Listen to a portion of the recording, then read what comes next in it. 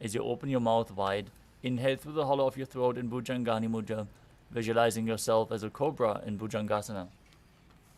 अंगुष्ठनाभिपर्यन्तम् अधो भूमौ विनिन्यसेत्.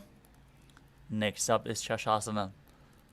Now push your body back up into a plank position and alternate, bringing the knees back in towards your chest, back and forth. Visualize Swamiji in your inner space as you breathe calmly through your nose in Sahadra Kumbhaka, leading the prana along the spine, controlling the breath completely as you perform the Mula Bandha. गजासन संस्थितो जानुद्वयमाकुञ्च वारं वारं कर्तव्यं शशासनं भवति. Next up is Vartasana. From a tall plank position, step one foot in between the two hands. Now jump the foot back, bring the other one in between the hands, again and again as you visualize yourself as a chariot. गजासन संस्थितो एकैकं पादं पुरोमार्गेण भ्रामयित्वा कर्तव्यं रथासनं भवति. Next up is Viravatasana. As you keep one foot flat on the ground with the toes pointing forwards, keep the front knee bent at a 90-degree angle, extending the other leg straight with the toes pointing outwards. Gaze to your third eye, visualize yourself as Lord Virabhadra as you perform Uddiyana Bandha and Mula Bandha in Virabhadrasana. वासिष्ठमतकौण्डिन्यम् ऊर्ध्वकुक्कुटमेव च. Now exchange the position of your feet. Repeat Virabhadrasana on the other side.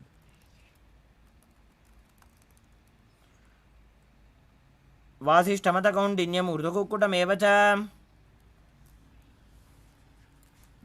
Next up is the Vrikshasana.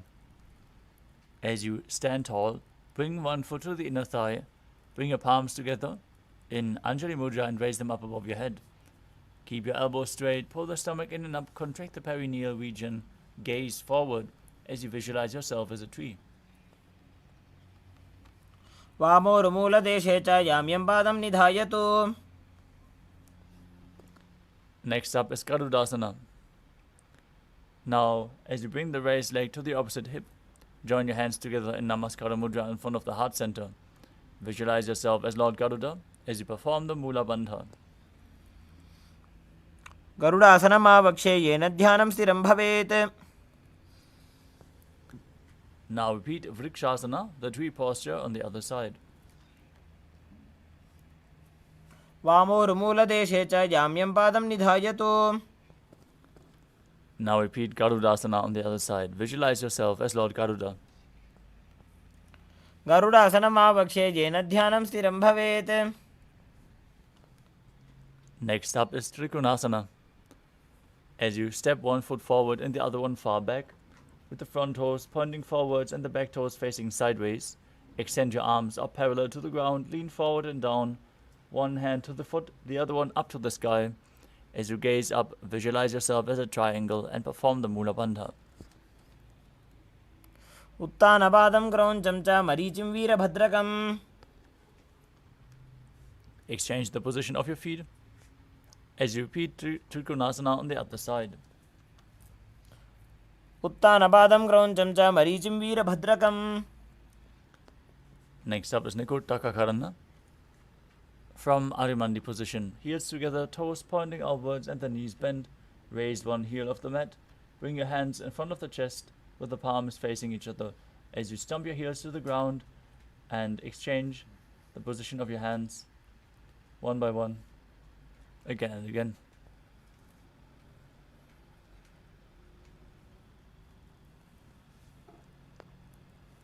The next asana is Angushtasana. Now lower your body down onto the tips of the toes as you place your perineum onto the back of your heels. Keep your knees together. Join your hands in Namaskara Mudra in front of your heart center.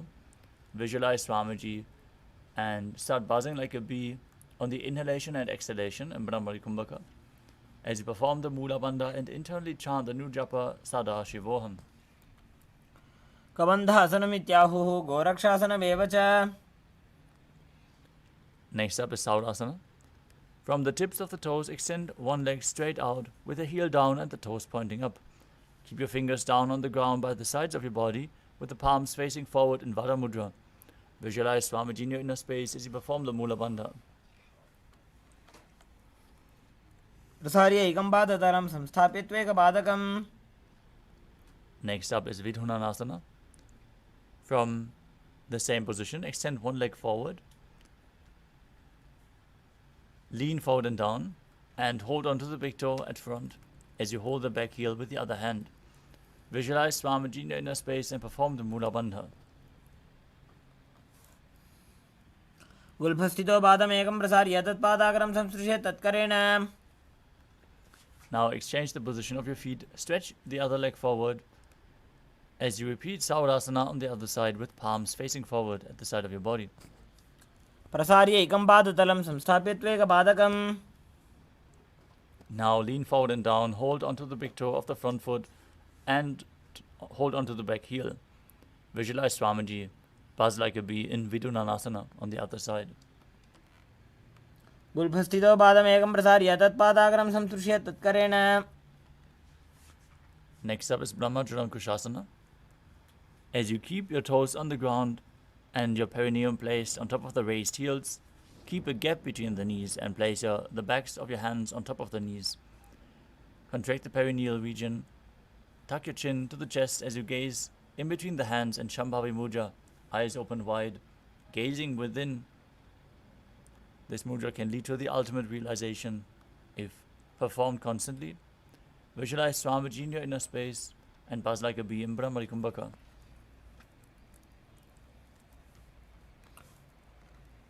दो भणा पानी होए वैसे एड़ी दो गुदानी वैसे. Next up is Kapilasana. Now place your knees onto the ground, knees spread apart. As you keep your hands on top of the thighs, gaze to the tip of your nose. Visualize yourself as Sage Kapila Muni as you perform Uddiyana Bandha, the stomach lock, and Mula Bandha, the root lock. उभई पगदली समटारावे तिनकी माहिली कोर मिलावे. Next up is Bhadra Gorakhasana. Now place your knees, maintain the same position. Shift your gaze to the third eye. Visualize Swamiji in your inner space and perform the Mula Bandha. दो पगदली संपुट करे कोरवारली भूपरि धरे. Next up is Suryasana. Now raise your heels off the ground and lift your knees up as you keep them spread wide apart. Bring your thumbs and little fingers together and open up the palms in Padma Mudra, resembling a lotus flower. Raise your arms up above your head and gaze through the gap between the palms as you visualize Lord Surya in your inner space. Perform Uddiyana Bandha and Mula Bandha. एड़ी दो गुदा तरियाने फना पानी बैठक पुनिठाने. Next up is Mandukasana. As you sit with the toes flat, perineum on the heels, keep your hands on top of the knees and press your tongue against the roof of your mouth in Manduki Mudra. As you visualize yourself as a frog, gaze to your third eye and perform the Mula Bandha. पादतलौ पृष्ठदेशे अंगुष्ठे द्वे च संस्पृशेत्. Next up is Uttana Mandukasana. From Mandukasana, bring your hands behind your back and hold on to opposite shoulders. Gaze to your third eye, keep visualizing yourself as a frog. As you perform Manduki Mudra, engage Uddiyana Bandha and Mula Bandha. मंडूकासन मध्यस्थं गुरुपराभ्यां धृतं शिरः. Next up is Simhasana. Now cross your ankles and sit down on your feet. As you keep the knees wide, hands on top, gaze to your nose and open your mouth wide, stick out your tongue, exhale forcefully as you visualize yourself as a lion. Perform the Mula Bandha as you do so. दक्षिणं सव्यगुल्फेण दक्षिणेन तथेतरम्. Next up is Bhadrasana. As you sit with your heels together, perineum on top of the heels, cross your arms behind your back, hold onto the big toes in Prana Mudra. As you gaze to your nose, visualize Swamiji in your inner space. Return to buzzing like a bee in Brahmari Kumbhaka as you engage Jalandhara Bandha and Mula Bandha. गुल्भौ च वृषणस्य अधो विक्रमेण समाहितः.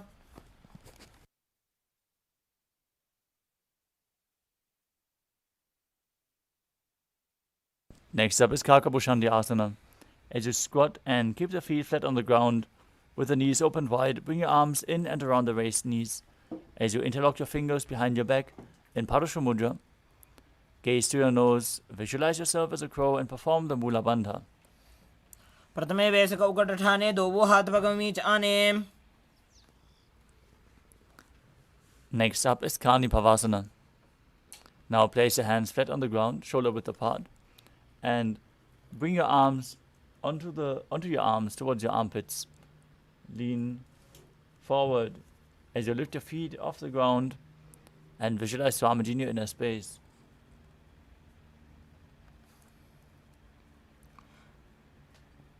आसन को गुण आशी दुष्टा होई तो आची होई. Next up is Kapali Asana. This is going to be the first inverted posture of the sequence. So if you have any neck or upper back injuries, take it slow with any of the inverted postures. You can set yourself up in front of a wall if you need the support. As you place your hands on the ground, shoulder width apart, bring the crown of your head onto the mat, forming a triangle. With your knees onto your elbows, bring your hips over your shoulders and straighten your legs up. Gaze to the nose. Visualize Swamiji in your inner space as you perform the Mula Bandha. शीशी शीशा धरती टेकी पकदो वो मिलिवा ऊंचा कुकरे. Gently lower your body down to the mat. As we perform Parshvamayurasana, now squat on your toes with the legs together, twist your body and place both hands to one side. Align your elbows with the knee and the hip. Lean onto your arms as you extend the legs to the side. Balance above the ground. As you gaze to your third eye, visualize yourself as a peacock and breathe in Rechaka Kumbhaka, exhaling fully as you hold your breath and perform the Mula Bandha as you do so.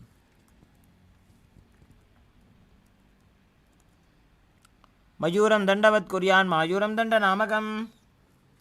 Now twist your body to the other side. Lean onto your arms and balance with the legs extended. Gaze to your third eye. Visualize yourself as a peacock. Exhale fully in Parshvamayurasana on the other side. मयूरम दंडवत कुर्यान मायूरम दंड नामकम.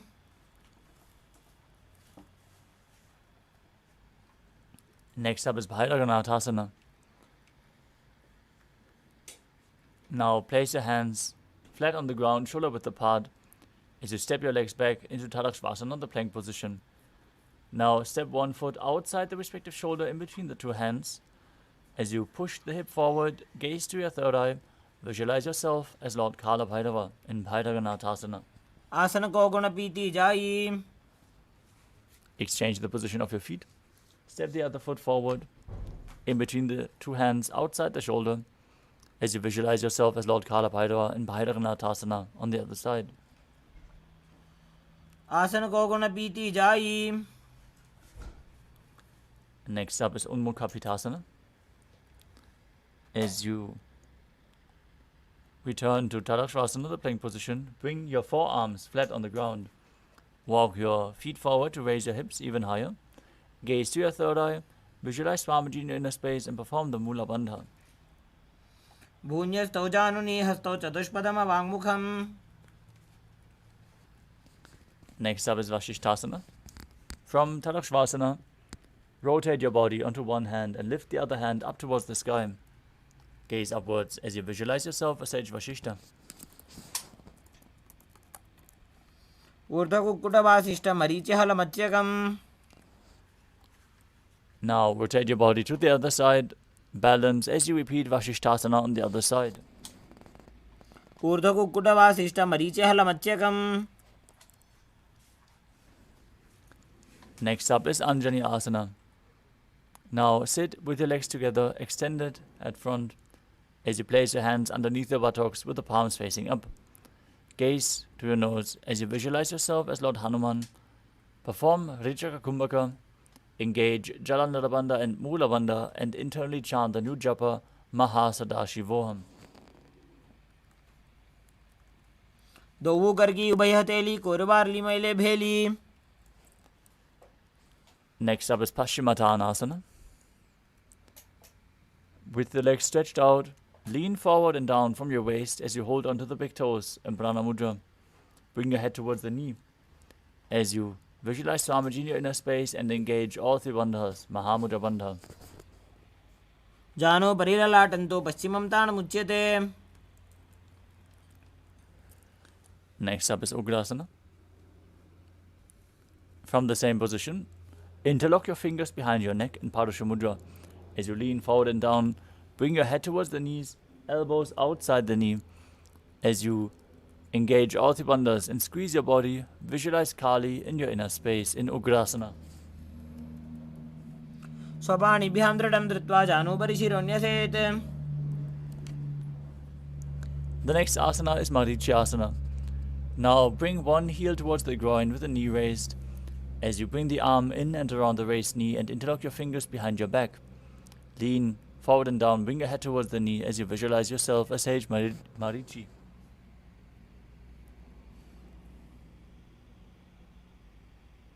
उत्तानपादं क्रौञ्चं च भरीचिं वीरभद्रकम्. Next up is Mahamudrasana. Now drop the knee to the ground, keep the heel at the perineum. As you lean forward and down, hold on to the front foot with both hands. Exhale fully.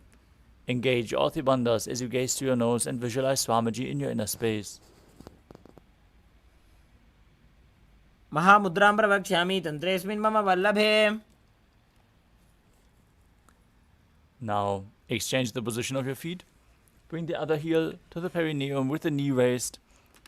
Lean forward, interlock your fingers behind your back as you repeat Marichi Asana on the other side. उत्तानपादं क्रौञ्चं च मरीचिं वीरभद्रकम्. Now drop the knee to the side, lean forward and down, hold onto the foot. Perform Mahamudra Bandha in Mahamudrasana on the other side. महामुद्रां प्रवक्ष्यामि तन्त्रेऽस्मिन् मम वल्लभे. Next up is Bhadrasana 2. Now join the soles of the feet in front of your body as you keep the heels close to the perineum. Hold your feet firmly with both hands as you push the knees down to the ground by the strength of your groin. Gaze to your third eye, visualize Swamiji in your inner space and perform the Mula Bandha. गुल्भौ तु वृषणस्यादः सीवन्त्याः पार्श्वयोः क्षिपेत्. Next up is Gvalipavasana. From Bhadrasana, extend your feet slightly away from the body. Place your hands on top of the knees. Gaze to the nose as you engage Jalandhara Bandha and Mula Bandha. And visualize Swamiji in Gvalipavasana. पूर्व चरपट चौक कख्यो सोजी वाही विधि चौकी जैसो जी.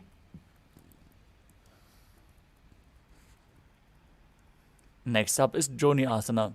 Now bring the heels back towards your perineum. Visualize the Yoni Mandala, the visual representation of Devi Paramashiva Shakti herself, projected in the top right corner of your screen. As you hold onto the feet, lean forward and down, bring your forehead to the feet and gaze to your nose. दोवु पगदली संपुट करे AD made के ढिंग दरे. Next up is Midaki Pavasana. As you sit, with the heels together, toes apart, and the knees opened wide. Lean forward and down, extending your arms out to the side. Place the palms on the mat. As you place your forehead on the ground behind your heels. Gaze to the nose as you visualize Swamiji in your inner space. पूर्व विधि परिपगदली संपुट शोल एडी मिली राशे. Next up is Siddha Samadhi Asana. As you sit and keep the toes together, heels apart this time, bring your arms below the shins and extend them out with the palms facing up.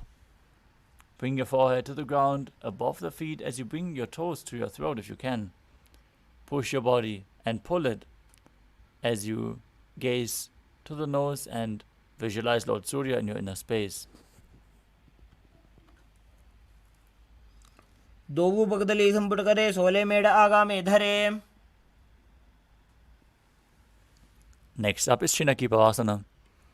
As you sit and keep the heels together, toes apart, hold the feet and open them up like a book with your hands. Push your elbows down onto your thighs, bringing the knees closer to the ground. Gaze through your nose, visualize Swamiji perform the Mula Bandha in Chinaki Pavasana. दो बगा की AD धरती मगिवा में head लगावे. Next up is Chatupada Trikonasana. As you sit and bring the soles of the feet together, heels at the perineum, place your hands on top of the knees and gently press them down towards the mat. Gaze to your third eye as you visualize Swamiji in your inner space and perform Uddiyana Bandha and Mula Bandha in Chatupada Trikonasana. Dogu बगदली संपुट धारे आगा ने करे जा रे पसारे. The next asana is Bhairavasana. As you keep the soles of the feet together, raise your heels up and bring the toes down in this intense stretch. You can use the support of your hands if needed. But then place your hands on top of the knees in Bindu Mudra. As you bring the knees down to the ground, visualize yourself as Lord Kala Bhairava as you perform Uddiyana Bandha and Mula Bandha. गुल्फौ संपीड्य चान्योन्यं व्युत्क्रमेणोत्थितं शनैः. Next up is Samanasana. As you sit with one heel at the perineum, lift and hold the other foot, pulling the sole of the foot towards your chest. Gaze to your third eye as you perform the Mula Bandha and exhale fully in Rechaka Kumbhaka, holding the breath in the Muladhara Chakra. As you gaze to your third eye and visualize Swamiji in your inner space. समानासनमावक्षे सिद्धमन्त्रादि साधनात्. Next up is Apanasana. As you sit and place one leg on top of the opposite of the respective shoulder, raise the other foot forwards and straight. Keep your hands on the ground to the sides for balance as you gaze to your third eye and visualize Swamiji in your inner space. केवलं पादमेकं च स्कन्धे चारोप्य यत्ततः.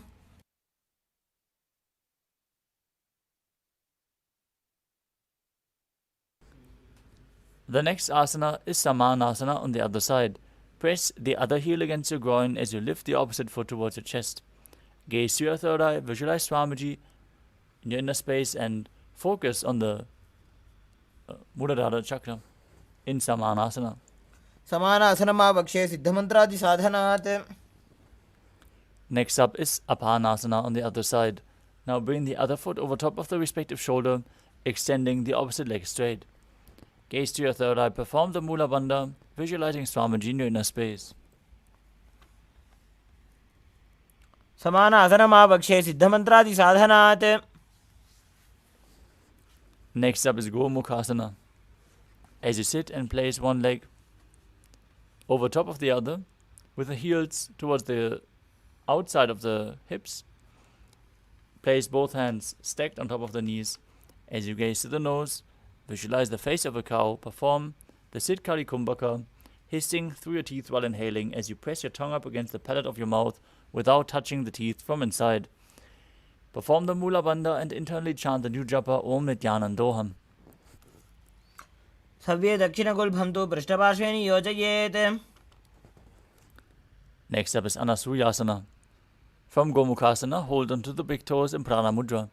Gaze to your nose, visualize yourself as a Rishika Anasuya as you perform Uddiyana Bandha and Mula Bandha.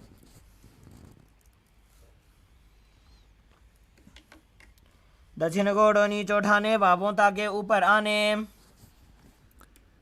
Now interlock your fingers behind your back in Parashamudra as you lean forward and down. Bring your chin over the knee, nose to the ground.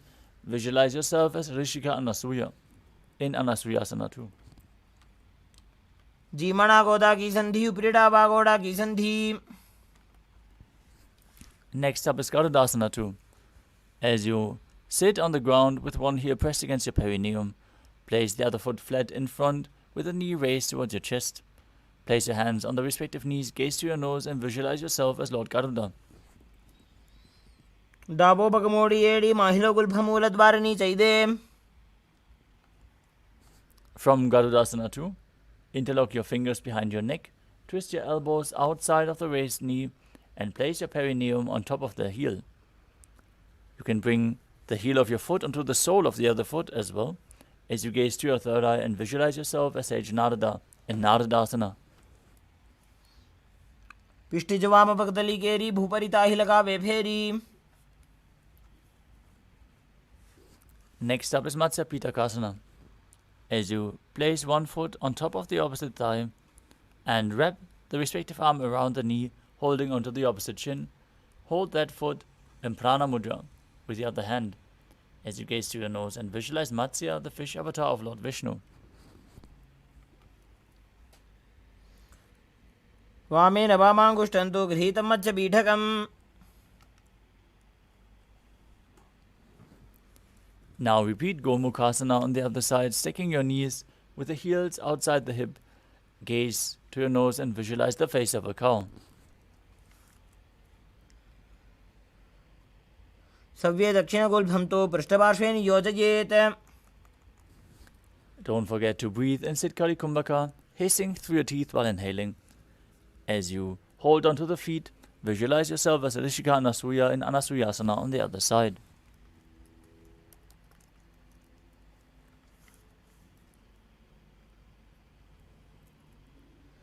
दक्षिण गोड़ नीचे उठाने, बाहों ताके ऊपर आने. Internally, repeat the japa Om Nithyanandoham as you interlock your fingers behind your back and lean forward and down. Chin over the knee, nose to the ground in Anasuyasana too. जीमणा गोदा की संधि, ऊपरी डाबा गोड़ा की संधि. Now repeat Garudasana too, with the other heel against the groin, opposite knee raised, hands on the knees, visualizing yourself as Lord Garuda. डाबो बगमोडी येडी माहिलो गुल्भमूलद्वारणी चैदे. Now repeat Naradasana on the other side as you raise your perineum onto the heel, interlock your fingers behind your neck and twist your elbows outside of the raised knee, visualizing yourself as Sage Narada. पिष्टिज वाम पगदली केरी भूपरि ताहि लगावे फेरी.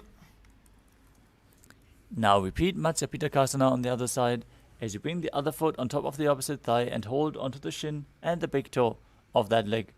Gaze to your nose and visualize Matsya, the fish avatar of Lord Vishnu. वामेन वामाङ्गुष्ठं तु गृहीतं मत्स्यपीठकम्. Next up is Matsyendrasana. As you place one foot on top of the opposite thigh, raise the other foot flat on the ground with the knee raised.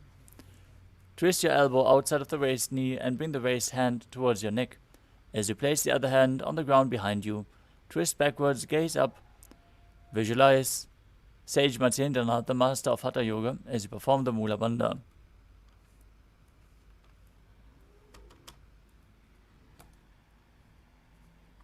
उदरं पश्चिमाभासं कृत्वा तिष्ठति यत्ततः. Next up is Kubasana. From Matsyendrasana, extend the front arm down towards the foot. Hold the big toe in Prana Mudra if you can. And bring the other hand towards your back ear as you gaze back and up towards your third eye. Visualize yourself as a camel and perform the Mula Bandha in Kubasana. आसन को गुण झोलो जाए. Next up is Matsyendrasana too. As you keep holding on to the big toe at the front foot, place the other hand on the ground behind you. Twist your body even further as you gaze to your third eye and visualize Sage Matsyendranath in Matsyendrasana too. मत्स्येन्द्रपीठं जठर प्रदीप्तिं प्रचण्डरुक्मण्डलखण्डनास्त्रम्. Now exchange the position of your feet. Place the other foot on top of the opposite thigh. As you twist your elbow outside the raised knee in Matsyendrasana on the other side. उदरं पश्चिमाभासं कृत्वा तिष्ठति यत्ततः. Now extend the front arm to the foot, hold the big toe in Prana Mudra. Place the other hand on your ear as you gaze to your third eye and visualize yourself as a camel in Kubasana on the other side. आसन को गुण झोलो जाए. Drop the back hand to the ground behind you. Twist your body even further in Matsyendrasana too on the other side.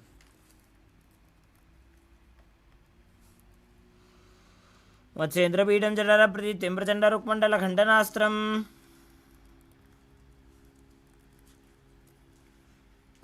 Next up is Padmasana. Now place your feet on top of the opposite thighs as you place your hands flat on top of the knees. Gaze to your nose. Visualize yourself as Lord Shiva as you engage all three bandhas and breathe in Sitali Kumbhaka as you press your tongue against the teeth this time and hiss through the teeth while inhaling. Internally chant the new japa Om Nithyananda Sadashivoham. आसनं द्विधं प्रोक्तं पद्मवज्रासनं तथा. Next up is Padmasana 2.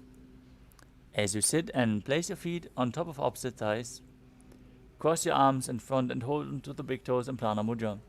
Gaze to your nose, visualize yourself as Goddess Parvati, the consort of Lord Shiva, as you keep breathing in Sitali Kumbhaka and perform the Mula Bandha in Padmasana 2. उत्तानौ चरणौ कृत्वा ऊरु संस्थो प्रयत्नतः. Next up is Kukutasana. From Padmasana, place your hands in between the thighs and calves and place them flat on the ground.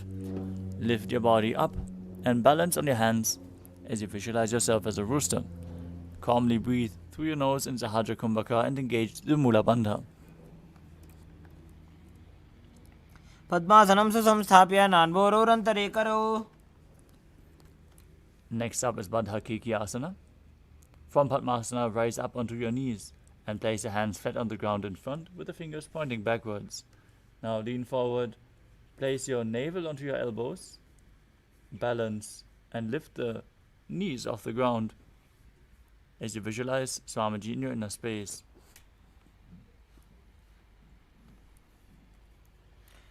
धरामोष्टभिकरद्वयेन तत्कूर्परिस्थापिता नाभिपार्श्वः. Next up is Mayurasana. From your knees, place your hands flat on the ground, fingers pointing towards your body.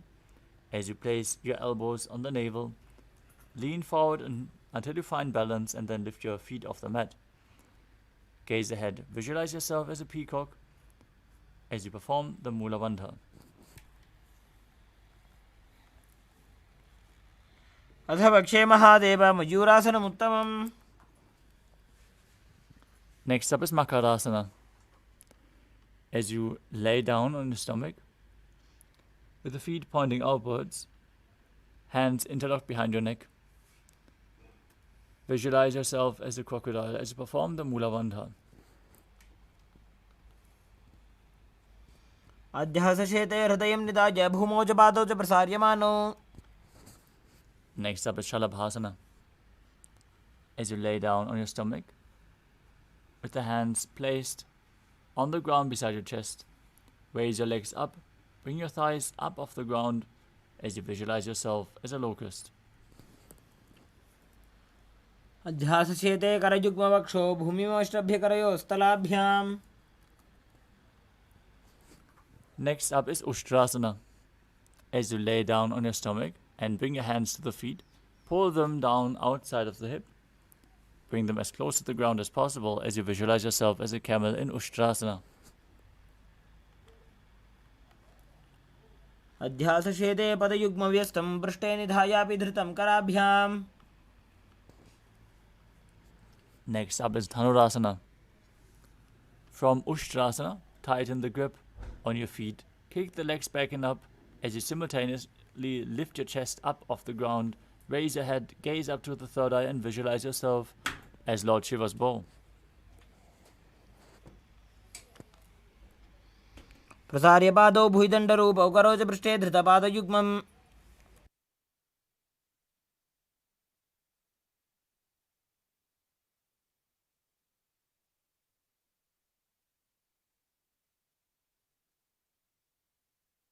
Next asana is Bhagasana. As you kneel on the ground, sit in between your heels outside the hips with the toes touching behind your body. Place your hands on top of the thighs, gaze to your nose, gaze to your third eye, visualize Swamiji in your inner space and perform the Mula Bandha.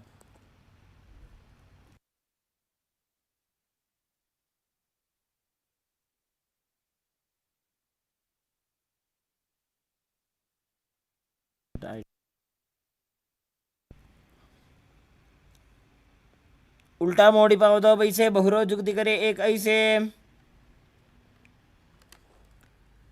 We are now setting up for the next inverted posture.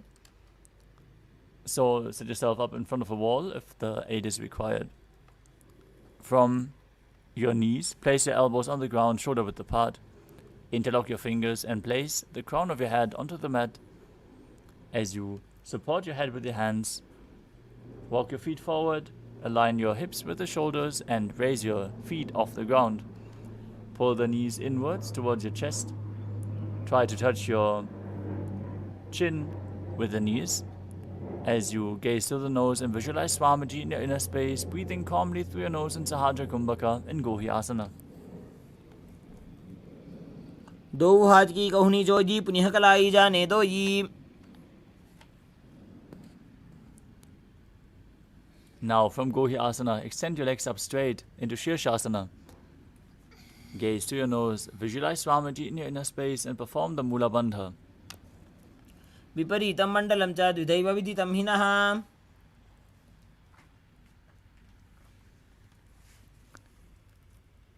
Gently lower your body down to the mat. Come to a seated position with the legs in front as we prepare to enter a sequence of rapid exhalations in Bhastrika Kumbhaka, where you push the air out from your abdomen without inhaling. Just keep exhaling, the air will naturally flow back into your lung. Now hold the feet with your hand behind the calves and stretch your legs up. Bring your forehead to the knees as you come to a vertical position with your legs. Visualize Swamiji in your inner space and perform the Mula Bandha in Podhyasana. दो हाथ पग बाहर आने गोड़ा तरे काक सीठाने. Next up is Parikhasana. Now extend your legs straight up in front of you at a 45-degree angle. Gaze to your third eye. Place your hands behind your neck, holding onto opposite shoulders as you visualize yourself as a mace, still breathing in Bhastrika Kumbhaka. उत्तानं शयनं कृत्वा पादौ मिलित्वा प्रसार्य. Next up is Naukasana. With your legs extended forward and up at a 45-degree angle, extend your arms at front, parallel to the ground. You can place your elbows down to the ground if you can't hold this posture. As you gaze to your third eye, visualize yourself as a boat. Keep breathing rapidly in Bhastrika Kumbhaka and Naukasana.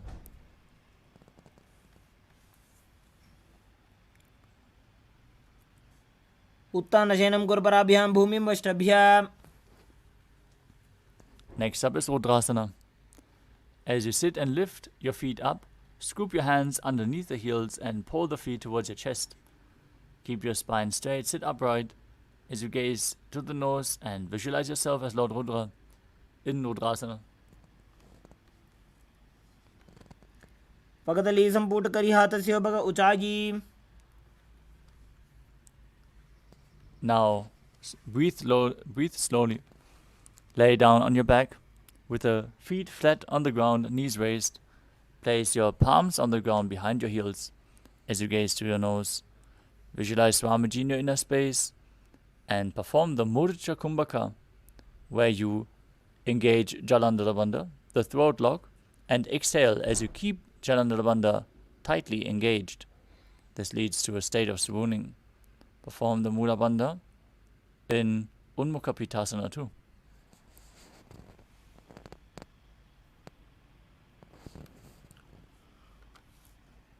ऊर्ध्वे च जानूनि कृत्वा शवित्वोर्ध्वमुखं तथा. Now lay down on your back. Extend your feet out flat. Hands by the side of your hips with the palms facing up in Shivasana. Perform the Shakti Chalan Mudra. Forcefully pull the Kundalini Shakti up along your spine all the way to the ground center. Relax. Unclutch from any internal or external movements. Be completely still as you visualize that your body is dead. And Swamiji, the Supreme Pontiff of Hinduism, is liberating you. Internally chant Om Nithyananda Paramashivoham. उत्तानं शववद्भूमौ शयनं तोषवासनं शवासनं श्रान्तिहरं चित्तविश्रान्तिकारकम्.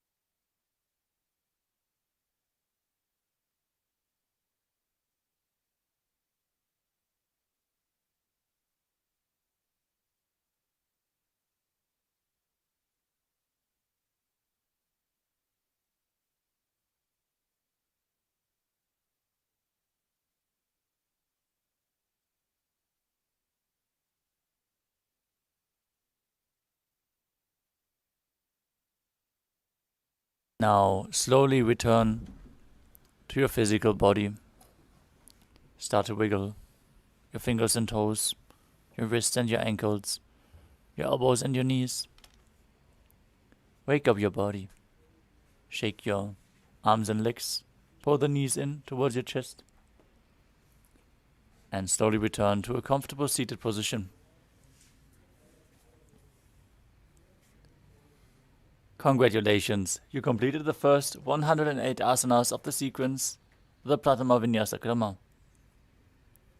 We would like to request all the participants to please make sure that your cameras are switched on and your rooms are properly lit so you are visible on camera. This is a security measure. Please follow along with the guidelines as we are going to move on to the next asana of the sequence,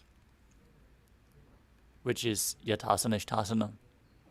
Now sit in a posture that brings ease to your physical and mental space. Any comfortable posture is fine. Then place your hands on top of the knees in Bindu Mudra with index and thumb together, palms facing up. Visualize Swamiji in your inner space as you perform the Mula Bandha.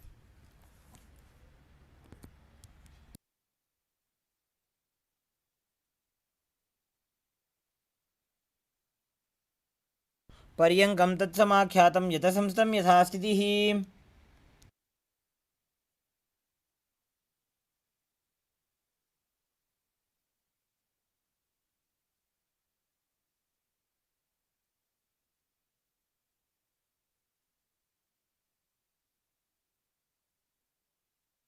The next asana is Samasana. Now sit in a cross-legged position with your hands on the knees, thumbs and index fingers touching. Take a long, deep inhalation and hold your breath. Then, after exhaling deeply, take prolonged inhalations and exhalations. Visualize Swamiji in your inner space as you perform the Mula Bandha. इदानीं गर्भिणीनां योगाभ्यासो यथा लघो।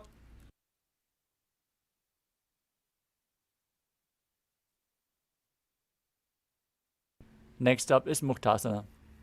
Now, place the left foot against the genital region and the right foot on top of the left.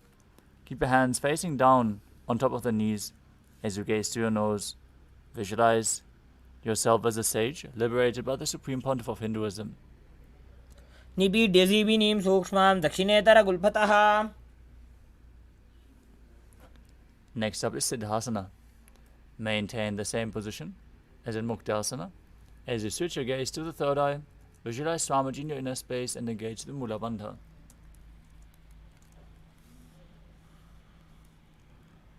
स्थानोत्सम्यमितेन्द्रियोचलदृशा पश्यन् भ्रुवोरन्तरं चैतन्मोक्षकपातभेदजनकं सिद्धासनं प्रोच्यते।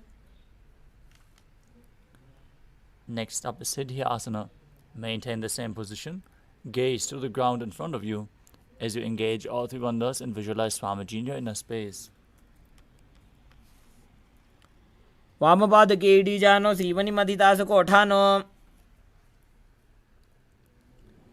Next up is Rudrasana 2. Now keep your legs in the same position as in Siddhyasana. Rotate your hands on top of the knees back into Bindu Mudra. As you switch your gaze to the third eye, visualize yourself as Lord Rudra, the fierce dimension of Shiva, as you perform the Mula Bandha. वामचरणपरिदर्शनाखे एकजुगदीय सेवि दिदाखे।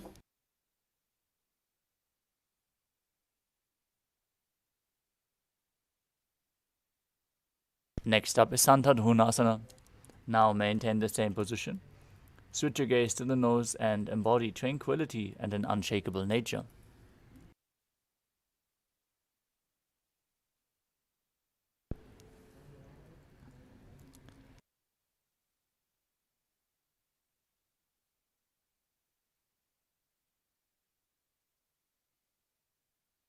Next up is Siddhasana 2. Now maintain one heel on top of the other as you bring your hands to the navel, cupping one palm over the other, resembling a lotus flower in Samputa Mudra. Visualize Swamiji in your inner space as you perform the Mula Bandha. ऋजुकाय समासीना सिद्धासनमुदीरितम्। Next up is Bandha Yoni Asana. Now maintain one heel on top of the other as you set the sankalpa of manifesting through the womb of creation, preparing yourself to enter Shanmukhi Mudra. Now exhale deeply as you place the little and ring fingers on top of your lips, the middle fingers closing the nostrils, the index fingers closing your eyes, and the thumbs closing your ears. यत्र मध्ये महादेव बन्धयोन्यासने शृणु।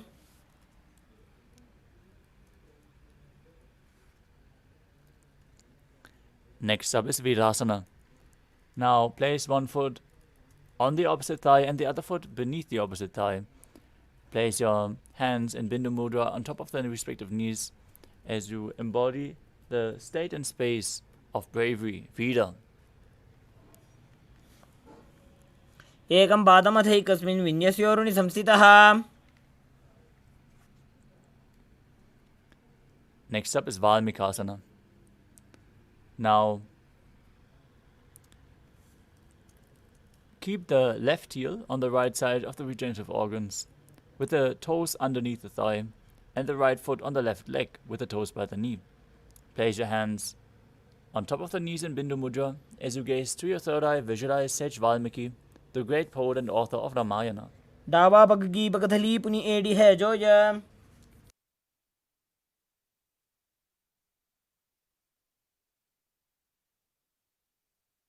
Next up is Joni Mudrasana. As you keep your legs in the same position, with the heels pressed against the perineum. Now switch your gaze to the nose and rotate your hands on top of the knees. Keep your hands flat on the knees as you visualize Yoni Mandala, the visual representation of Devi Paramashiva Shakti herself. वामपादकी पगदली जाहि माहिली core. Next up is Yoni Asana. Now keep your feet and hands in the same position. Switch your gaze to the third eye as you visualize the Yoni Mandala and perform the Mula Bandha. योन्यासनं पर्वतेन योगं योगफले नीलम्. Next up is Bhadrasana 3. As you sit and bring the soles of the feet together in front, with the heels against your perineum, hold the feet with both hands and push the knees down to the ground. Gaze to your nose and visualize Lord Vidavata in your inner space as you perform Uddiyana Bandha and Mula Bandha. गुल्भौ च वृषणस्याधः सीवन्त्याः पार्श्वयोः क्षिपेत्.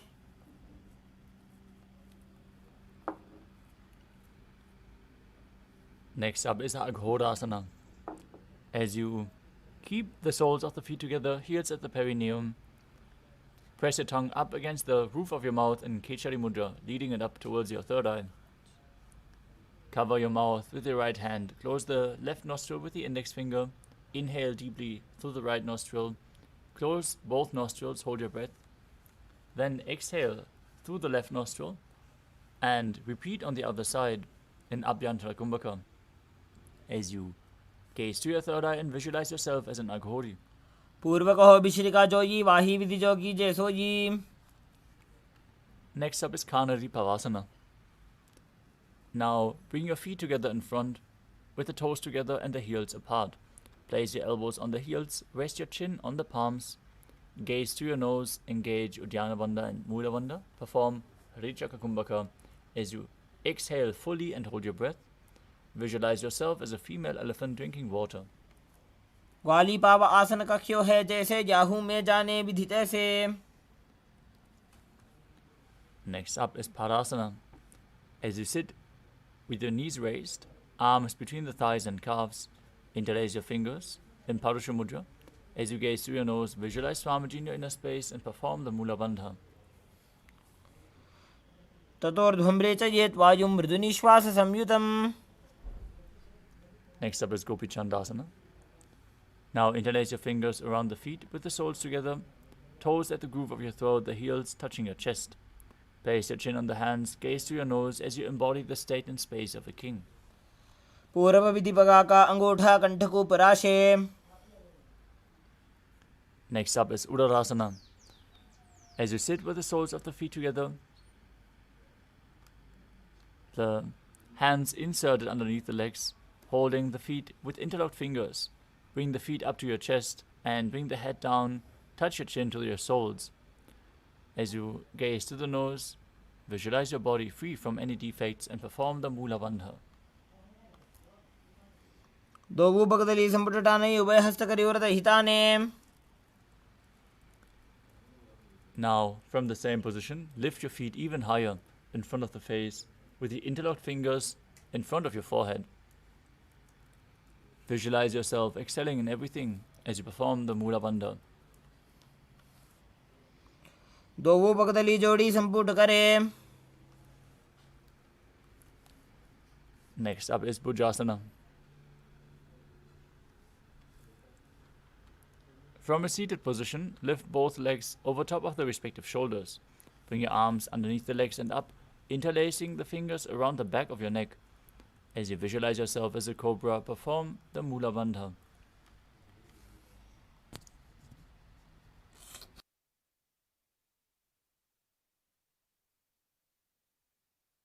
शिरासनं तु विज्ञेयं कक्षासनमतः परम्.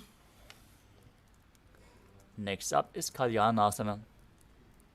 Maintain a seated position, raise your legs up, bring your elbows under the knees and wrap them around your back, clasping your hands behind your back. Gaze to the nose as you visualize yourself as a beautiful, auspicious goddess. दो हाथ Burgman नीचे आने जिनको गोड़ा नीचे ठाने. Next up is Sankatasana. As you place the top of the left foot on the mat, sit on top of the left heel with the right leg stacked over top, with the right heel close to the hip of the left. Place your hands on top of opposite knees as you visualize yourself as a swan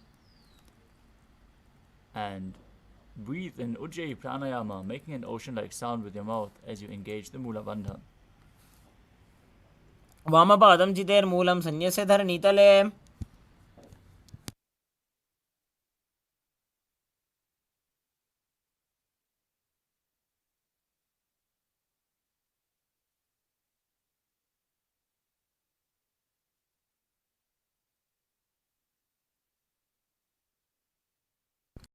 Next up is Dhenukasana.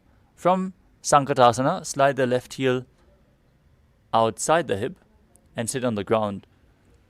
As you place your hands on top of both knees, visualize a cow in your inner space and perform Uddiyana Bandha and Mula Bandha in Dhenukasana.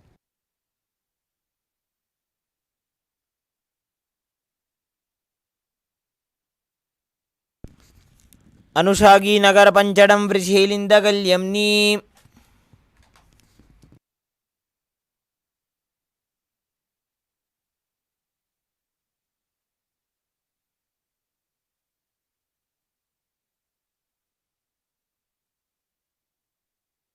The next asana is Machandrasana. Now place the right foot on the left thigh and the left foot on the right knee. Bring your left hand behind the back, twist your body and hold on to opposite thighs with your hands as you twist your body even further. Gaze to your third eye, visualize Swamiji in your inner space and perform the Mula Bandha. वामजंग परिदक्षिण ठाने वामहस्त पिष्टे दिस आने बहुरो दक्षिण पद है जोजी ताकी नलिजू पकड़े सोजी. वामचरण पुनि ऐसे करे दक्षिण गोड़ ऊपर धरे बहुरो दक्षिण हस्त है जोजी वामजंग परि आने सोजी.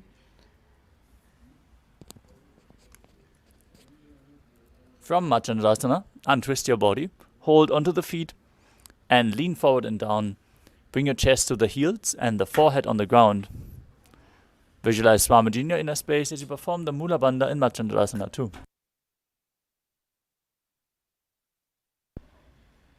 प्रथम जीमण चरण जोजी वामजंग परि राखे sooji. Next up is Guru Asana. As you maintain your feet in the same position, interlace your fingers and place them on the top knee.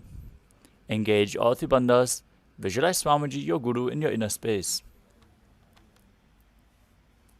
ऊर्मूले इतरपाद से कनिष्ठिका प्रदेश गुल्भम संस्थाप्य. Now repeat Sankatasana on the other side. As you place the top of your right foot on the ground, sit on the right heel, stick the left knee over top, hands on opposite knees, visualizing yourself as an elegant swan. वामपादं चितेर्मूलं सन्न्यस्य धरणीतले.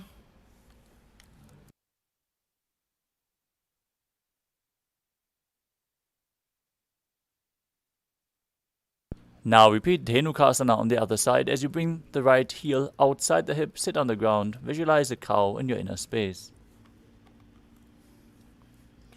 अनुषागी नगर पंचडं वृषीलिन्दगल्यम्नी.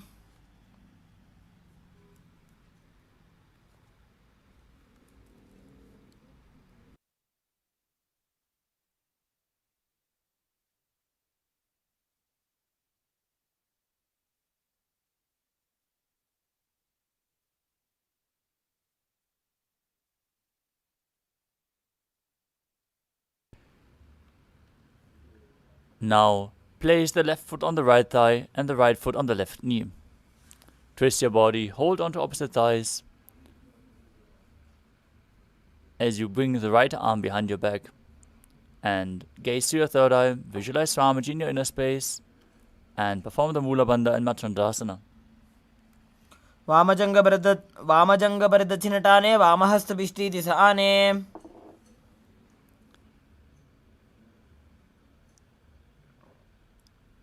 Now untwist your body, hold onto the feet as you lean forward and down in Machandrasana too. प्रथम जीमण चरण जोजी वामजंग परि राखे सोई.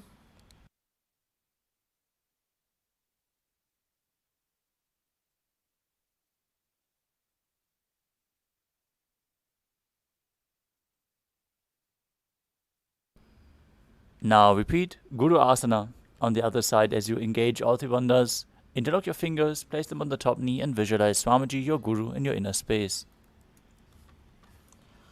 ऊर्मूले इतरपादस्य कनिष्ठिकाप्रदेशगुल्भं संस्थाप्य. Next up is Parshasana. As you sit with your feet flat on the ground, hold your knees with opposite hands and pull them close in towards your chest. Keep your tongue up against the palate of your mouth and Kechari Mudra. Gaze to your third eye and visualize Swamiji in your inner space. पादतले भूमो निधाय जानन्यूरसि निधाय. Next up is Bodhashukasana. Now, from the same position, hold on to opposite wrists. Pull your knees in. Place your chin on the knee. Gaze to your nose as you visualize being in an abode of bliss. दोवु बगदली भूपरिधरे korma हिलिये सेकरे. The next asana is Kudakatasana. From the same position, bring your hands underneath the knees and hold on to opposite elbows. Gaze towards your nose as you visualize Swamiji in your inner space and perform the Mula Bandha.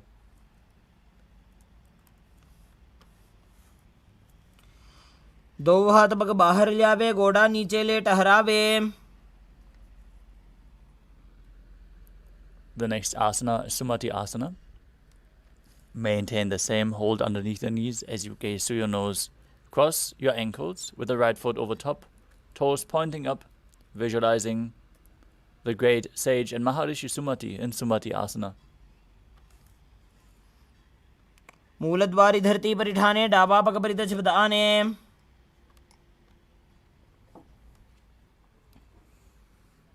Next up is Dandasana.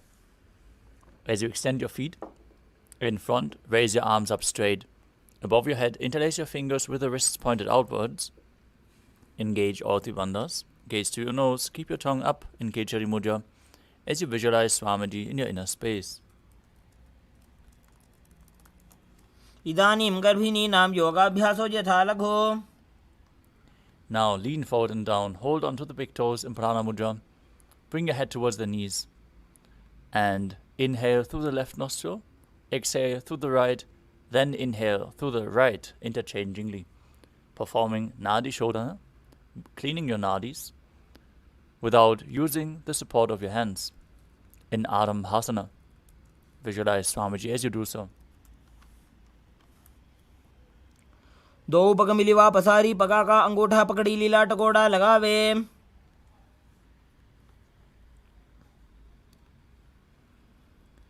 Next up is Bhidokasana. As you sit with your legs extended, bring your knees slightly upwards and your heels apart. Then lean forward, bring your shoulders in between the knees as you wrap your arms in and around the legs and hold the soles of the feet from the outside. Gaze to your third eye, visualize Swamiji in your inner space and perform the Mula Bandha. प्रथम बैसी दो पाव पसारी कछुक ऊर्ध को कुरडो डारे. Next up is Jalandhari Pavasana. As you extend your legs slightly forward, bring your hands underneath the shins with the palms facing up. As you bring your forehead down behind your heels. Gaze to your nose as you visualize Swamiji in your inner space. दो वेड़ी में लिखे दीजिए हाथ पसारी.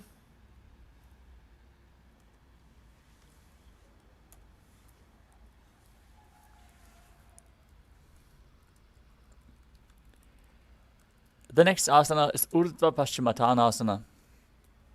As you sit and extend both legs out, lift one foot behind the neck, lean forward and down as in Paschimottanasana. If you cannot bring your leg behind your neck, you can bring it over your shoulder or pull it towards your chest or just cross it over top of your knee and then lean forward and down. All this will open up your hip and lead to the progression in this asana. Now, visualize Swamiji and perform the Pratyahara Pranayama, where you focus on the prana flowing upwards through your body, through the 9 points, which were revealed by Mahadeva, which are the soles of the feet, the regenerative organs, the navel, the heart, the throat center, the uvula, the center of the eyebrows, the top of your forehead, and the crown of your head.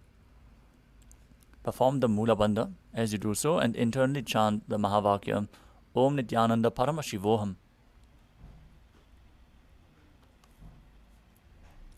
पश्चिमतानवत्संस्थितिं कृत्वा एकं पादं ग्रीवायां धृत्वा तिष्ठेत्.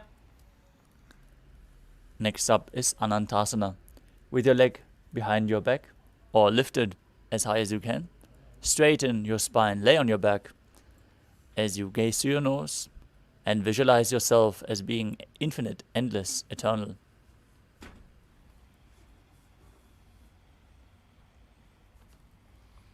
पश्चिमतानवत्संस्थितिं कृत्वा एकं पादं ग्रीवायां धृत्वा तिष्ठेत्.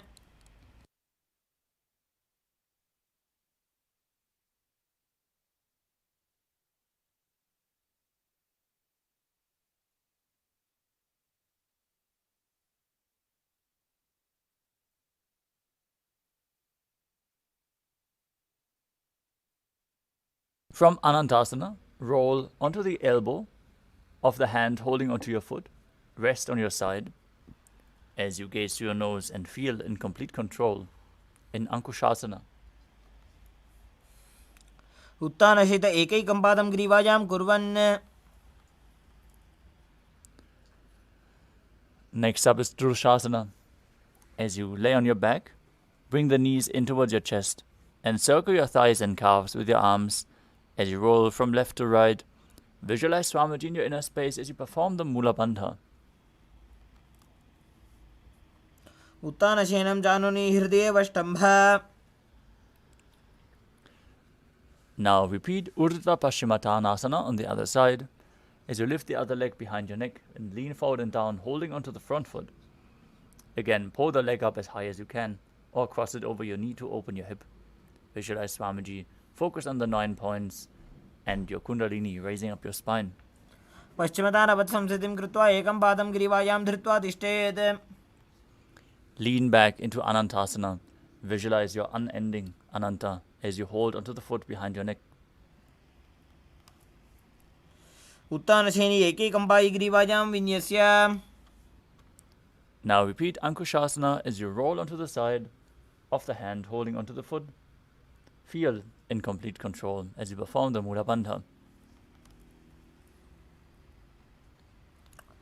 उत्थानसहित एकैकं पादं ग्रीवायां कुर्वन्. Next up is Yoga Nidrasana. As you lay on your back, lift your legs one by one up behind your head. Hold your hands behind your back, gaze to your nose and visualize Swamiji in your inner space as you perform the Mula Bandha.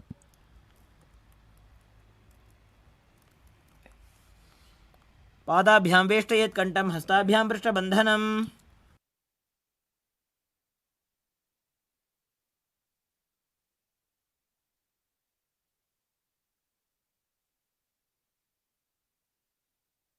The next asana is Atma Ramasana. While laying on your back, raise your legs towards your head, wrap your hands around the legs and interlace your fingers behind your neck. Gaze towards your nose as you visualize Lord Vishnu blessing you from within. Perform the Mula Bandha as you do so. आत्मा राम आसन प्रथमसु धोसो वे.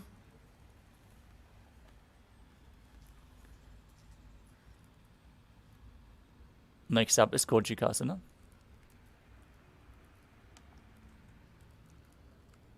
As you lay on your back, pull your knees towards your chest with the soles facing up. Place your arms extended to the side at shoulder level. Gaze to your third eye. Visualize Swamiji in your inner space as you perform the Mula Bandha. Focus on the prana flowing up along your spine in Pratyahara Kumbhaka. Engage the Mula Bandha and internally chant the Mahavakya Om Nithyananda Paramashivoham.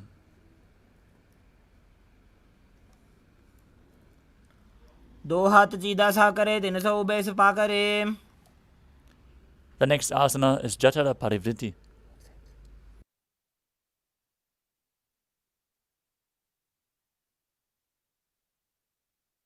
This asana consists of 3 steps. We are going to perform all 3 steps and then all 3 steps on the other side. As you lay on your back, pull your knees towards your chest with the arms reaching out to the sides at shoulder level. Visualize Swamiji. Perform the Mula Bandha. Focus on the prana flowing up. As you drop one knee to the side with the opposite leg extended down. Step 1. Bring both knees bent to the side. Step 2. Extend both legs to the side, hold the feet and gaze away from the feet. Step 3. Return to the neutral position with your knees against your chest. Drop the other knee to the ground, leg extended. Step 1. Bring both knees to the side. Step 2. Extend both legs, hold the feet, gaze in the opposite direction. परिवृत्ते कुक्षिभागे त्रिदाहि परिकीर्तितः. Next up is the Dviparapidam. As you lay on your back, bend your knees and place the feet flat on the ground. Hold onto your ankles and lift your hips up. Gaze towards your nose. Visualize yourself as sturdy as a bridge.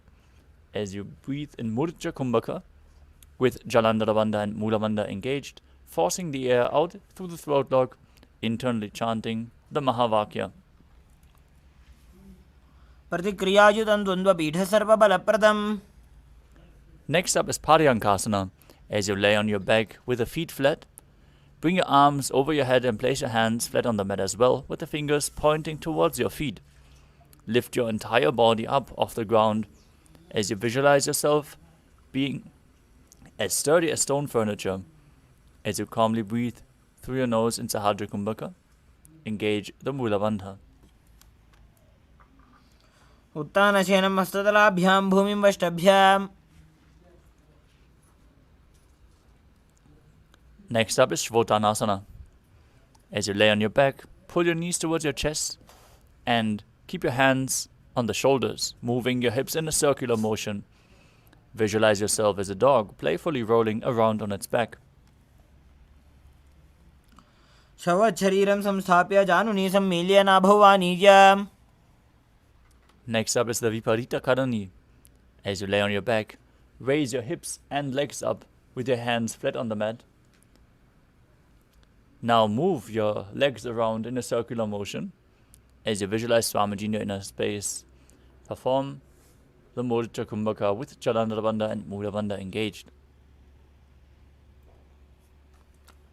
भूतले सशिरो दत्त्वा खेनये चरणद्वयम्. Now stop the movement of your legs, performing Viparita Karani 2.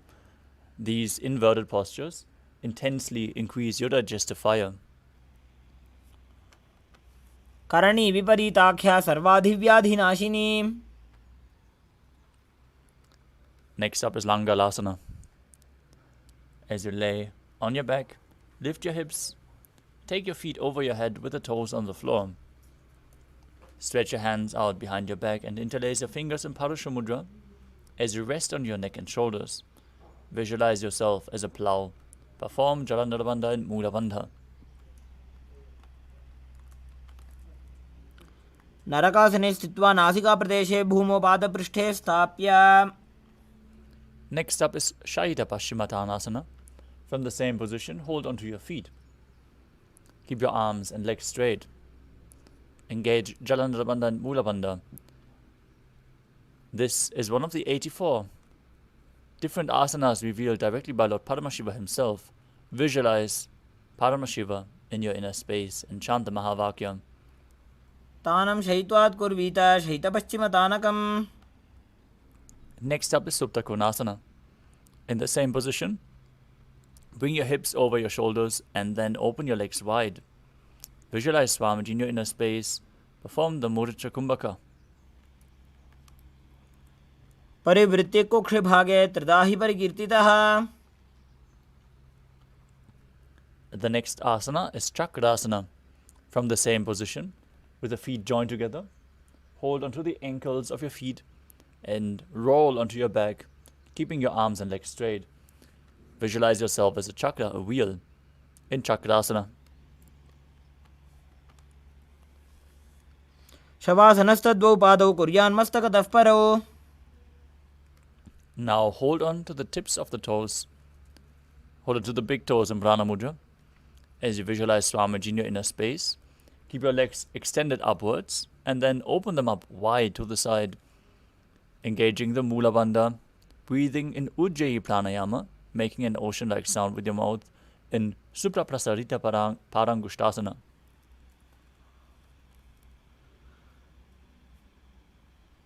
उत्तानपादं क्रौञ्चं च मरीचिं वीरभद्रकम्. Now join your feet together over top of your body, keeping the legs and arms straight, holding on to the big toes in Prana Mudra as you visualize Swamiji in your inner space in Supta Parangushtasana.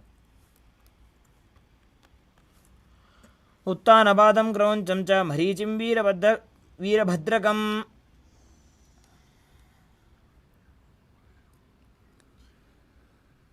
From the same position, cross your legs into Padmasana and lay flat on your back with your arms over top of your head, holding on to opposite elbows with your hands.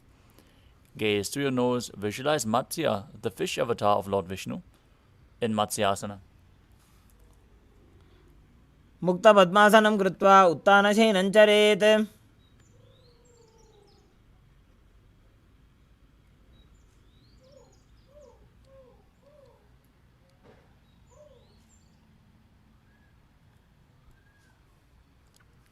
Next up is Parasharamasana. As you're laying on your back in Padmasana, place the backside of the right hand onto the left palm, gaze through your nose and visualize Lord Rama in your inner space. प्रथमकरे पद्मासन आछे सूधो सोबे भूपरि पाछे.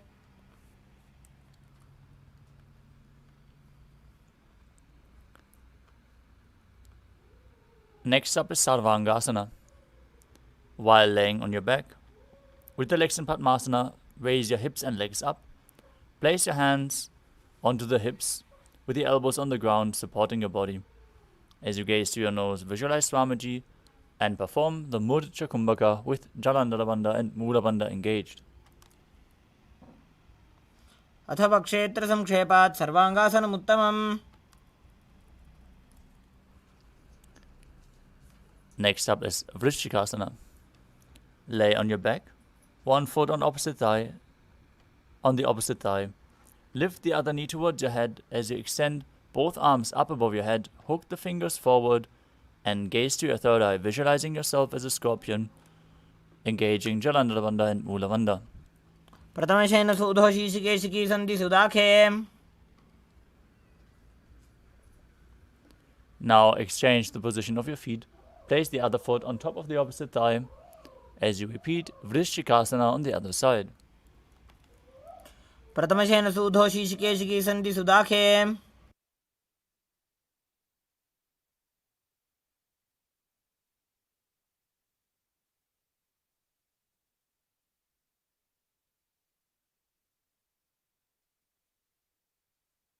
Next up is Vrishaparakshipasana. As you lay on your back, interlace your fingers around the neck and lift both feet off the ground, pulling the knees towards your chest, alternatingly, one by one. Visualize Swamiji in your inner space, breathe calmly through your nose in Sahadra Kumbhaka and perform the Mula Bandha. उत्तानं शयनं कृत्वा अङ्गुलिभिः कन्द्रां बद्ध्वा. Next up is Maruttanasana. As you lay on your back, with your hands by the side of your hips, lift your legs one by one, touching the knees to the ears. Visualize Swamiji in your inner space, perform the Mula Bandha. श्रोतानवत् संस्थितिः कृत्वा जानुद्वयं पर्यायेन कर्णयोः संस्पृशेत्. Next up is Vrikasana. As you lay on your bed, visualize yourself as a wolf.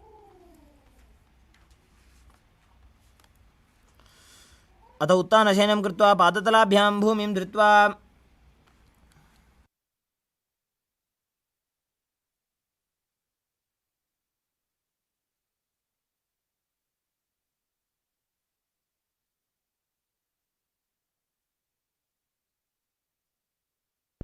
Next up is Luthasana.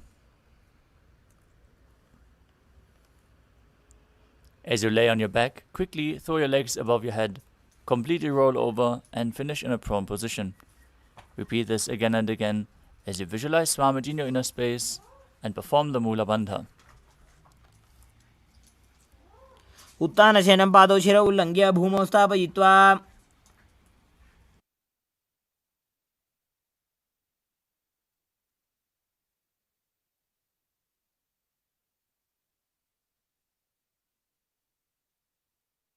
Next up is Saradhasana. As you lay on your belly with the toes extended, keep your hands on the ground by the shoulders, contract your lips, make the sound of a flute, whistling while inhaling, as you visualize yourself as a chariot, carrying warriors into a battle for Dharma on your chariot back. युज्यशयनं कृत्वा नाभिं भूमौ निधाय स्तम्भध्यस्ताभ्यां भूमिमष्टभ्य. Now push your body up into a plank position and jump your feet forward and back between your arms in Dehal Ulanganasana. As you visualize yourself transcend body and mind, calmly breathe through your nose in Sahajra Kumbhaka. हस्तद्वयं बद्ध्वा तन्मध्यचरणद्वयम् उड्डानैव बहिरानीय.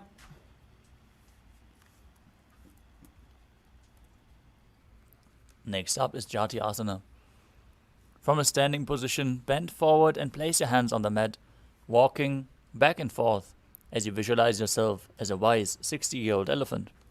अथ च अत्यासनं वक्षे येन जातिस्मरो भवेत्. Next up is Lolitika Karana. Stand with your knees bent, feet pointing outwards, bend your elbows, and keep your hands at the chest level as you rotate your arms around your body, lean backward, open your chest, and move your head in all directions.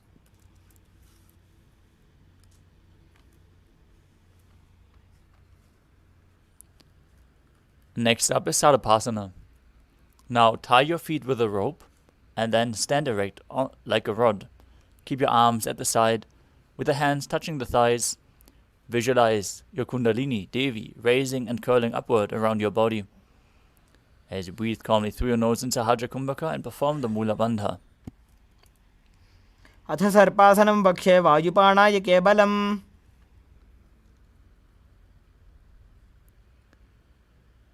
The next asana is Ushtra Sadhanasana. While standing, place all fingers on the mat and then stand on your hands.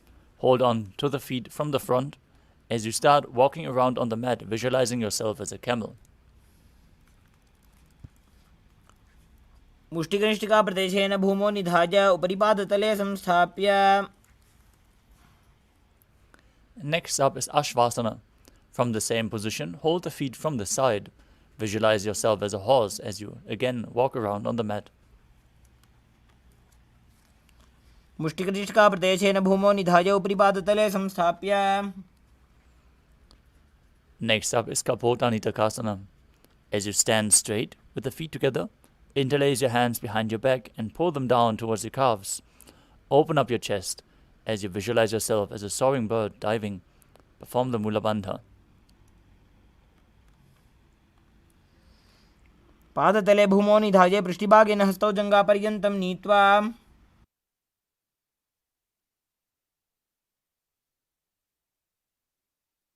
Next up is Tala Pushpa Putam Karana. Stand tall with the palms together, Namaskara Mudra. Gently bend the knees. Keep the toes pointing outwards. Simultaneously open up the palms and raise one heel off the ground, slightly lowering the waist and shoulder of the respective heel. Visualize you're holding a bouquet of flowers and offering it to Paramashivam.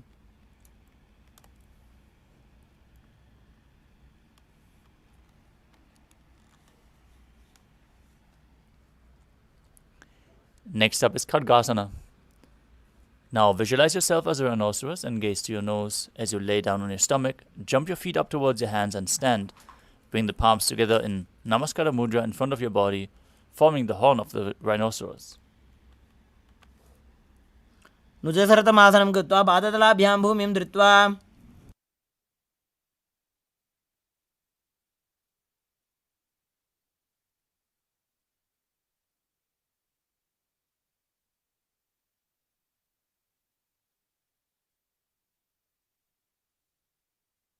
Next up is the Uttanottanam. As you sit down, all the way or as low as you can to the ground, stand up and sit back down. Do this again and again, holding weights if you want to intensify the asana, Gaze through your nose, visualize Swamiji in your inner space. पुनः पुनः उत्थातव्यमसितव्यमिति उत्थानोत्थानं भवति.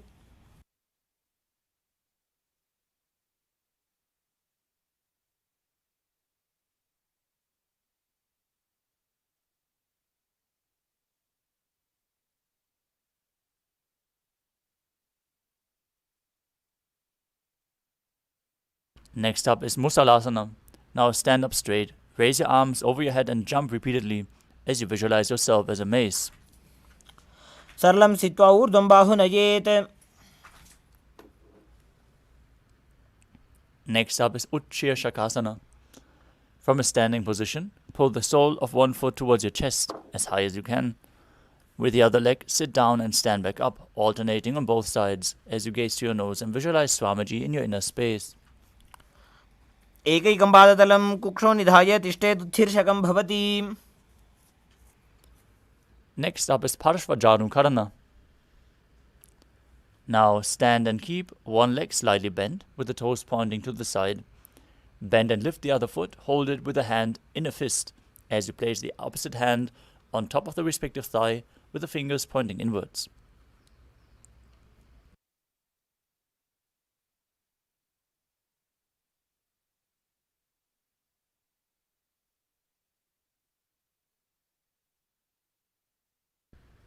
The next asana is Tandavasana.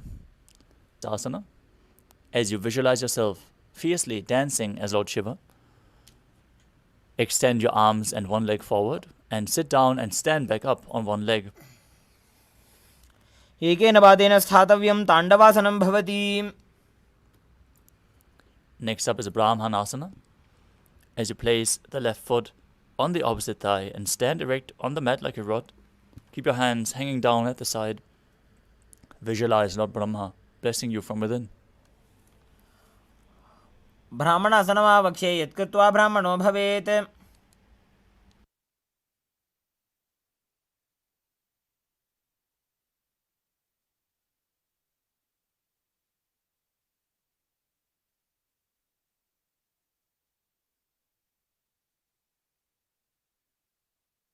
Next up is Garudasana 3.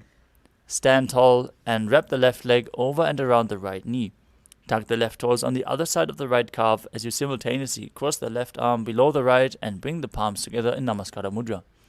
Visualize yourself as Lord Garuda as you perform the Mula Bandha. उत्तानकूर्मपीठं च संहस्गारुणमेव च. Next up is Ekapadasana. As you stand straight on one leg, bring the other foot on top of the opposite thigh. Keep your hands resting by the knees. Visualize Swamiji in your inner space and perform the Mula Bandha. दक्षाङ्घ्रिं वामपादस्य जङ्घोपरि निधाय च. Next up is Dhruvasana, the pole star posture. As you stand on one leg, hold onto the big toe of the other foot, extend the leg out to the side, and visualize yourself as the North Pole star as you rotate on the standing leg. एकेन हस्तेन दण्डरूपस्य एकस्य पादस्य अग्रं धृत्वा. Next up is Trivikramasana. Now stand on one leg and lift the other foot behind your neck as you stand tall. If you can't bring the leg that high, bring it over your shoulder or pull it towards your chest. Hold on to a solid object if you have difficulties balancing. As you visualize Lord Vishnu blessing you from within, sit down and stand back up. ग्रीवायां पादं संस्थाप्य स्थातव्यम् उत्थातव्यं त्रिविक्रमासनं भवति. Now repeat Parshvajanukarana on the other side.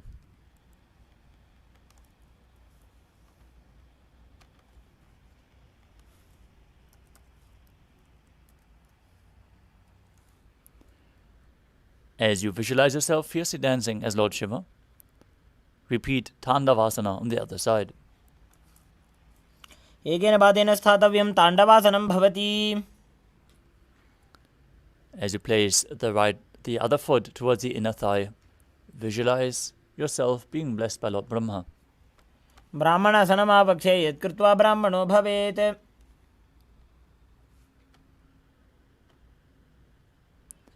As you intertwine your arms and legs, standing on one leg, visualize yourself as Lord Garuda in Garudasana 3 on the other side. उत्तानकूर्मपीठं च सिंहस्गारुडमेव च. Now place the raised foot on top of the opposite thigh. As you visualize Swamiji, repeat Ekapadasana on the other side. दक्षाङ्घ्रिं वामपादस्य जङ्घोपरि निधाय च.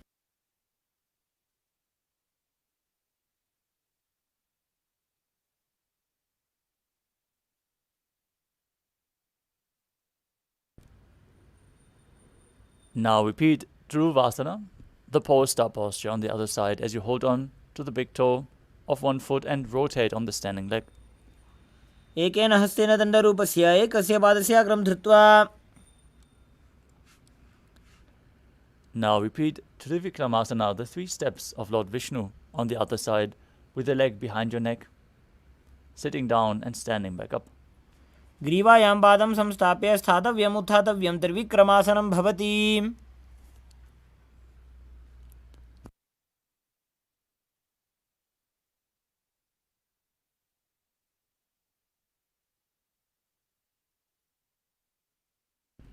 Next up is Samanakakarana. As you stand with your feet close together, heels touching, toes pointing slightly out, keep both hands extended to the side, fingers one by one, in a natural posture.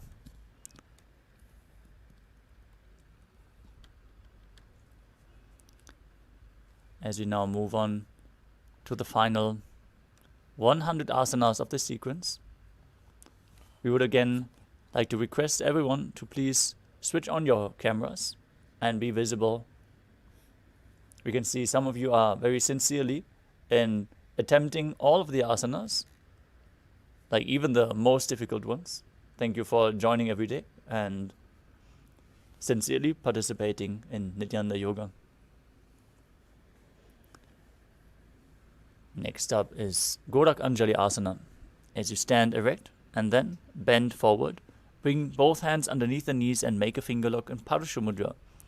As you squat down, bring the finger lock towards your navel.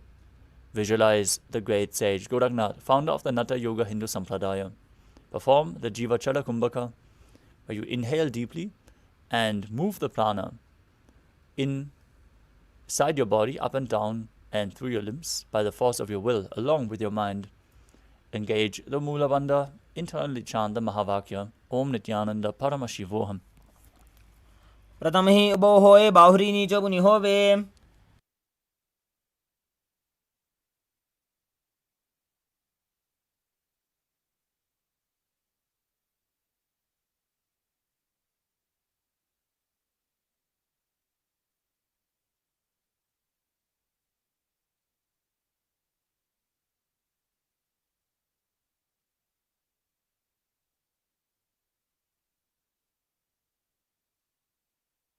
Next up is Kanchi Asana. Now, insert your hands between the thighs and calves, wrap them around behind your butt. As you squat down, hold your hands behind, keep your chest upright, visualize Swamiji in your inner space. Keep performing the Jiva Chala Kumbhaka, moving the prana up and down within your body. ऊरुमध्यात् हस्तौ निवेश्य नितम्बं धृत्वा पादतलाभ्यां भूमिं वष्टभ्य. Next up is Bhairu Asana. As you bring your feet together, sit in a squatting posture with the heels touching your perineum. Hold your hands behind your back in Parashu Mudra. As you keep your spine straight, gaze to your navel, visualize Bhagavan Kala Bhairava, the Lord of Time, in Bhairu Asana. दो बगगी थल्या की माहिली core मिला जी फना पानी उकड़ मोड़ वैसे.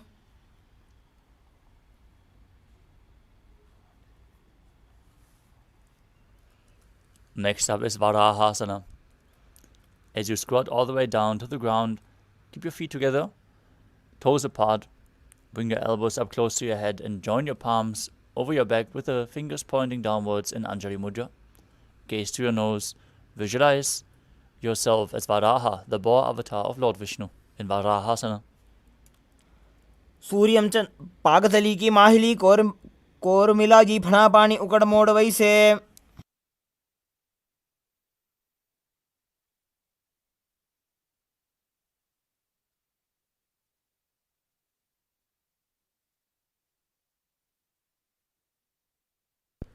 Next up is Pripitasana. With your heels touching, hold on to the big toes and bring your hips to the same level as your knees. Let your hands hang down. Visualize Swamiji in your inner space. Perform the Jivachala Kumbhaka as you engage the Mula Bandha. पार्श्वद्वये सम्मील्य स्थित्वा नितम्बं जानुप्रदेश आनीज्य। Next up is Bakasana. As you place your hands on the mat with the fingers wide, place your knees onto the back of your arms, eyes forward and down. Lean forward, lift your feet off the ground as you visualize yourself as a crow. हस्ताभ्याम अवनिमवष्टभ्याम। Next up is Sushtanga Kapalyasana, another inverted posture. Set yourself up in front of a wall if needed. Now kneel down and place your head on the ground with the palms spread for support. Raise your body onto your head and bring your legs into Padmasana. As you gaze through your nose, visualize Swamiji in your inner space and perform the Mula Bandha. आसन को गणकपाल आछो होई। Gently lower your body down. Come to a kneeling position with your toes touching behind, the heels outside the hips sitting down on the ground. Gaze to the tip of the nose with your hands on top of the thighs. Now you are sitting in the secret seat with Paramashiva and Guru in Guptasana. जानोर्भोरन्तरे पादौ कृत्वा पादौ च गोपयेत्। Next up is Vrikshasana too. As you place your hands on the ground, fingers wide, lift your body up straight into a handstand. Again, you can use the support of a wall. If you have a partner by your side, they can aid you in performing this asana. This asana should be performed by everyone to purify the 7 chakras. Visualize yourself as a tree with deep roots growing into the ground. सप्तचक्रक्षालनाय vrikshasana विशेषकान्। Next up is Shiva Asana.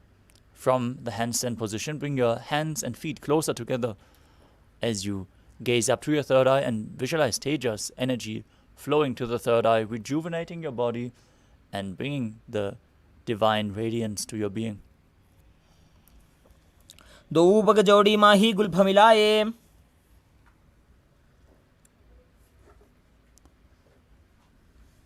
The next asana is Matsyasana too. Now place your hands flat on the mat, shoulder width apart. Enter a plank position. Lower your body down and push it back up again and again, visualizing yourself as a fish. निब्जं शयनं कुर्परो पार्श्वभागाजामूर्धकृत्य। Now lay flat on your stomach with the toes pointing down to the mat. Place your hands on the hips and raise your chest to the left and right, visualizing and moving your body like a snake in Sarapasana too. निब्जं शयनं कृत्वा हस्तौ नितम्बं संस्थाप्य। Next up is Niralambanasana. As you lay prone on your belly with your hands in Padma Mudra, the lotus mudra, holding onto your chin, place your elbows on the ground in front, keep your toes pointing backwards, and feel self-supported and completely independent. कराभ्यां पङ्कजं कृत्वा तिष्ठेत् कुर्परयासुधीः।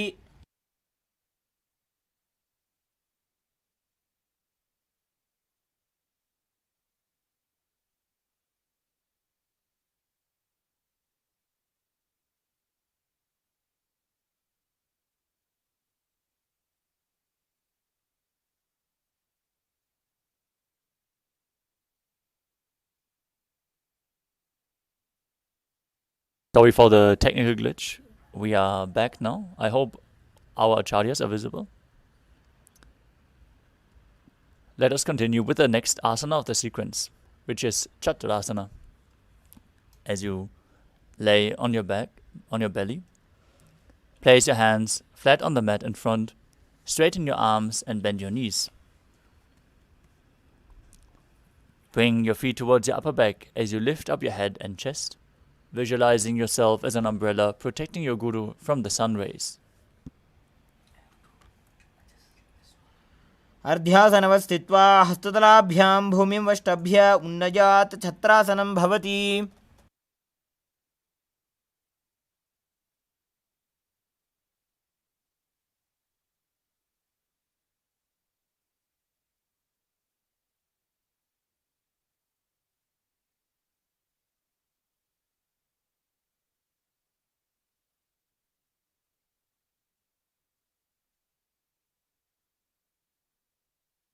Next up is Vajrasana. As you sit on the knees with the top of the feet on the mat, bring your butt onto the heels, stretch your arms out in front with the palms facing down. Place your forehead on the mat, gaze to the nose and visualize yourself as a Vajra, the weapon of Indra, symbolizing your indestructibility in Vajrasana.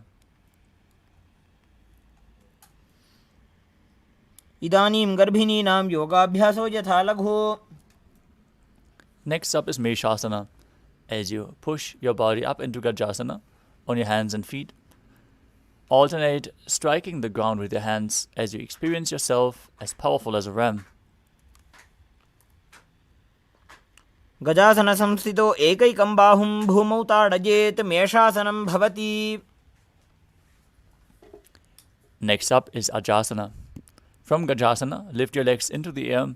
Slowly bring your forehead to the ground as you visualize yourself as unborn, existing for all eternity. गजासनसंस्थितो पादद्वयमन्तराळे कृत्य मस्तकेन भूमिं स्पृशेत्.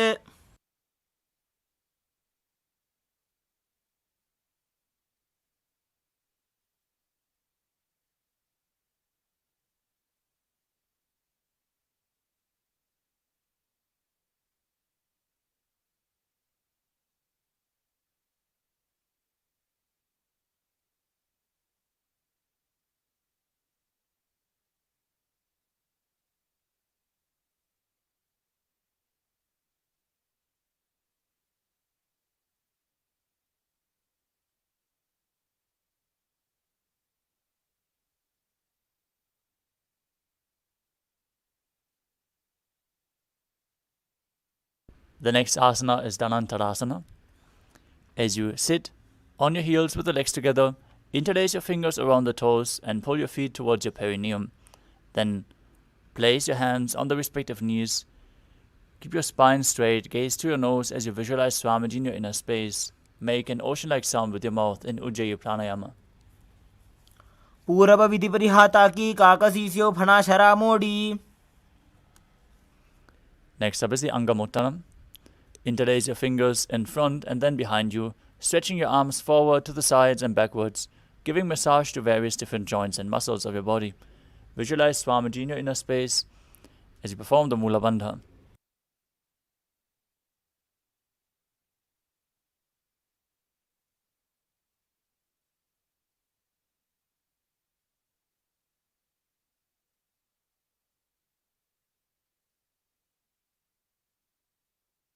Next up is Garudasana form. As you sit on your heels in Vajrasana, keep your feet turned out to the side, thighs and knees resting on the ground. Keep your spine straight, hands on the knees as you visualize yourself as Lord Garuda, flying Lord Vishnu and Lakshmi on his back. जङ्गोरुभ्यां धरां पीड्य स्थिरकायो द्विजानुना.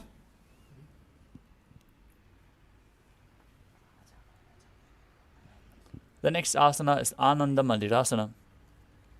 As you sit with your legs folded back, with the toes pointing backwards, keep your knees wide, front of the buttocks on the ground, gaze to your third eye as you visualize yourself residing in the blissful space of a temple. अथ वक्षे वीरनाथ आनन्दमन्दिरासनम्.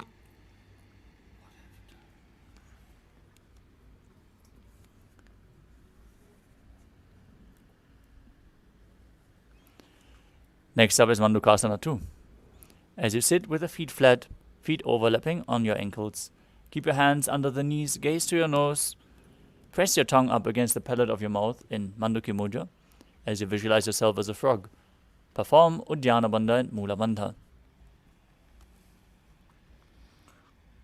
पृष्ठं सम्पीड्य गुल्फाभ्यां जान्वङ्गे सफलयाकृतिः हस्तौ पादतले क्षिप्तो मण्डूकं पाददोषहृत्.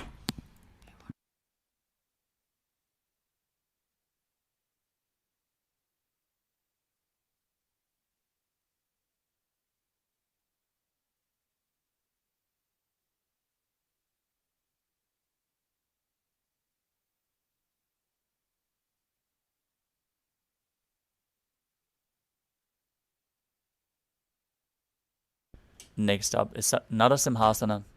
As you keep your toes on the mat, with the heels up and together, place your perineum on the heels, place your palms on the ground, spread your fingers wide, with the thumbs touching, the base of the hand touching the toes.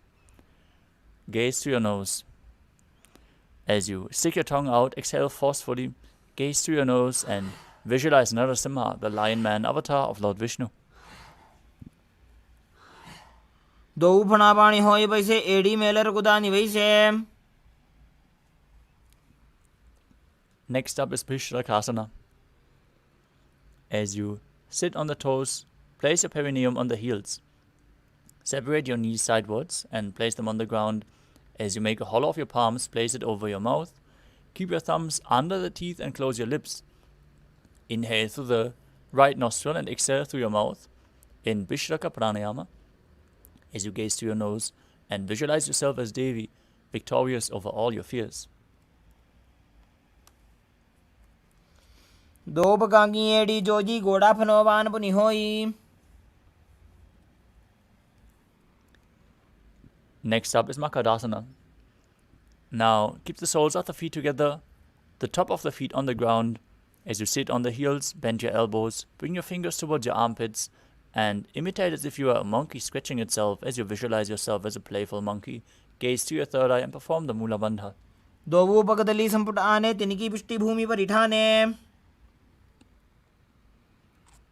Next up is Vajrasangarasana. Now stand on your toes with the soles of the feet together.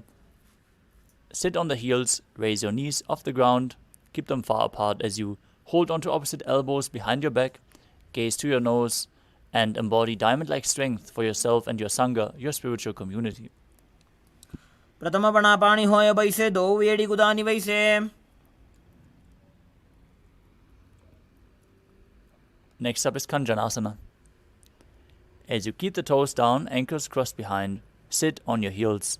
Place your palms to the side on the mat as you gaze to your nose and visualize perfect health beyond any and all physical or mental ailments as you engage Uddiyana Bandha and Mula Bandha.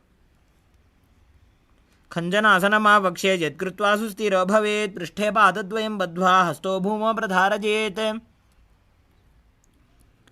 Next up is Kurumasana. With the toes flat, cross your feet and place your perineum onto the back of the heels. Keep your knees wide and on the floor. As you rest your hands on the knees, gaze to your nose and visualize yourself as a turtle with a stable body and mind to live for centuries. Make your upper body and neck stiff like the shell of a turtle. गुल्भौ च वृषणस्याधो व्युत्क्रमेण समाहितौ. The next asana is Yogasana. From the same position, relax your upper back, gaze to your nose, and visualize Swamiji in your inner space. गुदं नियम्य गुल्फाभ्यां व्युत्क्रमेण समाहितः. Next up is Vijogasana. As you stand on the knees, cross your ankles behind. With the feet near the opposite knee, hold your calves with your fingers inside and the thumbs outside as you gaze to your third eye and visualize a space of eternal oneness, Advaita, with your Guru.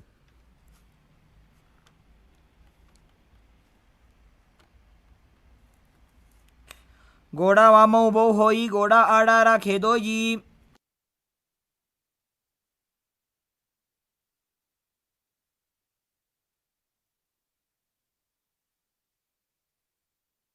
Next up is Ushtrasana 2. In a kneeling position, bend backwards and hold your ankles with your hands. Keep your arms straight, push your hips forward and tilt your head back as you visualize yourself as a camel.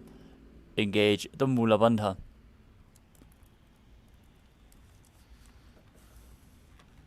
मेरुदण्डग्रन्थि दाढ्य संविपादयिषु पुमान्.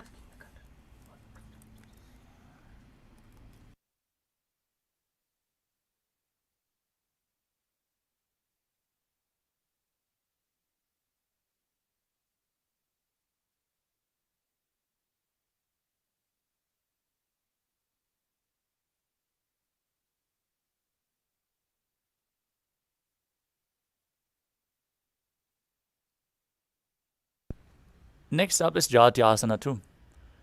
With your heels together, hands on the soles of the feet, slowly lean back. Bring your elbows down to the mat. Place the back of your head onto the mat as you gaze to your nose. Visualize yourself as a lotus blooming and perform the Mula Bandha. द्वौ AD संपुटकरे Sole मूलद्वारितरिधरे.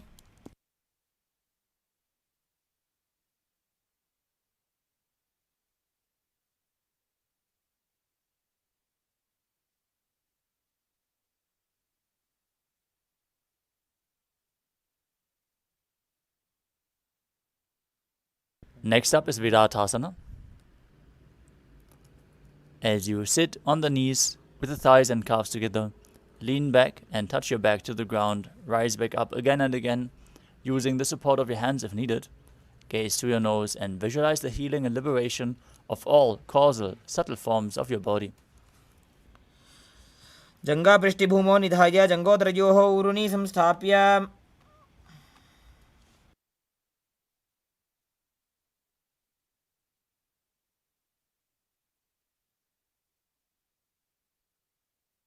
The next asana is Kapotasana. As you raise your hips even higher from Viratasana, bring your forearms to the mat and hold the back of your heels. Bring your head in between the feet as you visualize yourself as a beautiful dove. Perform the Mula Bandha as you do so. मेरुदण्डग्रन्थि दाढ्य संविपादयिषु पुमान्. Next up is Varasana. Now stand upright on your knees, with the toes tucked, hands holding the opposite arms. Gaze to your nose. This is the boon-fulfilling posture. Receive your boon from Paramashiva.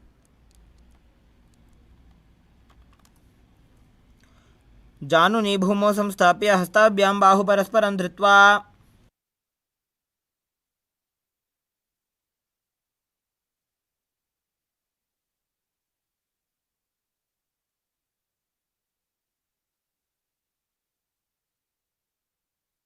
Next up is Varahasana 2.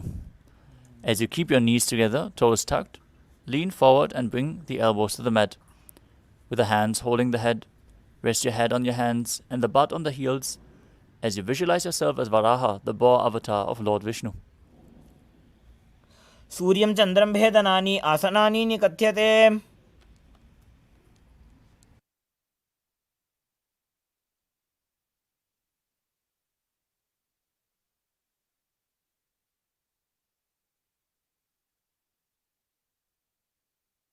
Next up is Mundasana. As you kneel down, place your elbows on the mat, shoulder width apart, interlace your fingers and place your head on the mat. Support it, holding it with your hands. As you walk your knees forward, lift your hips up and then raise your legs up straight. Be stable, gaze to your nose, visualize yourself as a lop tree as you perform the Mula Bandha. अधोमुण्डासनं वक्षे सर्वेषां प्राणिनां सुखम्. Gently lower your body down. Keep your head in between the knees as you hold it with both hands, elbows outside the knees, feet flat on the ground in Andhasana as you gaze to your nose and visualize Swamiji in your inner space. प्रथमपकदले समठहरावे कोरमाहिली उभे मिलावे.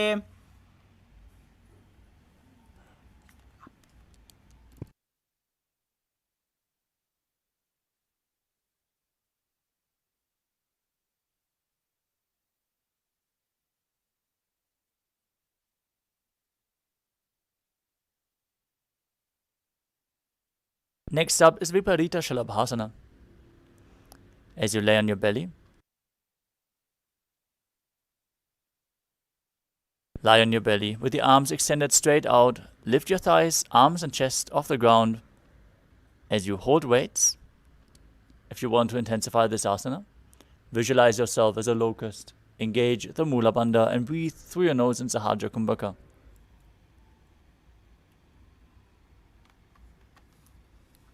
शलभासन भेदाश्च नटभेरुण्ड नामके गण्डभेरुण्ड सहिते शीर्षदण्डासनं तथा.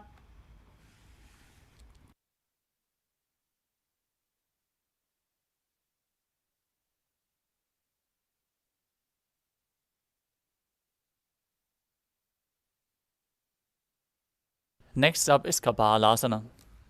As you lay on your belly, with the arms at your side, palms down, keep your forehead on the ground, keep your chest on the mat, and lift your legs up together, visualizing yourself as a skull, representing the mind with purified thoughts and the strong will to attain enlightenment. कपालं भूमो निधाय ऊर्ध्वं पादो नयेत्.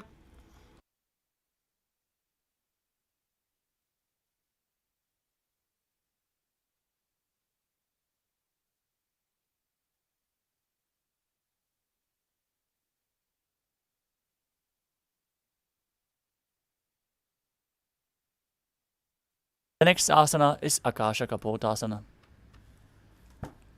As you lay on your stomach with the hands by the sides, lift your legs up over your head and slowly place your feet on the mat in front of the head. Keep your palms flat on the mat behind as you visualize yourself as a free and open dove. Engage the Mula Bandha as you do so. उष्ट्रासने स्थित्वा चरणो भूमेरुत्थाप्य मस्तकोपरि नीत्वा.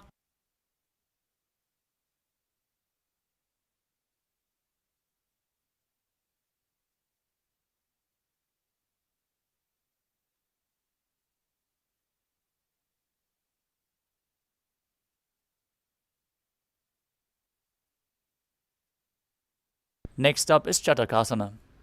As you sit on your knees, bring your chest down so your navel touches the knees. Keep your hands flat on the mat, forearms on the ground.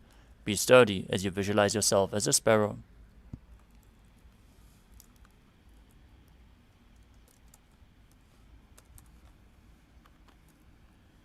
कूर्परपर्यन्तो हस्तौ धरामोष्टभ्याम्. Next up is Vrishchikasana too. As you kneel down, with the hands and elbows on the mat, raise your legs behind your back, touch your feet to the head. As you lift your chin, visualize yourself as a scorpion in this position. विच्छेव पुच्छप्रतिमां ग्रीवाश्ने धृत्वा स्वशीर्षे चिबुकं विधार्यकौ. Now come to a kneeling position and place your perineum down on the right heel. As you keep the left foot outside the hip with the toes pointing outwards, place your hands in front of you on the mat. As you visualize yourself as a bull, start breathing in the Antarangaka Kumbhaka, where you forcefully inhale through your nose quickly, hold your breath for a short while, and then slowly exhale through the nose. याम्य गुल्भे पादमूले वामभागे पदेतरं विपरीतं स्पृशेत् भूमिं वृषासनमिदं भवेत्. Next up is Lolasana. From a kneeling position, place your hands flat on the mat, lift your knees off the ground, cross your toes, the toes of the left foot over top of the right. As you balance above the mat, visualize Swamiji in your inner space and perform the Mula Bandha. लोलासनं सदा कुर्यात् वायुलोलापघातनात्.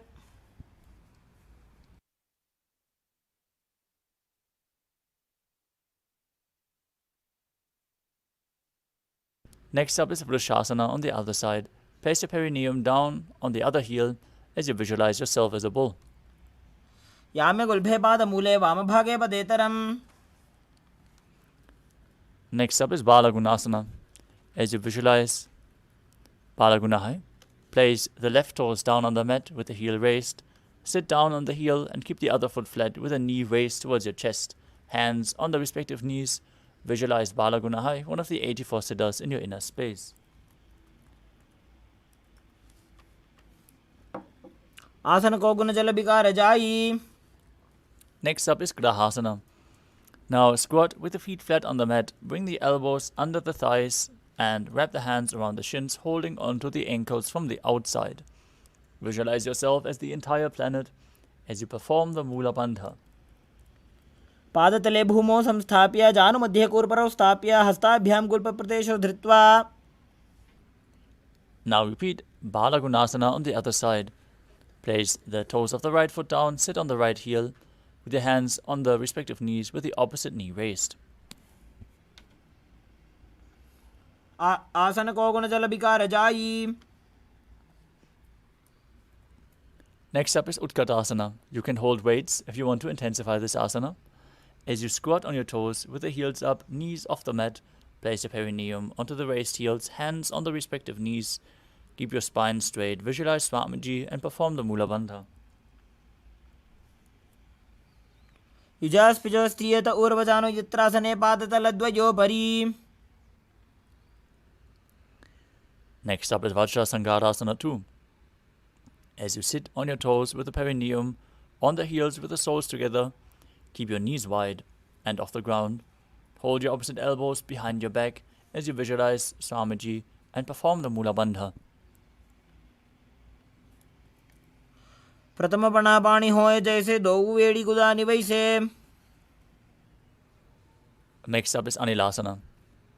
Now squat or sit with the feet hip width apart, hands under the soles of the feet from the inside with the palms facing down. Keep your arms straight, elbows at the navel, and gaze to your nose, visualizing that you are able to live off of air alone. दो हाथ भूमि पर ठाने कहुनी जाड़ी नाभि लगाने. Next up is Padukasana. From a standing position, place the back of your hands onto the mat with the fingers pointing towards your body. Step on your hands, wrap them around the feet like a shoe, and instead start walking around on the mat as you visualize yourself wearing padukas walking across India. हस्ततलयोः पादतले कृत्वा तिष्ठेत् गच्छेत् पादुकासनं भवति. Next up is Kukkuttodanasana. As you place your palms on the mat, raise both feet upwards into the air and let them fall back down. Do this again and again as you visualize yourself as a rooster. हस्ततले भूमौ कृत्वा पादतले च ऊर्ध्वमुड्डानं कृत्वा. Next is Viparita Nrityasana. With your hands on the mat, raise your legs upwards into a handstand. Move around on two hands dancing as you feel yourself become free of all inhibitions. हस्ततलाभ्यां भूमिं वष्टभ्य ऊर्ध्वपादाग्रे कुर्वन्. Next up is Kunjarasana. From a standing position, keep your feet apart and place one palm down to the mat. Hold your neck with the other hand as you visualize Swamiji in your inner space. Breathe calmly through your nose in Sahajra Kumbhaka and perform the Mula Bandha. अथ वक्ष्ये महादेव कुञ्जरासनम् उत्तमम्. Now exchange the position of your hands. Repeat Kunjarasana on the other side. अथ वक्ष्ये महादेव कुञ्जरासनम् उत्तमम्. Next up is Karambasana. As you sit on the ground with the feet flat, heels close to your body, hold onto the respective ankles, lift your feet off the ground as you visualize yourself as a Kadamba tree, a pious tree that promotes a long life. पार्श्वभ्यां भूमिं वष्टभ्य हस्तद्वयेन गुल्फौ धृत्वा. Next up is Pavana Muktasana. As you sit with the heels at the perineum, hold the knees with the opposite hands and pull them close towards your chest. Visualize any excess vata being released from or balanced within your system as you perform the Mula Bandha.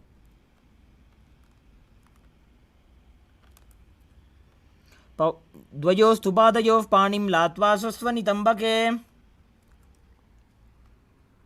The next asana is Chakorasana. Now lift one leg behind your neck and extend the other leg straight as you lift your body up on your hands. Visualize yourself as a powerful source of energy and gaze to your third eye. If you can't, bring the leg behind your neck, bring it over your shoulder, or cross it over the other leg. पूर्वदानं चतुष्पादपीठं वज्रासनं तथा. Next up is Dhanurasana 2. Keep one leg extended and hold on to the big toes of both feet in Prana Mudra. As you extend one leg forward, pull the other one towards your ear, visualizing yourself as a bow. पादाङ्गुष्ठौ तु पाणिभ्यां गृहीत्वा श्रवणावधि. Next up is Ashtavakrasana. Now bring one leg over top of the respective shoulder and hook the other foot over top. As you extend both legs to the side, lift your body off the mat and balance on your hands. Visualize yourself as a flying crane. वासिष्ठमथ कौण्डिन्यमूर्धकुक्कुटमेव च. The next asana is Pranasana. As you place the right foot on the left thigh, bring the left foot flat on the ground, have the left shoulder underneath the raised left leg, and place your hands flat on the ground. Bring the other hand on top of the right knee and push it down. As you gaze to your third eye, visualize you're immortal, able to exist solely from prana.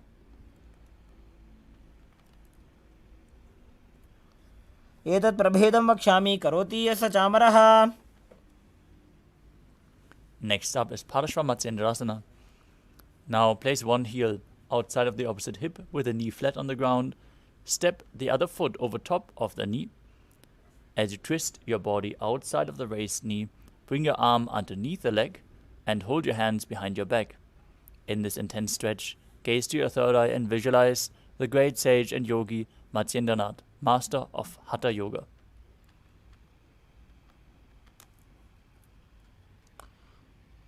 पार्श्वाभ्यां धृत्यते यास्तु पार्श्वमत्स्येन्द्रमुत्तमम्. Now repeat Chakrasana on the other side as you lift the other leg behind your neck, over your shoulder, or towards your chest, depending on how far you can lift it. And lift your body off the mat with the other leg extended forward. Gaze to your third eye and visualize yourself as a powerful source of energy. पूर्वदानं चतुष्पादपीठं वज्रासनं तथा. Next up is Dhanurasana 2. Keep the other leg extended as you pull the opposite foot towards your ear with the toes, holding onto the toes in Prana Mudra, visualizing yourself as a bow.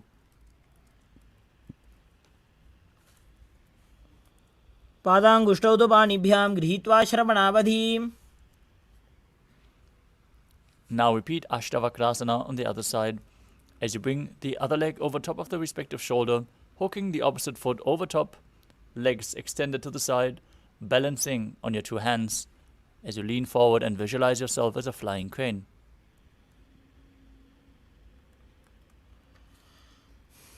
वासिष्ठमथ कौण्डिन्यमूर्धकुक्कुटमेव च. Now repeat Pranasana on the other side, with the other foot on top of the opposite thigh, pushing the knee down to the mat and bringing the shoulder underneath the raised leg.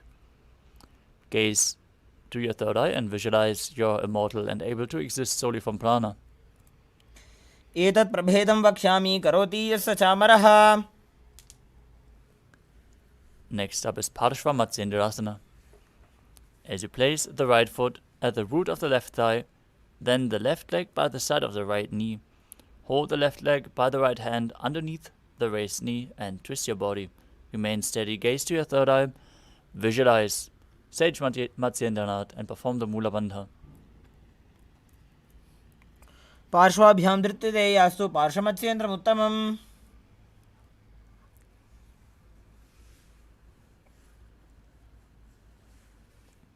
Next up is Ardha Paschimottanasana.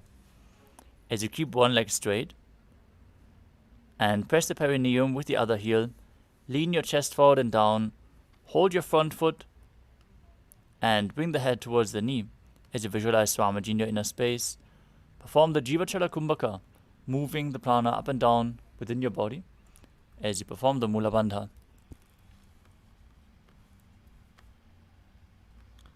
एकं पादं प्रसार्य एकं पादस्य पार्श्वनासीवनी सम्पीड्य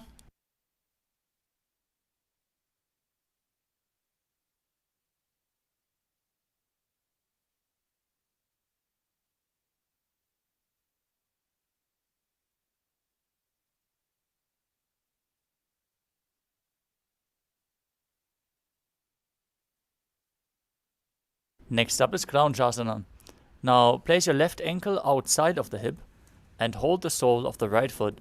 Lift the leg up towards your forehead and keep the knee straight as you gaze through your nose and visualize yourself as a crane. वासिष्ठमथ कौण्डिन्यम् ऊर्ध्वकुक्कुटमेव च. Now repeat Ardha Paschimottanasana on the other side. Bring the other heel against the perineum, lean forward and down, holding on to the foot as you visualize Swamiji in your inner space. एकं पादं प्रसार्य एकं पादस्य पार्श्वनासीवनी सम्पीड्य. Now repeat Kraunchasana on the other side as you keep the right ankle outside of the hip, hold the sole of the left foot and lift it up towards your forehead, visualizing yourself as a crane. उत्तानपादं क्रौञ्चं च मरीचिं वीरभद्रकम्. Next up is Swastikasana. As you sit with the soles between the thighs and calves, keep your spine straight, palms resting on the knees. Gaze through your nose, embody peace, well-being, good fortune and prosperity as you visualize a swastika. जानोर्वोरन्तरे सम्यक् कृत्वा पादतले उभे. Next up is Godakshasana. As you keep your feet in the same position, with the soles between the thighs and calves, cover your heels with the respective hands, tuck your chin to the chest, gaze to the tip of your nose, and visualize the great sage Goraknath, founder of the Natha Yoga Hindu Sampradaya, as you perform Jalandhara and Mula Bandha in Godakshasana. जानोर्वोरन्तरे पादौ उत्तानो व्यक्तसंस्थितौ. Next up is Bhagasana 2. As you bring the left heel to the perineum and the right foot on top of the left thigh, gaze to your third eye and visualize Swamiji in your inner space as you meditate on Arihanta, the enlightened one, and enter Shanmukhi Mudra. Now close your eyes with the index fingers, nose with the middle fingers, mouth with ring and little fingers, and your ears with the thumbs.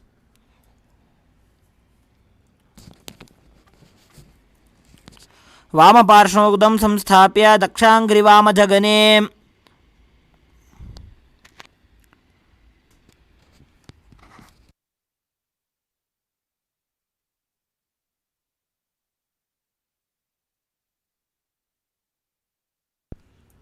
Next up is Yogasana 2. As you place your feet on top of opposite knees, place your hands on the ground beside you, with the palms facing up. Keep your spine straight, gaze to the nose, and visualize Swamiji in your inner space as you perform Kakachantra Kumbhaka, breathing in through the rolled up tongue with your mouth in the shape of the beak of a crow.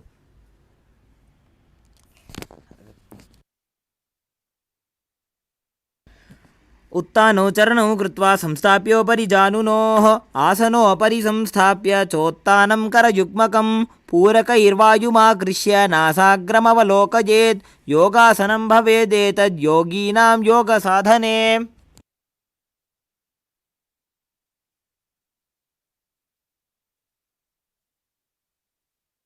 Next up is Urdhva Kukutasana. From Padmasana, place your palms flat on the mat beside your body. Press your hands into the mat and lift your knees off the ground. Balance above the ground as you visualize yourself as a rooster. वासिष्ठमथ कौण्डिन्यम् ऊर्ध्वकुक्कुटमेव च. Next up is Siddha Haratali Asana. From Padmasana, insert both hands through the knees and place them on the mat. Avoid lifting your body up. Stay seated on the mat as you gaze through your nose and visualize Swamiji in your inner space.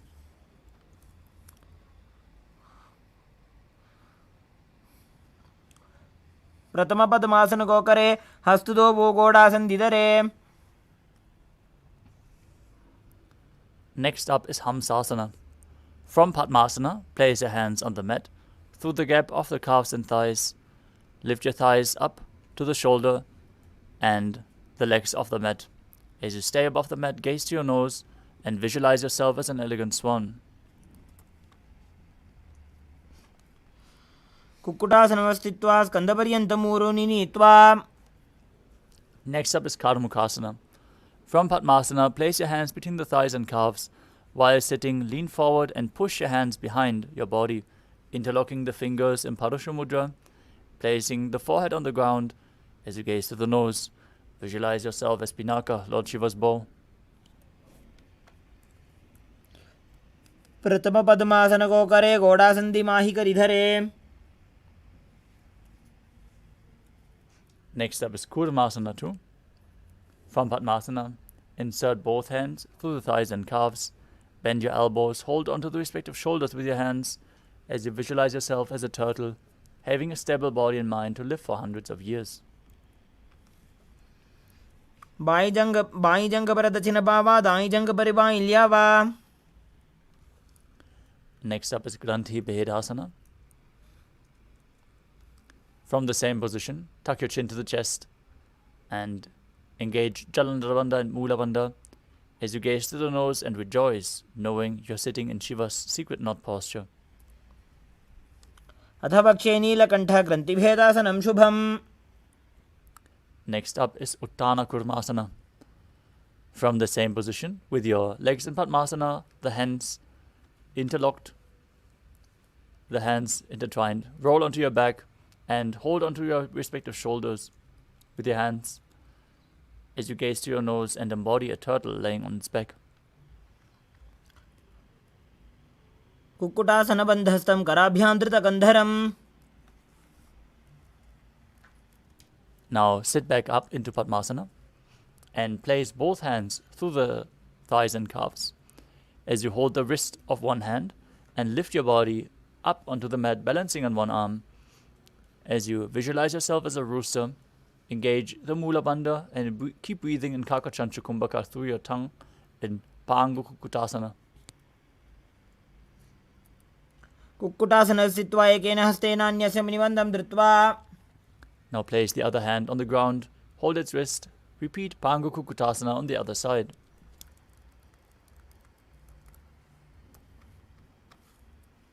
कुक्कुटासने स्थित्वा एकेन हस्तेन अन्यस्य निबन्धं धृत्वा.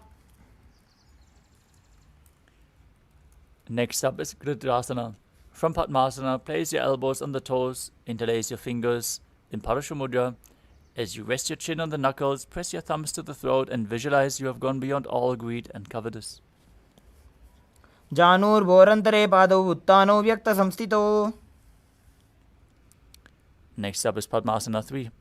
From Padmasana, hold one hand over the other with the palms facing upwards. Keep your spine straight, gaze to your nose as you visualize Swamiji in your inner space and perform all three bandhas, Mahamudra Bandha.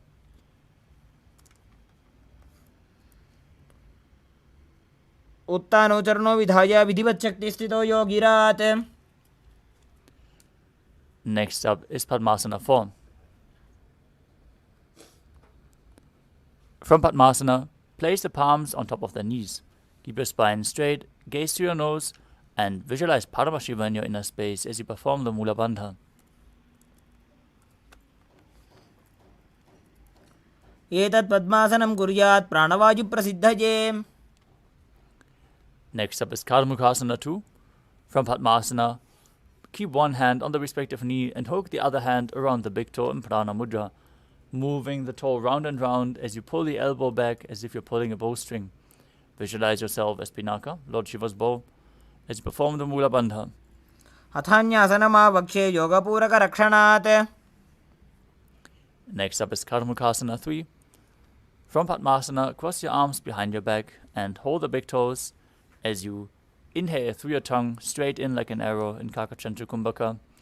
Gaze to the nose and visualize yourself as Lord Shiva's bow as you engage all three bandhas. कार्मुकासनमाक्षित्य उदरे पूरयेत् सुखम्. Next up is Dridhasana. Maintain the same position. Lift your chest. Gaze to your third eye. Visualize yourself as the action of Paramashiva's third eye, destroying anything you come across.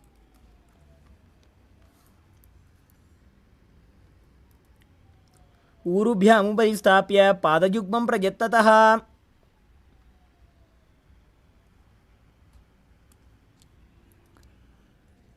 Next up is Nagarasana. From Karmukhasana 3, with the arms crossed behind your back, holding on to the big toes in Prana Mudra, roll onto your back and lay flat.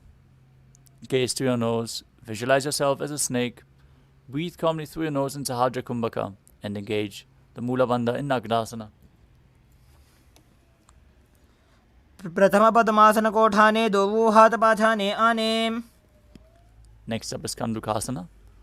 You can free your arms and legs as you lay on your back, bend your knees and lift your feet off the ground as you embrace your knees towards your chest with your head touching the knees. Squeeze your body into a ball in Kandukasana. वेत्रासने स्थित्वा हस्तपादान् निष्कुष्य ऊर्ध्वं नयेत्. Next up is Urdhva Pavanasana. As you lay on your back, with the knees raised together, feet flat on the ground, hands interlocked underneath your head. Gaze to your nose and visualize Swamiji in your inner space. प्रथमे सूधो सही न करावे गोड़ा उभा राशि मिलावे. Next up is Madhakata Pitasana. As you lay on your back with the feet flat, place upturned palms underneath the heels and lift your hips up high. Engage Jalandhara Bandha and Mula Bandha. As you visualize yourself as a powerful alpha ape, perform the Mudra Kumbhaka. Exhale through the Jalandhara Bandha. उत्तानशयनं पादतले उत्तानहस्तयोः स्थापयेत्.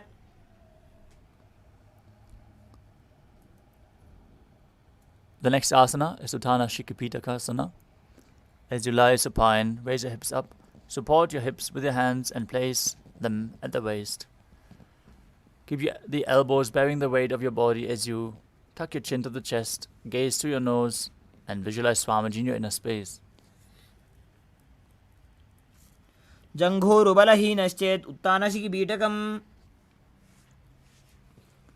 The next asana is Narakasana. As you lay on your back, raise your hips and legs up, keep them straight, support them with your hands on the ground, arms flat. Visualize yourself blissfully traversing through Narakaloka unscathed as you keep Jalandhara Bandha and Mula Bandha engaged. ग्रीवाकण्ठेन भूमिं विष्टम्भ पादाग्रद्वयमूर्धमुन्नयेत्. Next up is Tiryan Naukasana, where you bring your hands to the lower back with the elbows on the ground. Keep your legs vertical and then slightly lower and anchor them, keeping your core engaged as you visualize yourself as a boat crossing the ocean of samsara. नौकावत् स्थित्वात् ऊर्ध्वं पादाग्रद्वयं नयेत्. Next up is Dajasana. Place your hands back flat on the mat as you keep your body straight like a flagpole, visualizing yourself as the Kailasa flag, respected across all nations. तिर्यन्नौकावत् ग्रीवापृष्ठकोर्परैः भूमिं वष्टभ्य. Now lower your body down to the mat as we enter the final asana of the sequence, Mritasana. Keep your hands next to your hips, palms facing up. Perform the Shakti Chalan Mudra, pulling the Kundalini up from Muladhara to Sahasrara Chakra. Relax, unclutch from any external or internal movements. Be completely still as you visualize that your body is dead and Swamiji is liberating you. Internally chant the Mahavakya, Om Nithyananda Paramashivoham.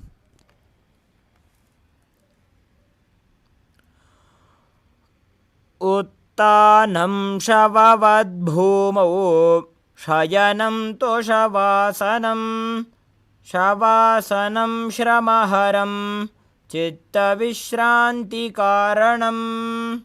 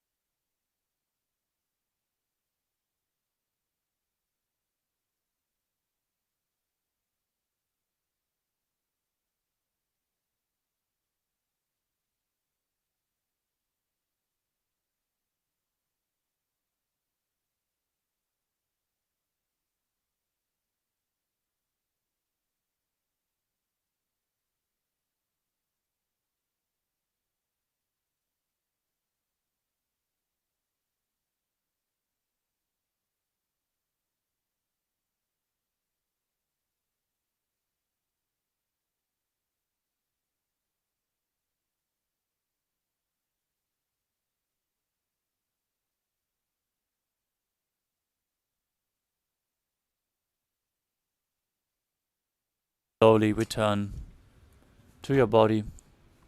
Start to wiggle your fingers and toes, your wrists and your ankles, your elbows and your knees.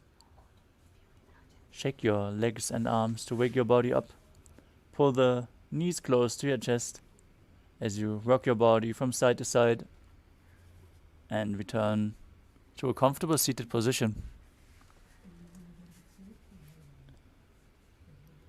Congratulations, you completed the Dvitiya Vinyasa Krama, all 308 asanas of the sequence. We want to thank all the participants for the sincere participation, and we would like to request everyone to stay tuned for the next session, which is the power manifestation session. With this, we are going to conclude the session with the Purna Mantra. Sit straight with your head, neck and spine in a straight line, hands in Namaskara Mudra in front of the heart center. Close your eyes, take a deep breath, visualize Swamiji in your inner space as we chant the Purna Mantra. Om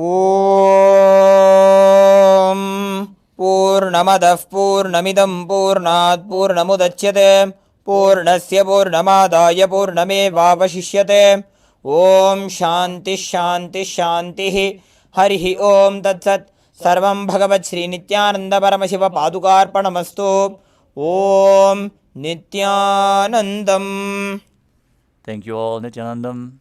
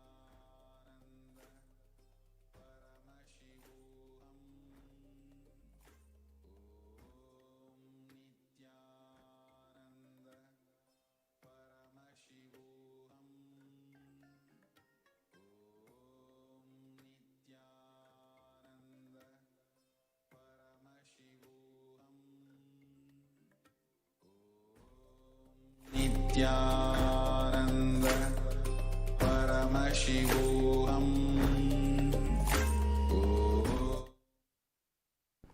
Nithyanandam, everybody. I request each and every one of you to please come and be seated as we enter into the next session, which is going to be the power manifestation after an intense yoga.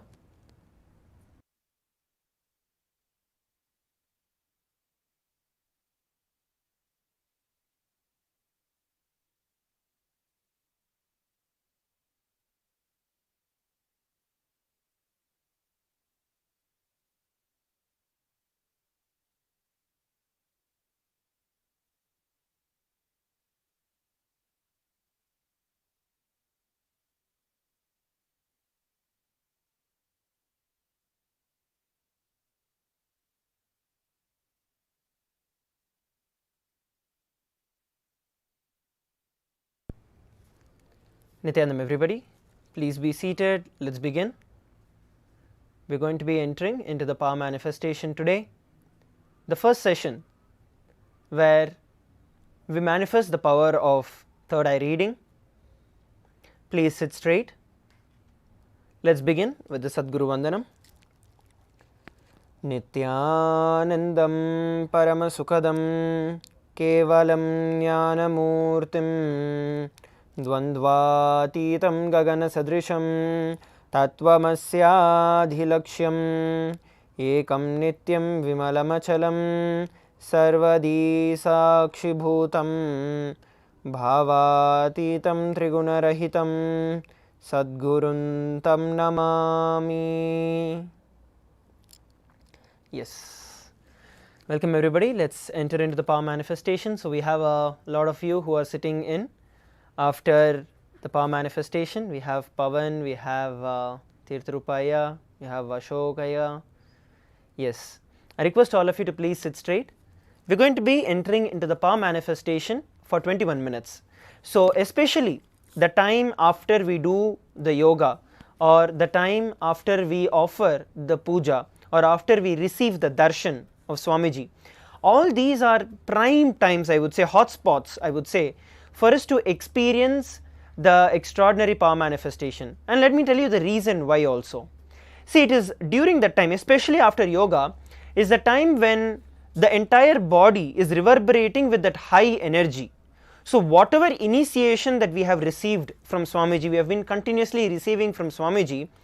Literally, when we do so much of physical activity, especially when we do the Tritiya Vinyasa Krama, the whole body becomes so active that the mind becomes, it completely becomes zero. There is no action for the mind that is there.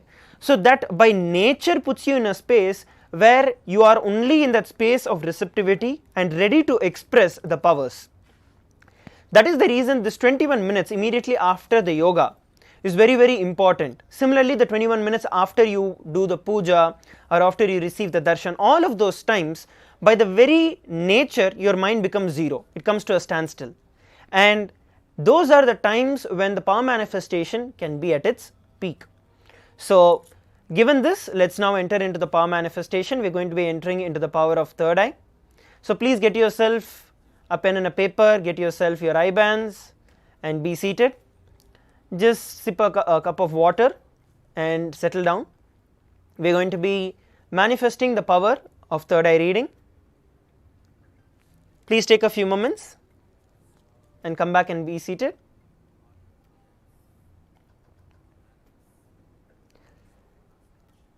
If you do not have eye bands, at least get some cloth, an opaque cloth that would close your eyes, with which you can blindfold. Don't just sit that I can sit, I'll keep my eyes closed by myself. No, do it with a cloth. Get yourself a blindfold.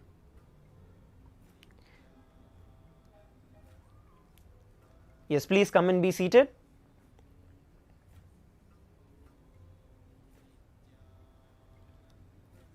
Without any delay, without any time getting wasted in anything else, let's use this peak time of 21 minutes for manifesting the powers.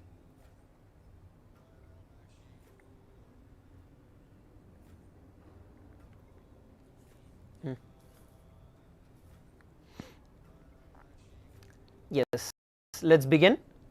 Shastra Pramana, which is the scriptural reference for this power of third eye. So as we know, almost 16 days into the program, so we know the Shastra Pramana. For those of you who are attending the program today, I welcome all of you once again. And we are going to be looking at the Shastra Pramana, which is the scriptural reference for this power manifestation. Paramashiva himself, very beautifully in the Vedas and Agamas, reveals about these extraordinary powers. So this is not something which is new, but there is a historic precedence for these power manifestations. So the Shastra Pramana is the scriptural reference where Paramashiva himself reveals about this power of third eye. And this is revealed by Paramashiva in the Vijnana Bhairava Tantra, Sutra 34. And the Shastra itself, the verse itself goes as Kapalantarmano nasya tishtanmilita lochanaha kramena manaso dadyat lakshaye lakshya uttamam. By fixing the gaze the mind on the inner space within the crown center. Having stabilized your mind without any movement, having the eyes closed in succession, by that stability of the mind and the inner space, through the power of third eye, one directly sees the ultimate goal, Lakshyam, by having the vision beyond the sight that reveals any object, place, attaining the space and oneness with Paramashiva.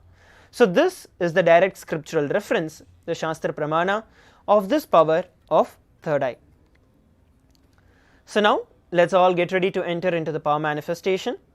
I request each and every one of you to get yourself your camera or some kind of a mobile device with which you could record your power manifestation. So just make sure you have your selfie turned on, and just ensure that you also have your video camera on, so that we can record this power manifestation, which you can share on the social media later towards the later part of this session. So please have that and put on your blindfold.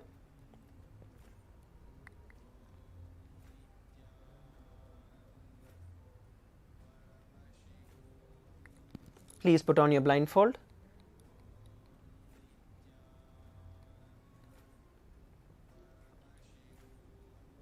Yes, some of you are having your eyes closed without putting the blindfold. I request all of you to please put on the blindfold.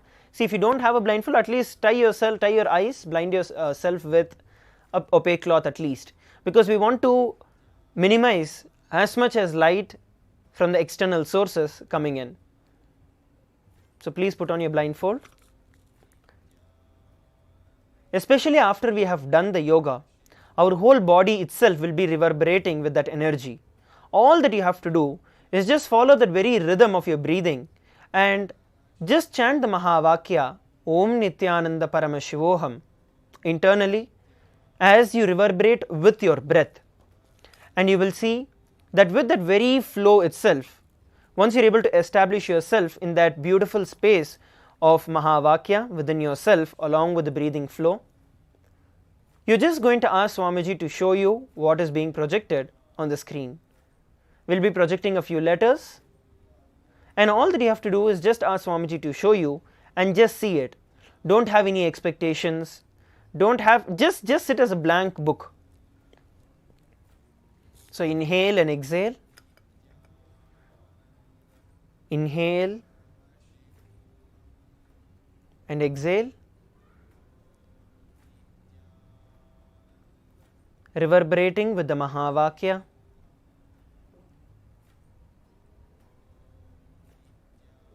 Just settle yourself in that space.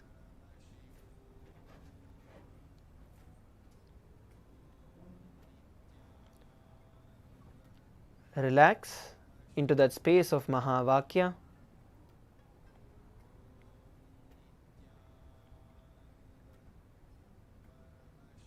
We will now be projecting the letter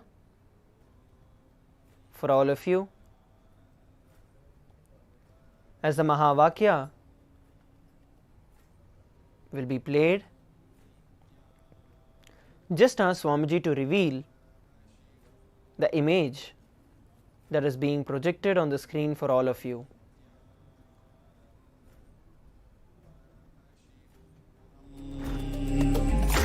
Om Nithyananda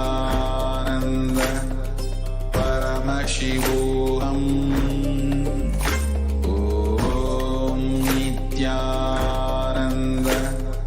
Paramashivoham. Om Nithyananda Paramashivoham.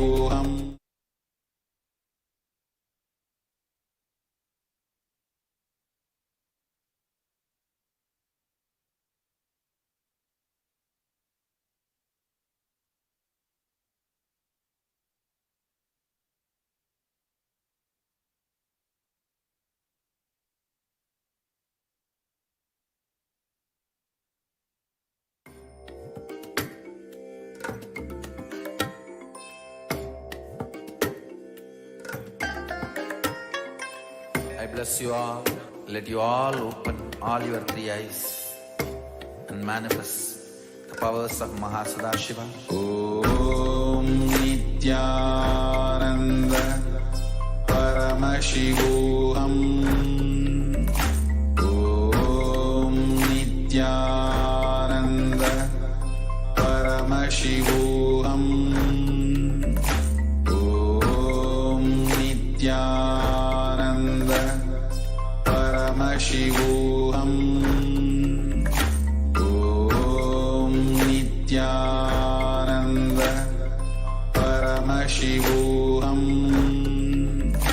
Om Nithyananda Paramashivoham. Om Nithyananda Paramashivoham. Om Chant the Mahavakya intensely Nithyananda within yourself. Paramashivoham. Om Nithyananda Paramashivoham. Om Nithyananda Paramashivoham. Om Nithyananda Paramashivoham. Om Nithyananda Paramashivoham. The letters that are being projected on the screen. Om Nithyananda Paramashivoham. Om Now, Nithyananda all of you can relax. Paramashivoham. Please relax. You can all open your eyes. Nithyananda Please relax.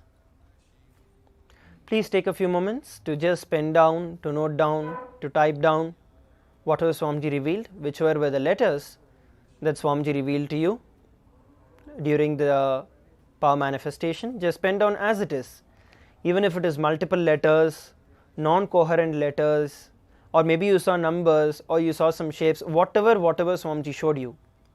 Just pen down as it is. Please take a few moments and please pen down.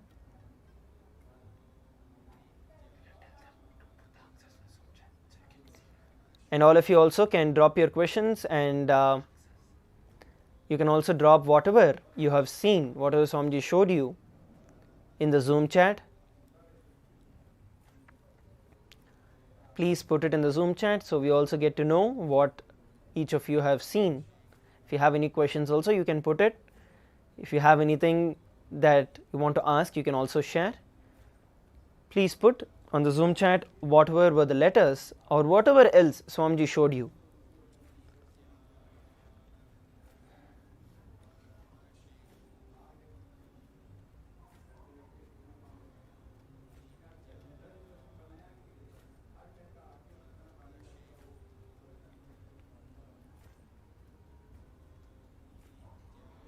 Please take a few more moments and please put in the Zoom chat.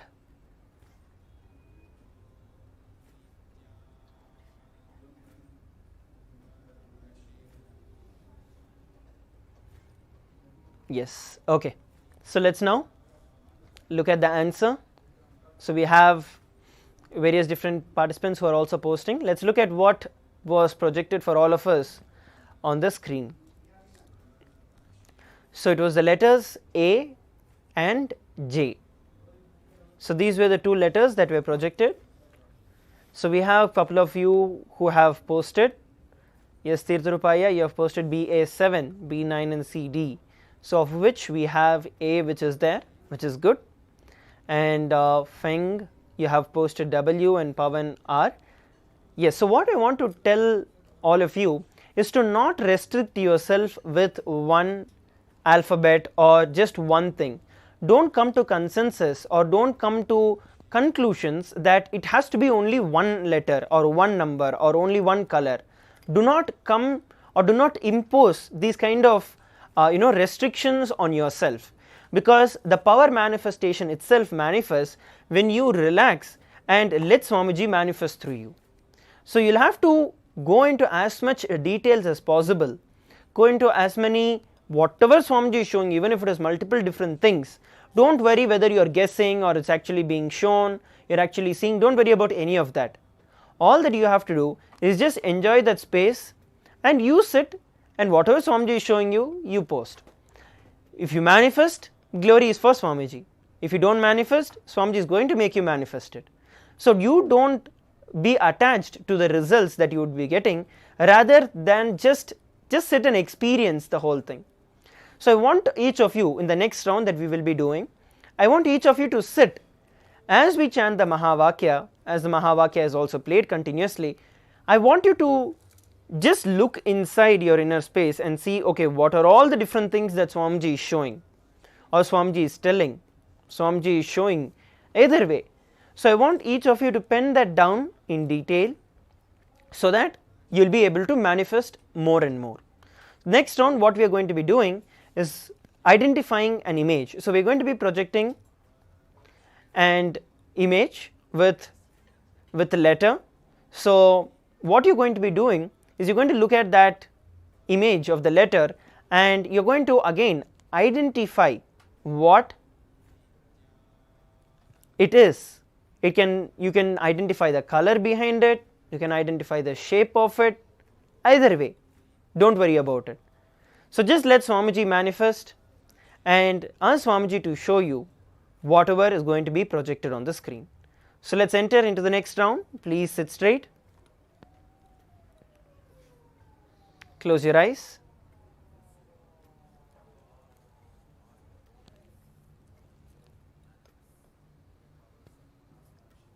Please sit straight and close your eyes. Let's begin.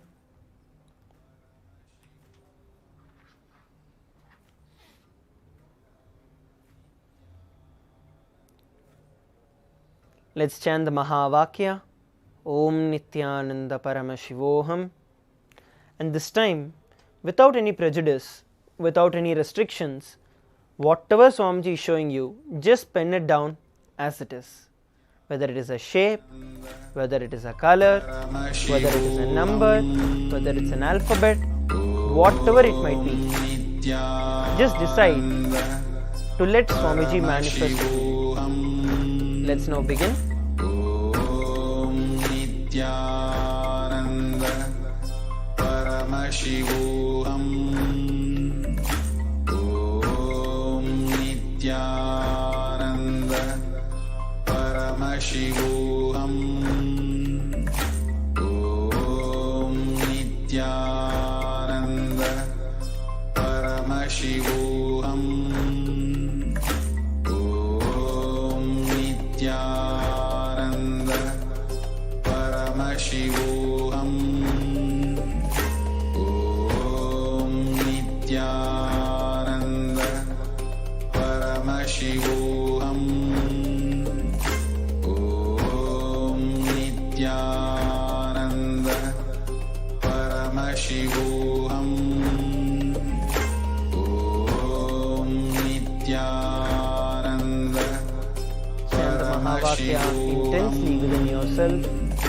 Om Nithyananda Paramashivoham. And ask Swamiji to show you the details. Nithyananda Paramashivoham. Om Nithyananda Paramashivoham. Om Nithyananda Paramashivoham. Om Nithyananda We had a few more moments. Paramashivoham. Om Nithyananda Paramashivoham. Om Nithyananda Paramashivoham. Om Nithyananda Paramashivoham.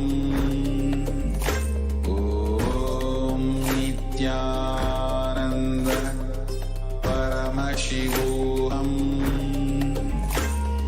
Om Nithyananda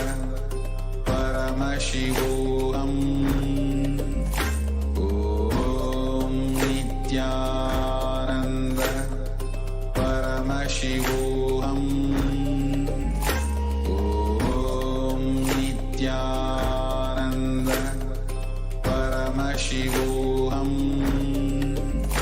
Now all of you can relax. Nithyananda Paramashivoham. Please relax. You can slowly open your eyes. Now I want every one of you to really take these few moments and pen down in detail and post it in the Zoom chat. Whatever is the color, whatever is the image, anything and everything that Swamiji showed you, a powerful cognition, just pen down and post in detail in the Zoom chat.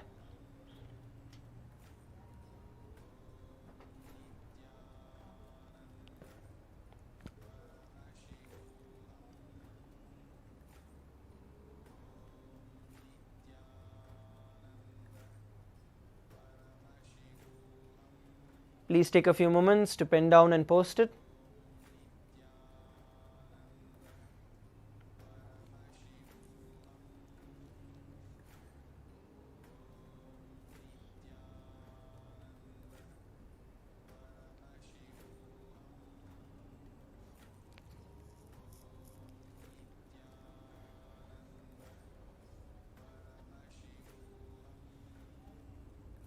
Post in as much detail as you can. Type and post it in the Zoom chat.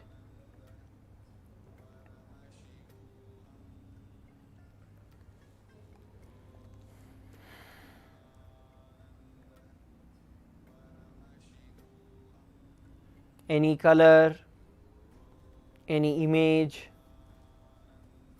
any alphabet, whatever Swamiji showed you, post it.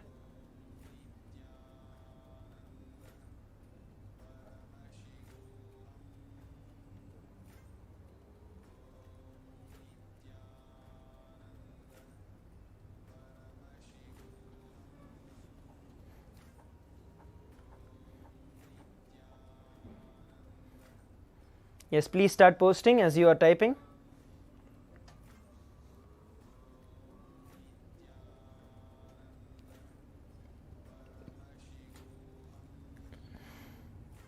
Try to get into the details to see, okay, which color was the image, which are the different shapes which would be there in that image. It's more about verbalizing it. It's not about whether you are seeing or not, because Swamiji shows you, but how and what is that you are selectively wanting to see makes the difference. So go into detail and pen down in detail and post it in the chat so you can look at it. Yes, we have Pavan sharing that an image which had the shape of a heart. Okay, let's get ready. Let's now look at the answer.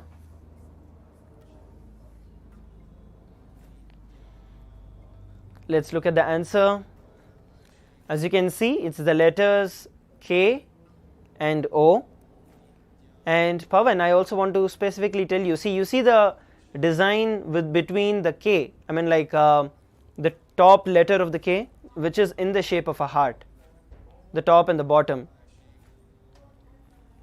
So yes, the more and more you actually enter into the details of what is there, you will see that Swamiji is manifesting through you. As Swamiji says, Paramashiva is in details. So it is not that we are not able to see, it is that we are not seeing what is Swamiji showing. So that is the reason I request every one of you also, please make sure that you are posting in detail about whatever Swamiji is showing you.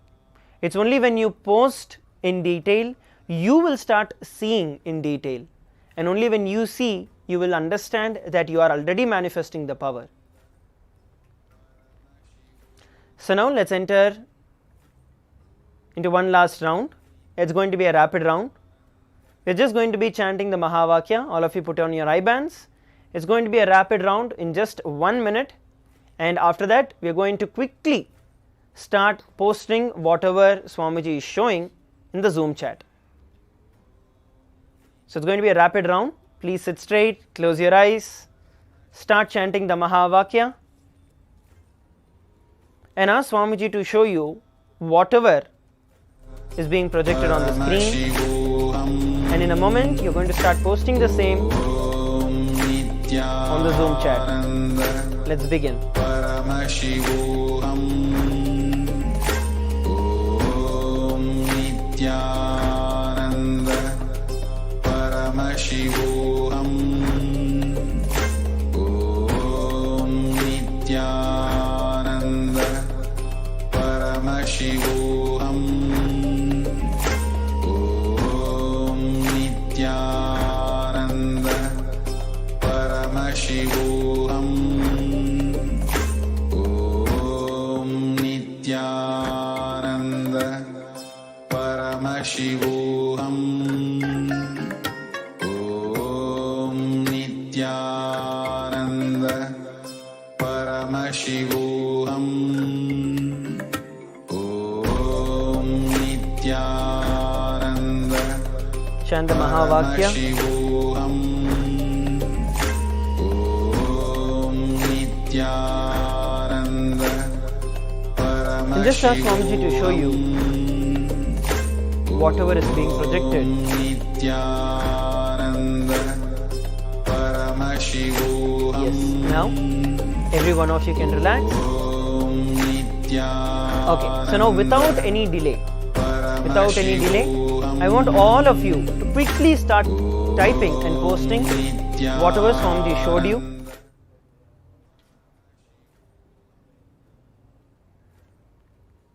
Just start typing and posting whatever Swamiji showed you. Color, image, number, alphabet, whatever it may be. Post in detail. Just keep typing and posting. Don't even wait until you type everything and post. Just keep typing and posting.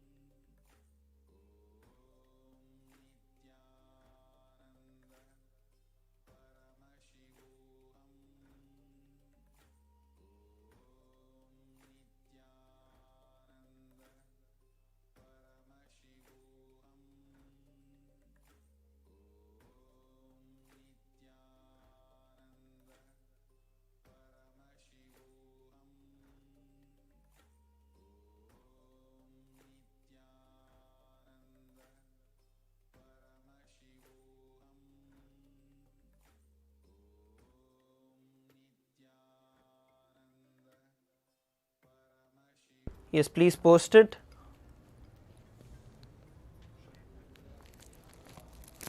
Please post in detail whatever Swamiji showed you. We're going to look at the answer.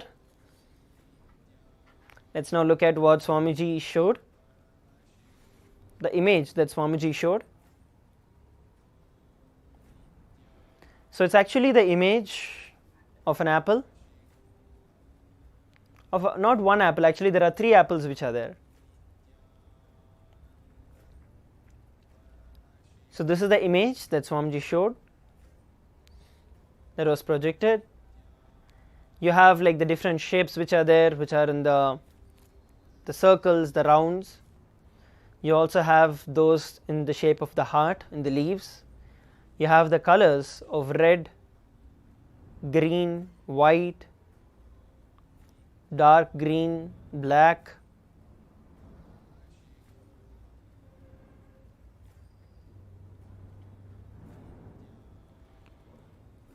Yes, each of you can also post whatever Swamiji showed you.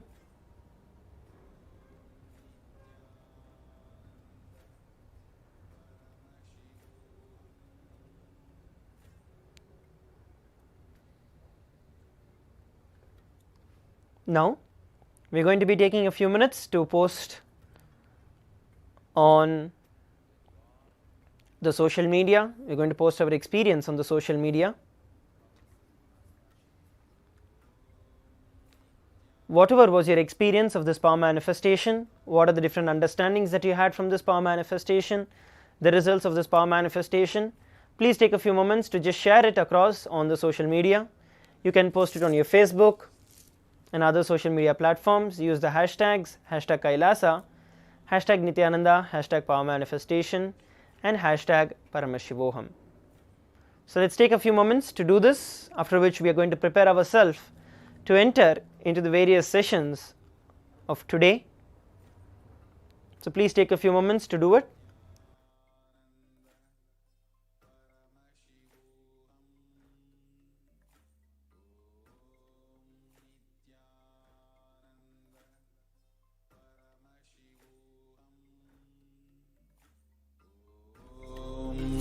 Nithyananda Paramashivoham.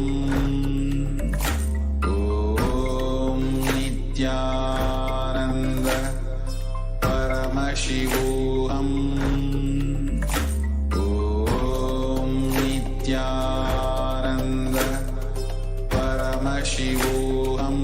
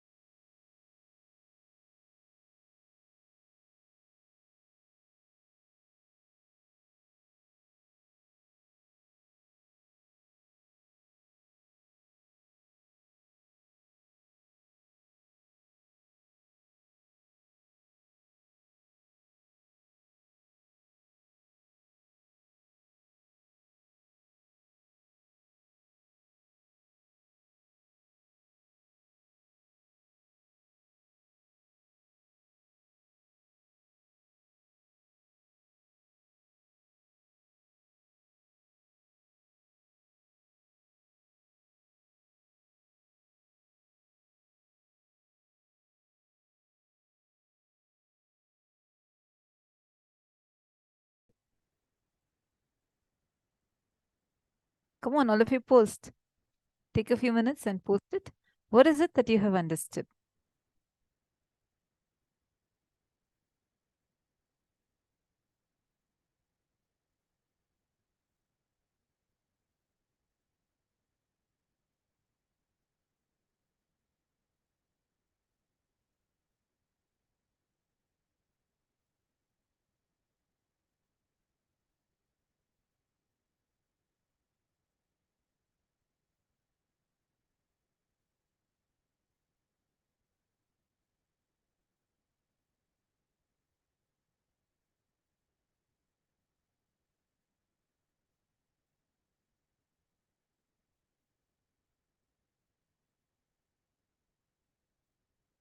What you think of you and you manifest it, okay? What about all others? I only see one person posted. Come on, Mars Salinians. Okay. Mars Salinians has posted. Paramashiva should be priority. Manifesting by be the way Paramashiva manifests. As well as my stomach and heart beats everything be like Paramashiva. Or heartbeat everything. Plus integrity to Guru plus Tyaga. Renunciation to personal desires, correct? Tyaga is, see, whenever you say the word renunciation, it triggers a kind of powerlessness inside us because of all the loaded meanings that this word renunciation has.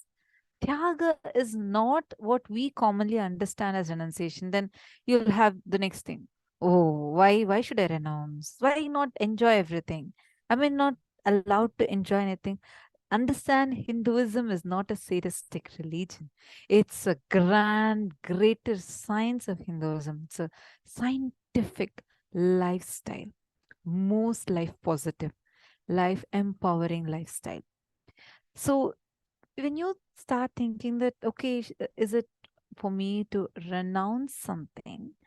You will start understanding that like a sad way, it'll not even inspire you, push you to renounce anything. You're understanding, Masalinian. So do not even think that you should be renouncing something and, like whatever you have as a thing to enjoy, you have to be renouncing. No, none of these are a definition for Tyaga. Tyaga means when you know what is it that you want in your life, when you're very clear about what purpose of your life is, and for that ready to sacrifice anything else that does not align with your purpose. Simple thing. Let's say, according to your goal, you know what your health is. You have a goal for your health. You have a particular way you want to be.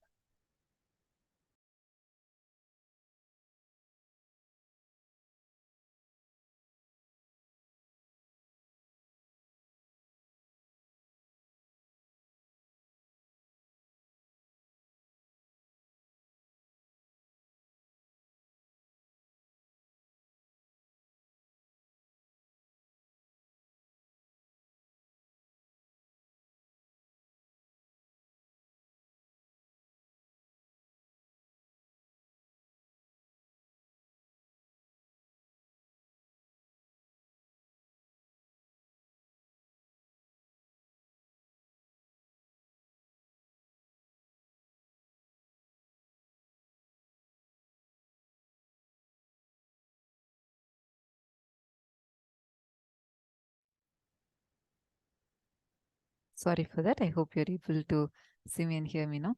See, Ma Stephanie Lally. I just wanted to explain to you the understanding about Tyaga should not come from like, because when you say personal desires, that's not how it actually works. See, otherwise it'll create a lot of powerlessness in you. You'll start feeling like, it'll be a fight with yourself. Should I renounce this? And I can't have this, I can't have that.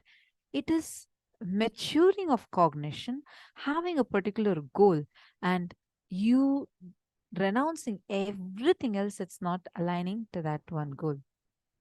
For example, let's say that according to your goal, you want to be healthy, you want to be fit, you want to be really active.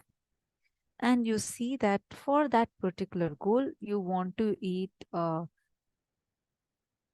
you should not be eating junk food, or and you want to be really focusing on your healthy food, healthy diet. You want to eat proteins, you want to eat all the healthy stuff. Now, you can't say that, oh, my personal desire is to eat a burger, but look, I had to renounce that. That will create a powerlessness in you. Instead, you know what you want. From that maturity, you when you see that this is not aligning to your goal, it'll drop by itself. That is the tyaga. You're understanding, ma? It's not tyaga, it's not renunciation that comes out of any powerlessness.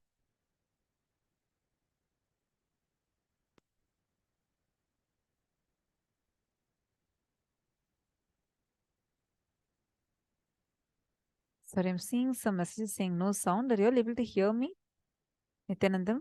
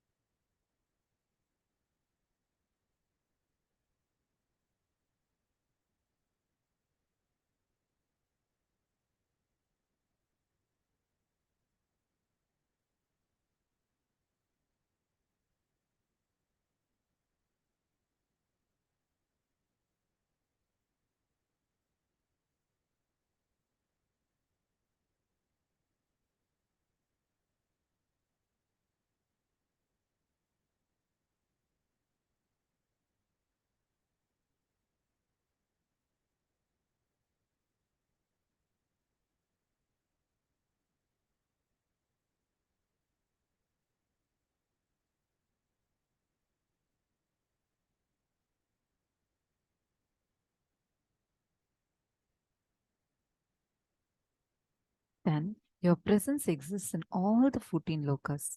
You already have your identity established in all the 14 lokas. For example, in Nagaloka, there is a being with your face and a snake body.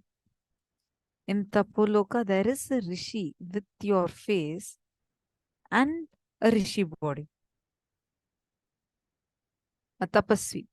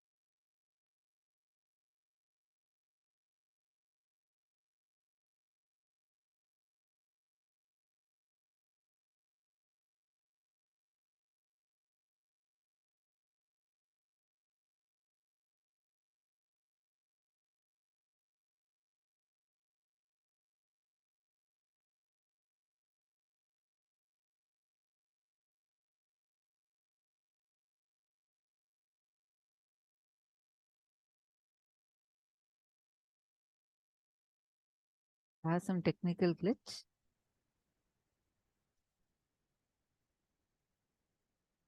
See, understand this. If you are here, it means existence wants you to be here in this form. Understand, you are not an accident. You are an incident. You are a conscious miracle of existence.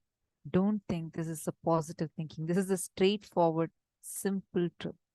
Understand, existence is trying to express itself through you. What you call your potential is nothing but the expression of existence through you. When you freely allow this, you will start realizing your infinite potential. Kailasa Loka is too beautiful. It neither has a gate nor a door. Your identity in Kailasa Loka is empowered if you decide for integrity to Guru and integrity to Paramashiva. Now, how do we decide that? Tell Paramashiva, I know you are real. Not only Paramashiva is my first priority, Paramashiva is my only priority. Let my independent intelligence, consciousness, my will to feel good, bad, right, wrong, my individual soul exist only as an extension of Paramashiva. Let me think what Paramashiva wants. Let me will what he likes. Let me live as his own extension. Whatever is good as per Paramashiva, let that be good in me. Whatever is right as per Paramashiva, let that be right in me. Whatever his powers are as per Paramashiva, let that be with me. Whatever is right as per Paramashiva, let that manifest in me. Let intelligence as Paramashiva wants happen in me. Let the wealth as Paramashiva defined happen in me. Let life as Paramashiva defined happen in me. Let health as per Paramashiva happen in me. Let breathing happen as per Paramashiva in me. Paramashiva is the only priority. Now take a few minutes and you're going to be writing this down. I request all of you, we're going to give you a few minutes time. Type down this entire cognition. Take a few minutes and type it out on the Facebook group. Please start now.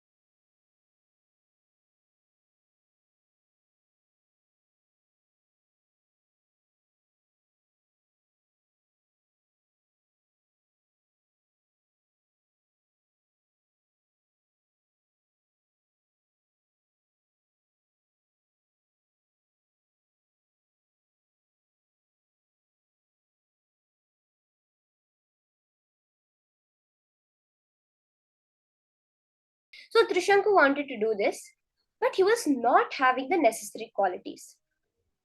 So his Guru Vasishtha says, no, you cannot do this. This is not right.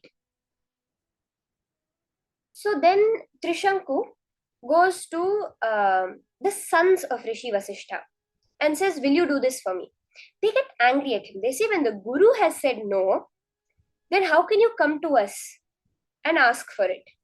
And they curse him, saying that, let you become a Chandala, let your whole body be, because of this space you have within you of disobeying the Guruva, you will become the lowest caste. It's not something like a type of person he becomes or anything. He becomes that because of the space he carries.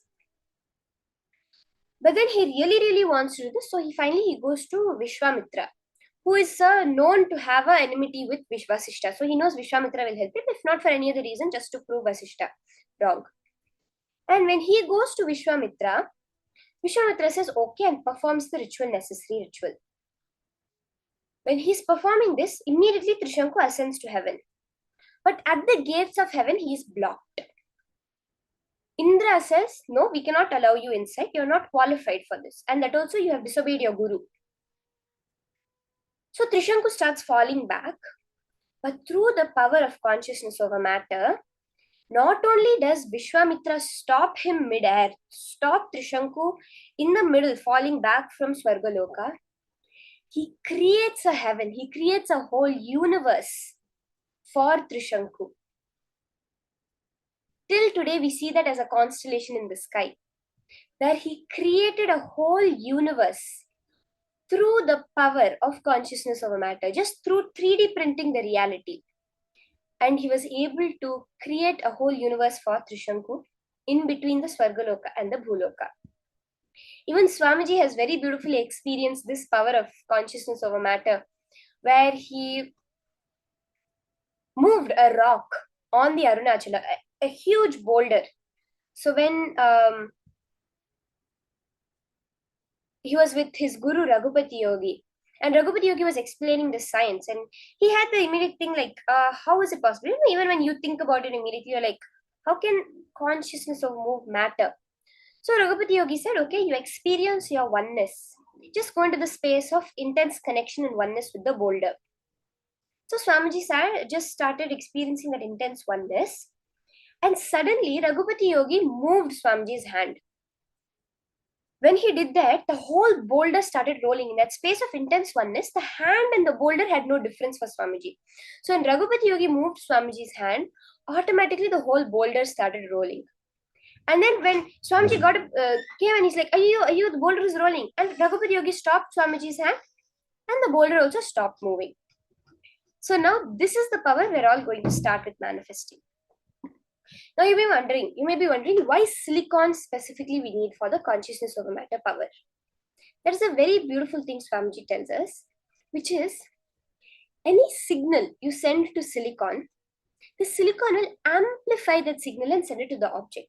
So we all have a feeling that consciousness over matter on our hand is very easy, because we feel it's a part of us and we can easily send the vibrations.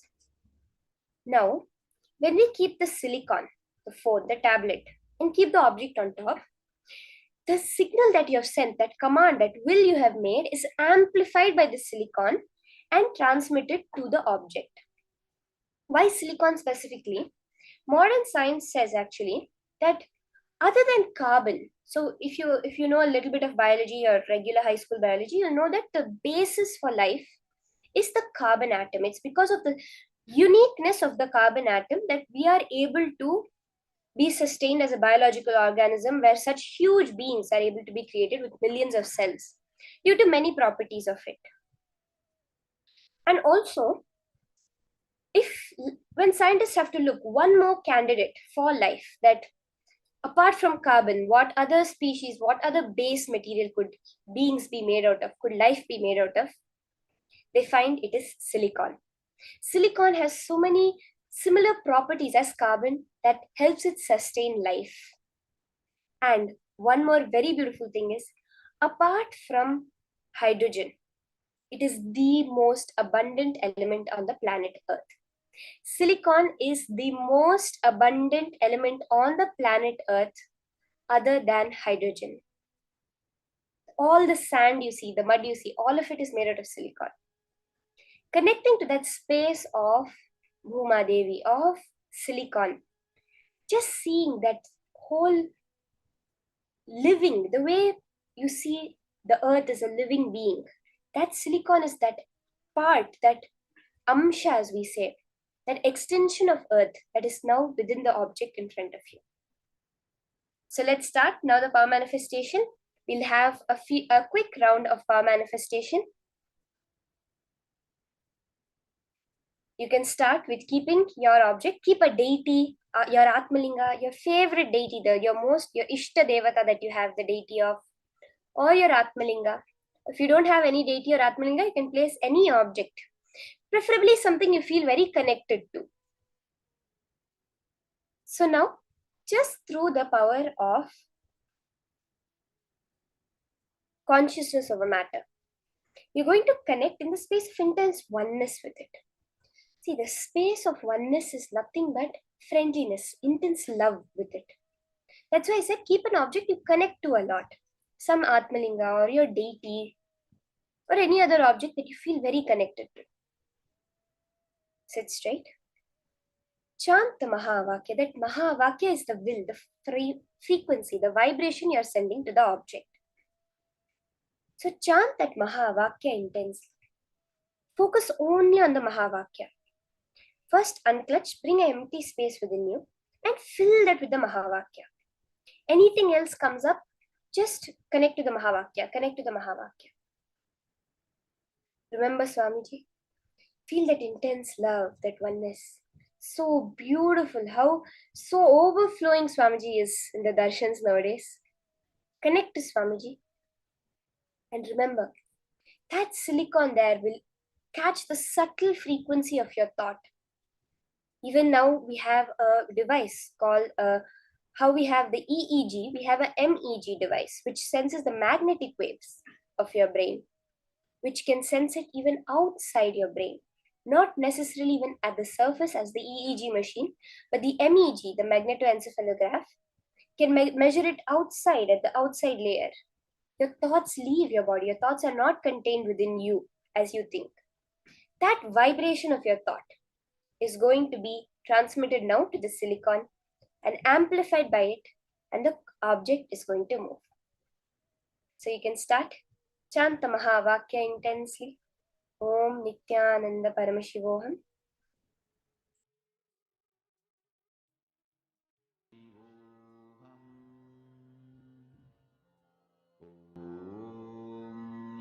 Nithyananda Paramashivoham. Hold the intense oneness constantly, again and again.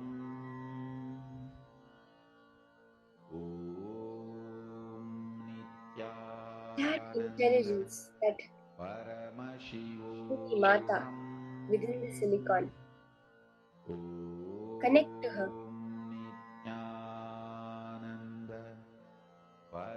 Give that vibration through the Mahavakya for the object to move. Sit straight. You can close your eyes and keep your eyes fixed on the object. Connect intensely to Swamiji. Only He is now manifesting through you. His space, His love, His being of Paramashiva, His powers. That's all is happening.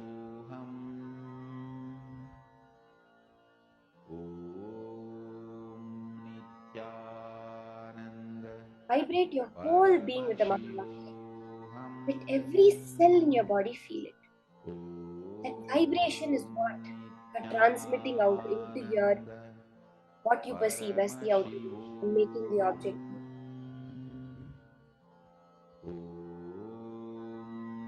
Nithyananda Paramashivoham. Let intense energy be awakened within you. Nithyananda Paramashivoham.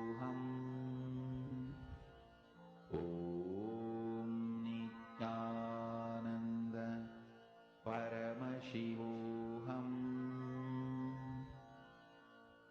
Om Nithyananda The object in front of you now is not separate from you. That love, that connection, that oneness. Oh, maybe two objects. Your body may not be physically connected in your perception to it. The space of both is one and the same.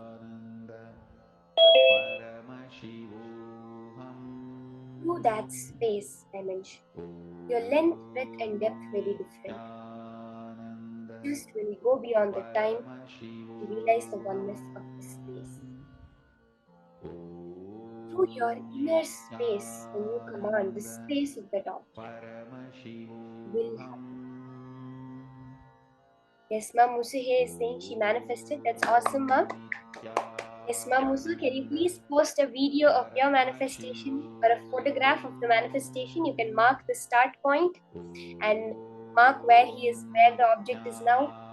Immediately go to Facebook, the Facebook group, and post your manifestation experience. Ma, what were you moving, Ma? Ma Musuhe? Which object were you moving?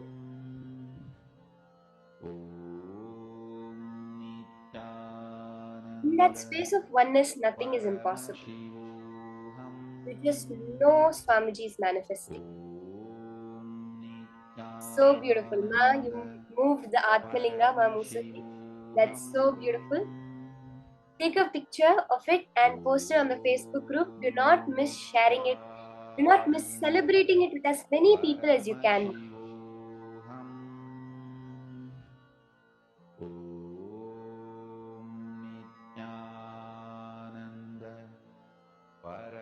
Paramashivoham. Om Nithyananda Paramashivoham. Om Nithyananda Paramashivoham. Om Nithyananda Paramashivoham. Om Nithyananda Paramashivoham. Om Nithyananda Paramashivoham. Om Nithyananda Paramashivoham. Ma Nayana Patel, Anisha, Ma Patricia Smith. Just connect with your object. Swamiji is there. He is making the manifestation happen. Only he is doing it. See, the only way anyone can be alive is if Paramashiva is there within you. If Paramashiva leaves, that's what we call as when we die. So that means, as Paramashiva, only the manifestation is happening. You perceiving this world, you perceiving your existence is nothing but you as creation. It is only he who is alive. If there is something else other than he, that means that is more powerful than him. But there can be nothing more powerful in the cosmos. Therefore, he is the only Purusha, he is the only alive being. Whether it's you, it's me, whether it's Ma Revati, whether it's Ma Poonam Yadav, Ma Priyesha, all of us have only Swamiji, only Paramashiva as the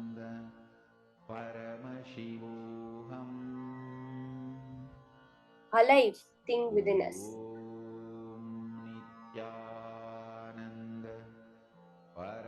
Paramashivoham. Om Nithyananda Paramashivoham. Om Nithyananda Paramashivoham.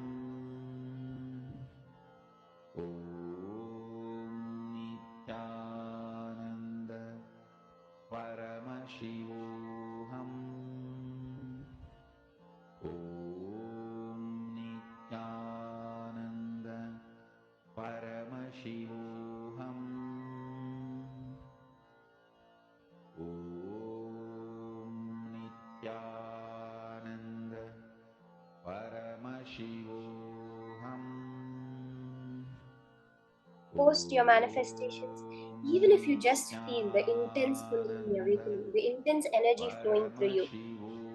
You'll be able to see. Please record your Atmalinga, especially if you're using the Atmalinga. You'll very, very clearly be able to see an intense vibration happening.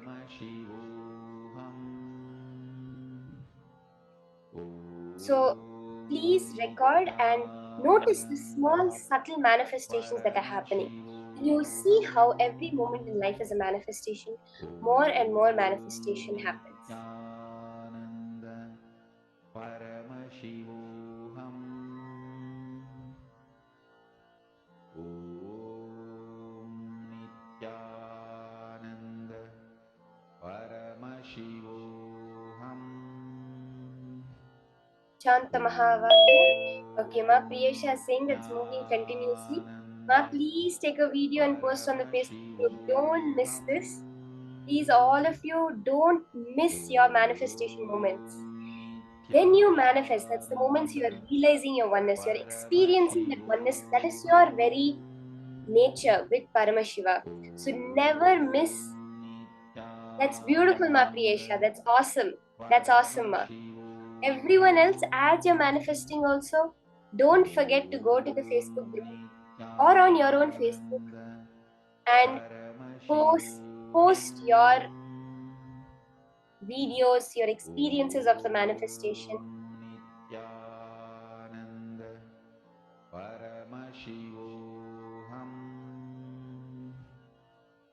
Have a few more minutes of manifestation. Connect intensely to Swamiji. Paramashivoham. Om Nithyananda Paramashivoham. Om Nithyananda Paramashivoham.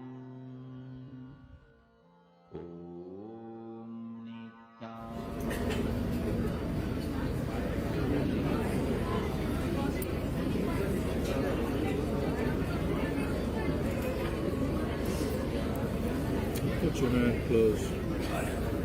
Otherwise it might tingle.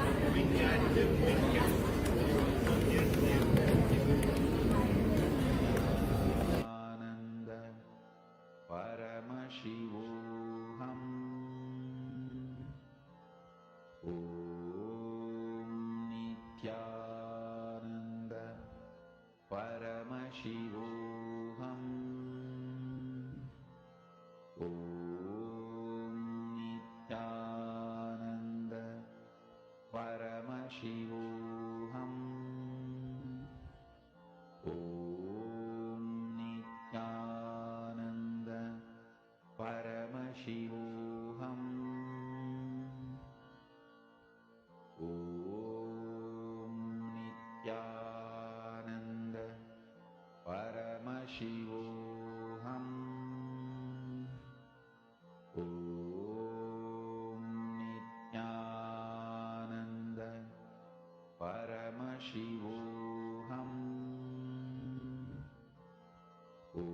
Om Nithyananda Paramashivoham. Om Nithyananda Paramashivoham. Om Nithyananda Paramashivoham. Om Nithyananda Paramashivoham. Om Nithyananda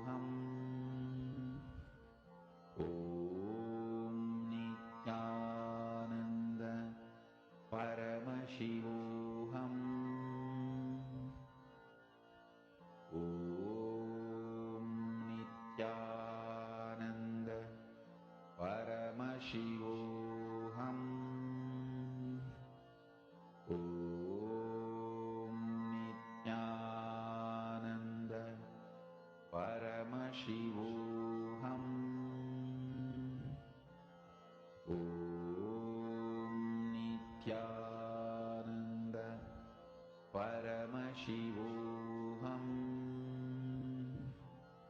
Om Nithyananda Paramashivoham.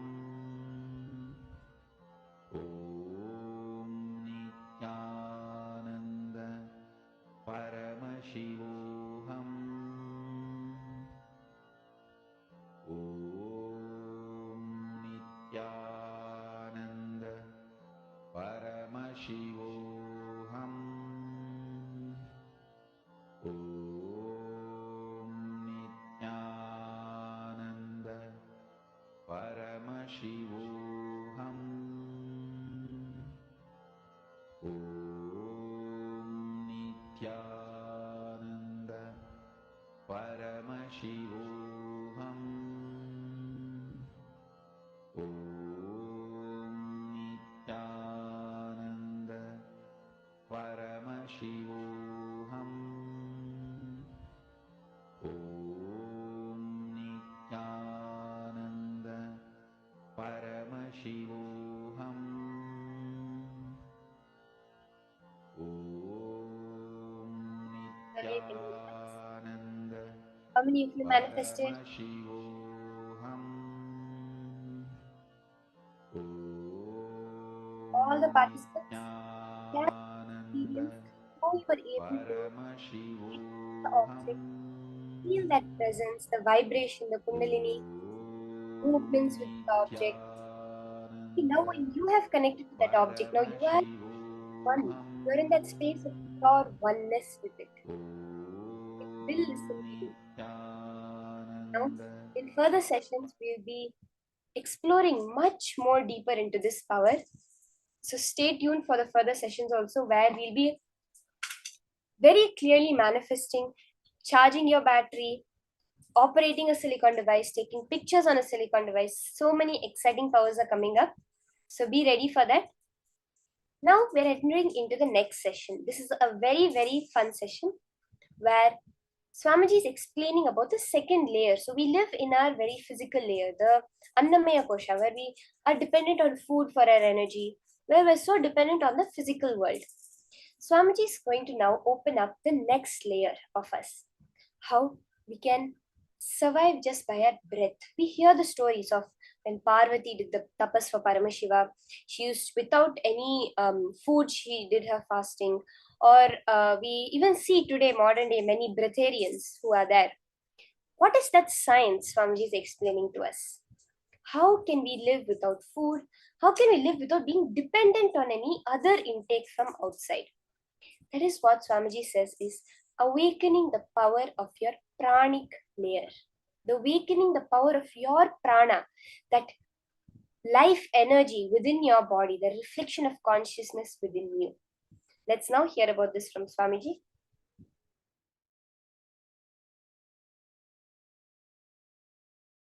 Nitya Kriya Yoga, please understand.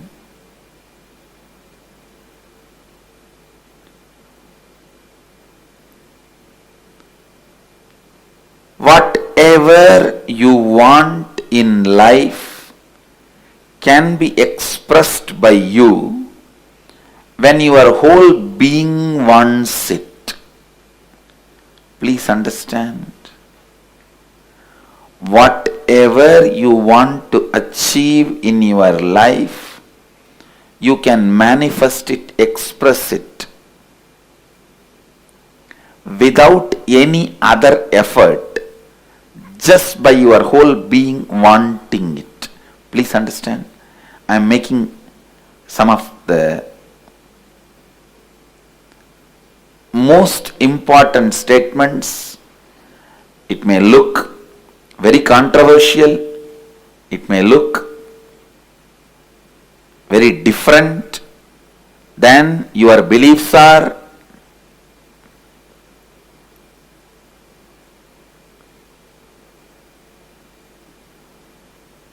Some of the important sacred secrets.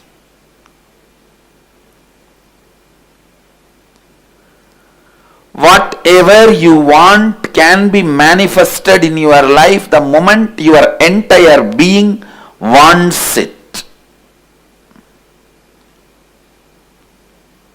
Not just parts of you. Part of you may want health. Part of you may want to have constantly junk food, alcohol and whatnot. Then you won't manifest health.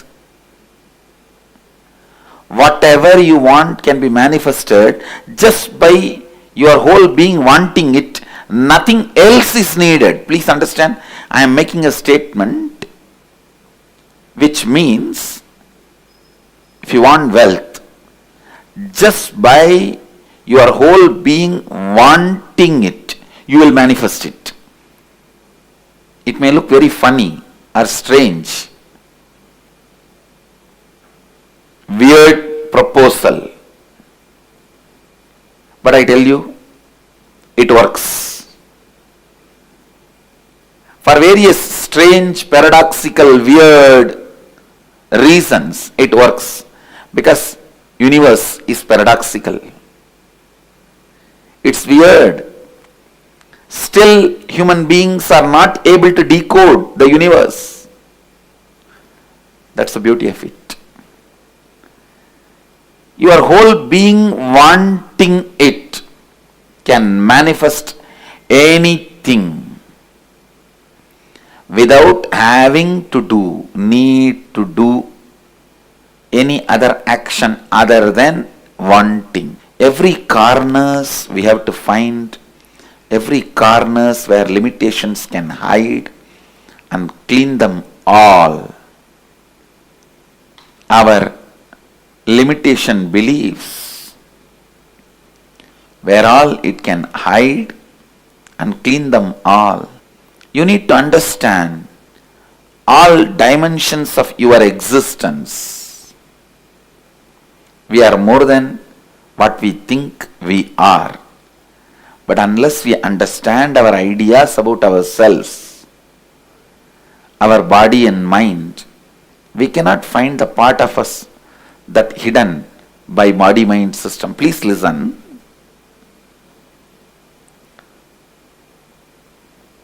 I am making two statements. What you think you are not that. That's the first statement. Second statement, what you think you are hides who you really are from you. That's the second statement. Listen to these two. First, what you think you are is not you, and what you think you are hides the real you from you.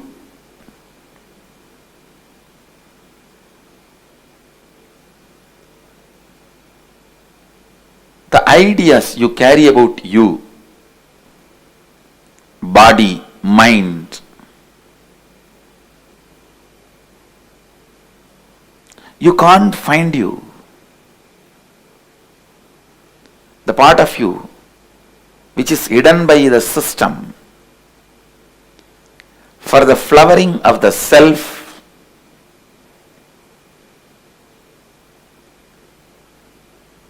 you need to work on the self itself. You need to work on your body, mind, emotions.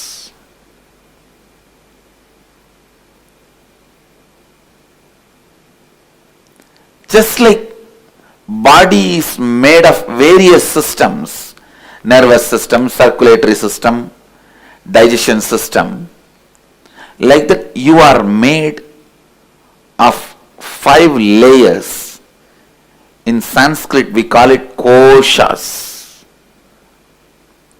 One of the oldest Upanishad, maybe 20,000 years old Upanishad, clearly describes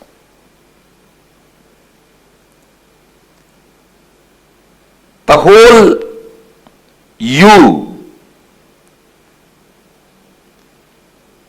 the sheets are coverings, in Sanskrit koshas. How many koshas we have? How to clean them, complete them, heal them, make yourself as one.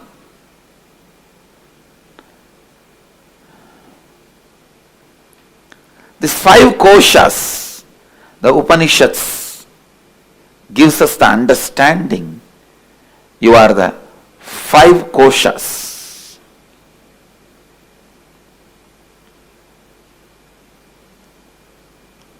First, the physical body you are having, which is made of flesh, bones, that's the first layer, body. That's the first layer of you, which you can touch, feel. That's the first layer of you.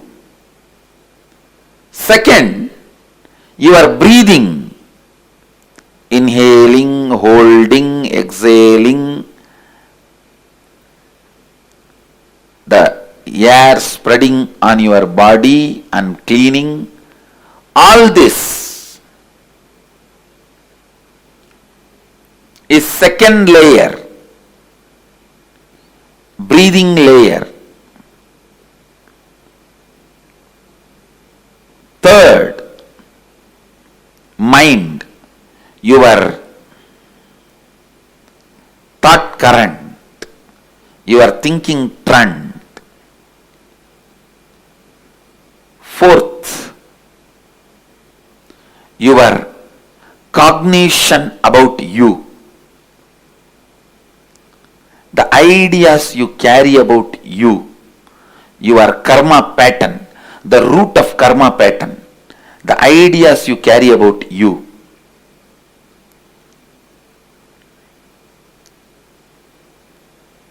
That's the fourth layer, your cognition pattern. Fifth, the bliss, the self in you, the bliss nature of you. Understand these 5 layers. Physical body, the first layer. Breathing, the second layer. Mental body, the third layer.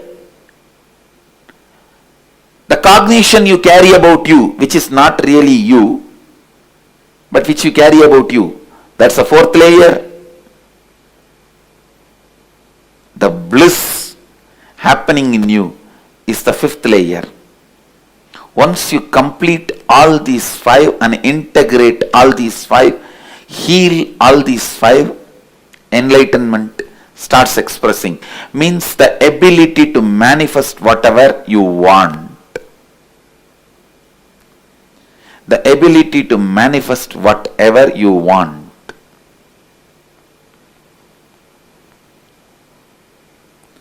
Only these koshas, these layers, need to flower, need to open, need to radiate and fall in tune. Ultimate self starts manifesting through you once these 5 layers start manifesting. All 5 layers need to be purified so they constantly radiate enlightenment.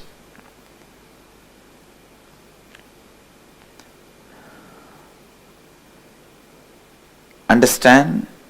Physical body, Annamaya Kosha. Physical body, the grass body,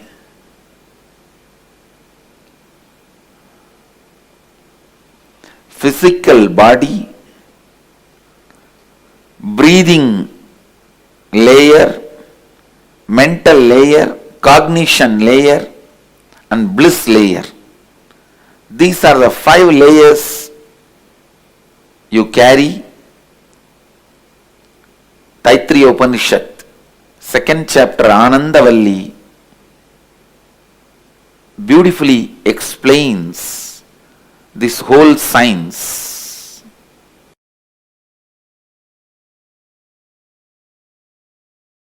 These 5 layers Understand? I'll repeat now. Physical body, breathing layer, mental layer, cognition layer, bliss layer. In these five,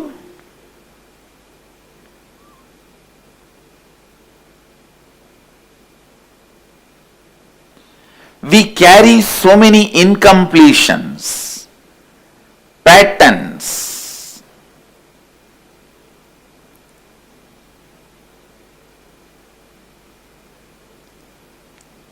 Removing all those incompletions, engrams, patterns, helping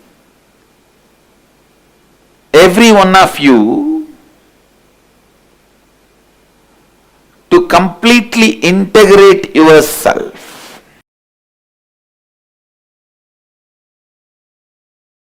I am going to introduce you to you.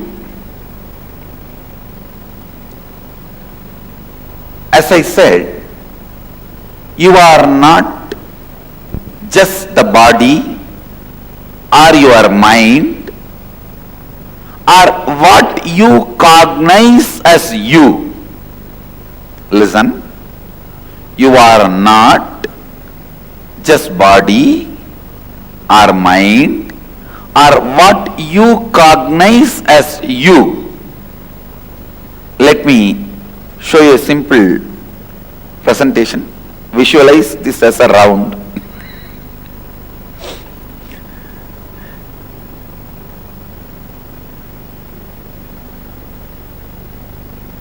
I am trying to redraw whatever is projected.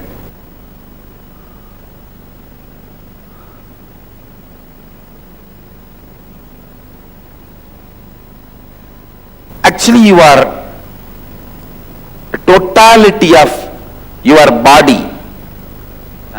Please, the first component of you is your body, the physical body which you are carrying, which is made out of bone, flesh, blood. This is the first component. Then second is your breathing structure. Inhaling, exhaling, the breathing structure is the second. Third, your mind, sometimes up, alive, excited, sometimes depressed, sometimes frustrated, sometimes feeling guilty, sometimes feeling alive, bright, sometimes feeling tired, bored. Mind. That is the third part of you. Fourth, what you cognize as you, what in core of you, what you cognize as you, what you feel as you, that's the fourth part of you. Fifth, the bliss, freedom beyond all these four. I can say the glimpse of real you.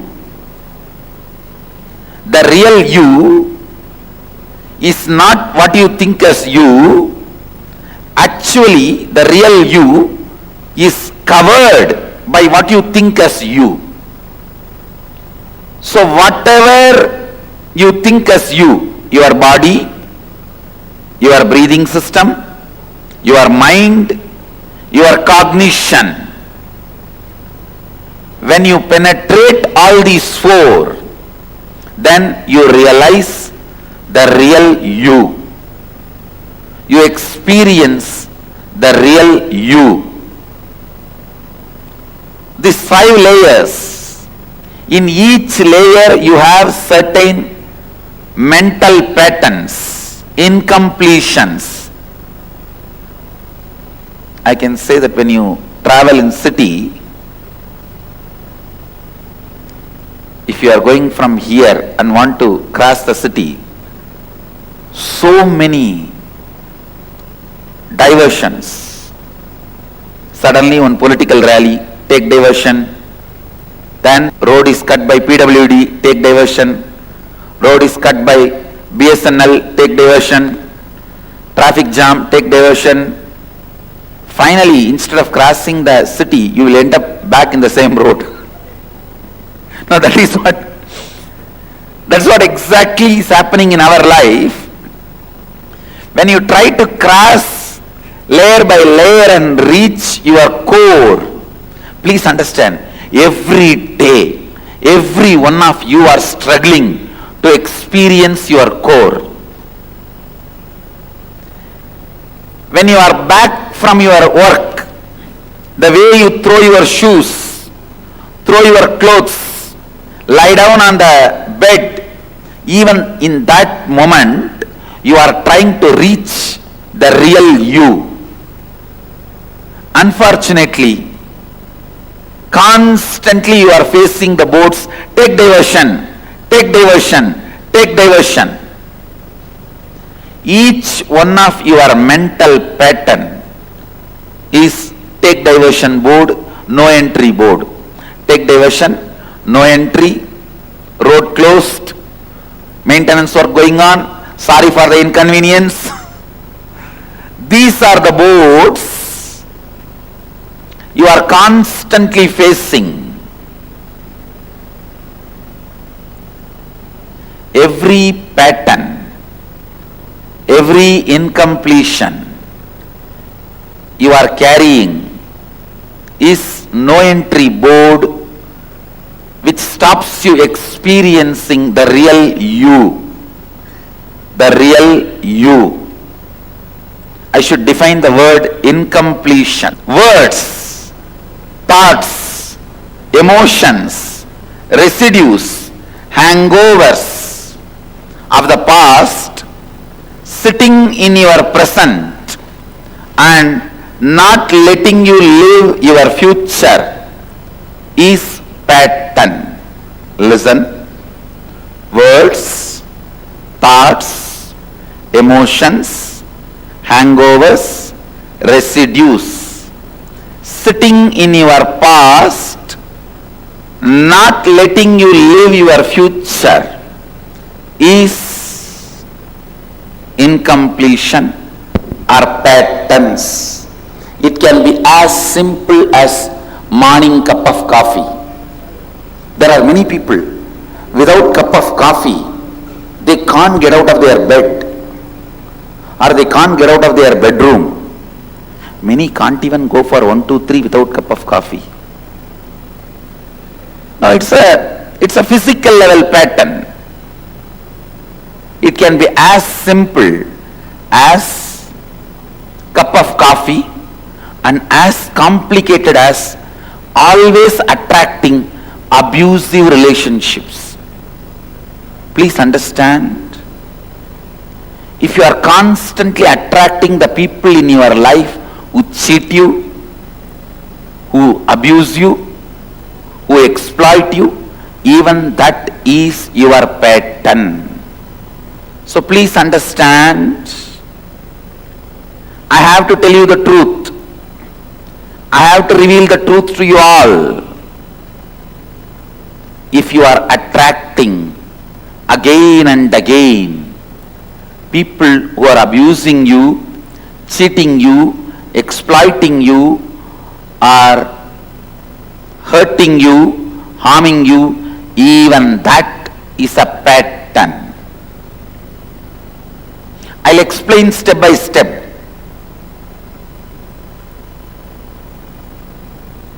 It can be as simple as morning cup of coffee to as complicated as attracting, abusing, hurting people in your life.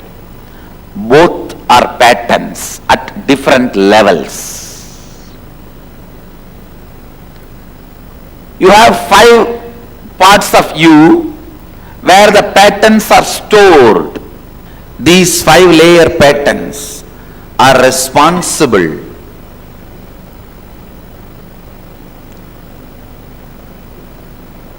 for you not experiencing completion. once you experience completion, you will simply know how to rewrite your life.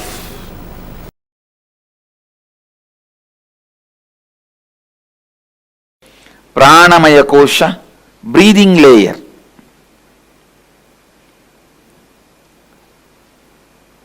See, prana is the energy which your body absorbs while you are breathing. Please understand. Prana is the energy your body absorbs while you are breathing.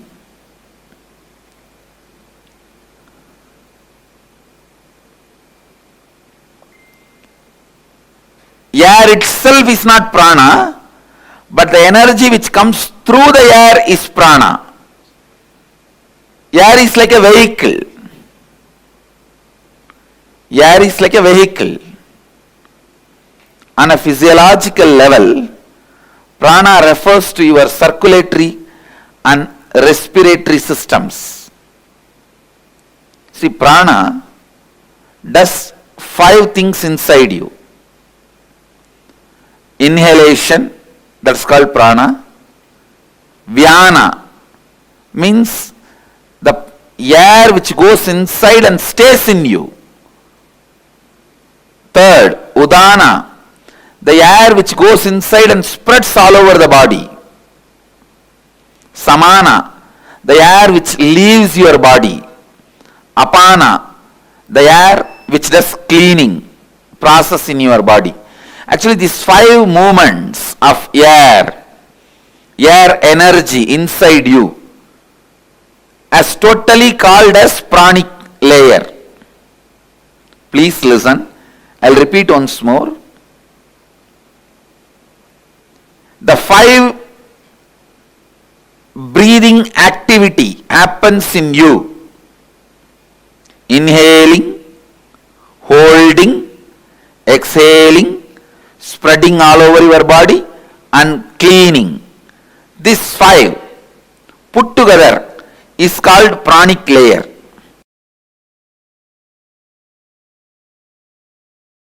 The purpose of power manifestation is to make you more and more integrated to the life. My prana is very powerful. Please understand. Power of your prana is power of your health, power of your life. Few days before I was telling, in 11 dimensions of the universe, the forms I use is different, the names I use is different, the language I use is different, but the breathing I do is same.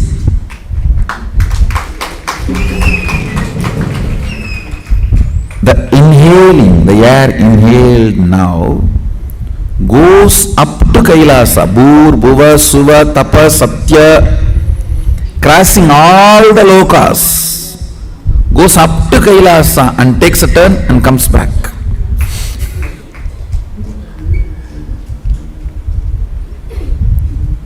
When it is very powerful, the mantras released through this breathing gets into your system so deeply, awakens your system so powerfully. It is like the moment the sacred syllables are given, immediately it becomes part of your cognition.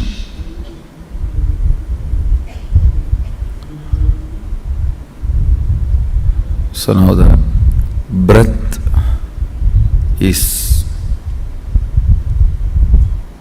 so intense, the prana is so intense. Let's not waste this moment. Let's use it for beautiful initiation.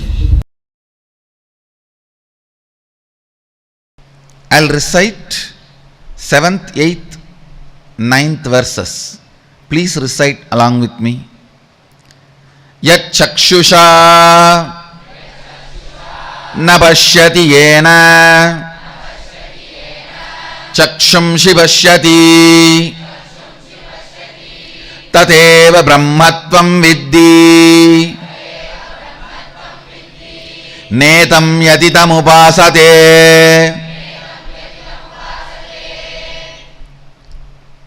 Listen. 4th, 5th, 6th, 7th, 8th, 9th. All these 5 verses are powerful repetition, especially 5th, 6th, 7th, 8th, 9th. These 5 verses, same word. Viddinetam yatitam upasate, viddinetam yatitam upasate, viddinetam yatitam upasate, viddinetam yatitam upasate. The full line, Tadeva Brahma Tvam Viddhi Netam Yadidam Upasate. That full line is repeated 5 times. As I said, Tadeva Brahmatvam Viddhi Netam Yadidam Upasate is the most number of time repeated verse in all the 108 Upanishads. I wanted to explain the sacred secrets in these verses one by one, the way you can grasp, understand the importance of breathing. It is not smelling, you are breathing life. It is too important. You need to constantly be aware and alert whom you are breathing. Like whose food you are eating, with whom you are eating matters. With whom you are breathing matters. And if thousands more and more number of people feel rejuvenated and happy by breathing your space, you will be blissful. Naturally you will be loved, you will be wanted. That will make you more and more blissful, more and more loving. I tell you, what you breathe out becomes your character. Whatever you deny becomes your weakness pattern. Whatever you breathe out becomes your character. Breathe out love, breathe out completion. It becomes your character. Whatever you deny, I cannot do. He will talk, who knows, only I know. After 2 days, all these are not working for me. One day I have this ambition and activism, second day I don't know where it goes. All this denial will become your pattern. Whatever you breathe out, which everyone around you enjoys, becomes your character. I tell you, breathe out, breathe out, breathe out. Breathe out joy. Let everyone around you breathe the joy. Let everyone around you breathe the completion you radiate. I tell you, whether in business, personal fulfillment, joy, love, relationships, contentment, health, in everything, if you can breathe out more and more joy, completion, and more people love to hang around you, feels rejuvenated, love, energy, completion, all that. That is what is success. That is all is success. It is not some cunning, technical, strategical planning. No. No. Ramakrishna never had a strategy. Till he was in the body, he had only 2-digit number of disciples, not even 3-digit. For his own, when he left the body, the number of people gathered is 2-digit, not in 3-digit. That is also lower 2-digit, less than 50, not above 50. Higher two digit means 50 to 100, lower two digit 50 to 99. Lower two digit means 10 to 49. It is lower two digit, less than 50 people. See the photos taken when he left the body. It's less than 50 people.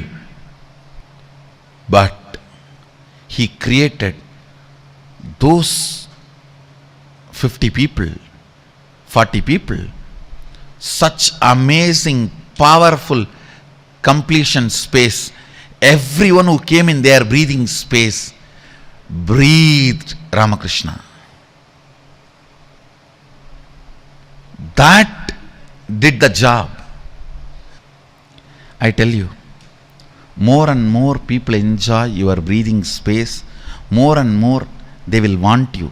When you feel you are wanted, you will start expressing more and more of this, and that will become your character. That's all is the virtuous cycle for completion, fulfillment, success. When something becomes character, you start living it, believing it as you, and that leads to enlightenment itself.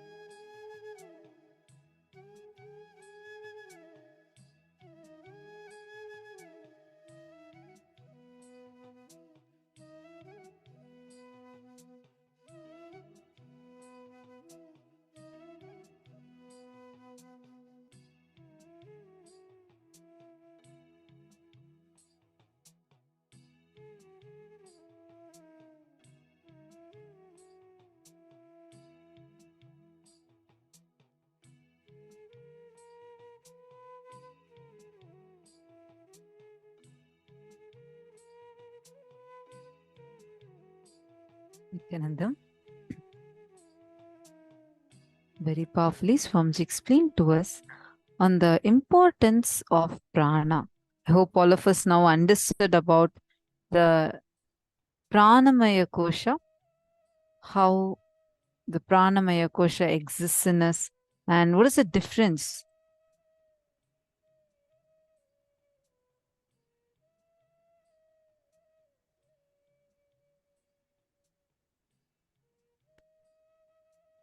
between your breathing and the pranamaya kosha itself. I hope all of us understood that. Can I request all the participants to take a few minutes and post what are the things that you have understood so far?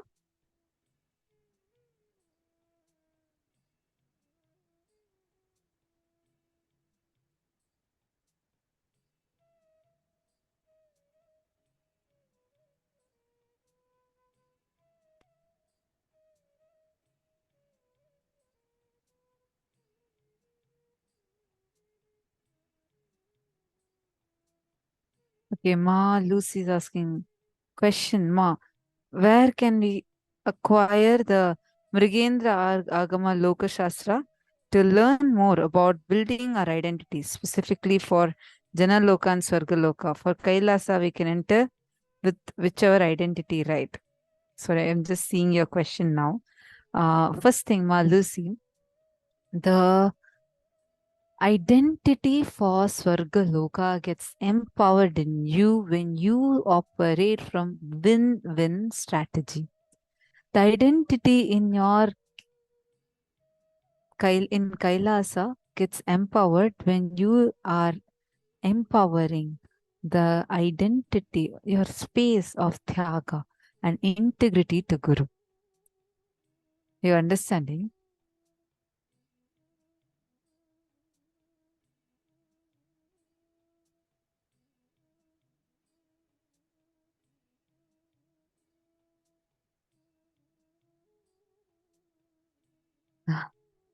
Lucy saying a bit off subject right now, but I had to say, Swamiji in today's background picture looks absolutely divine. Such a beautiful picture of him. Thank you for sharing it with us.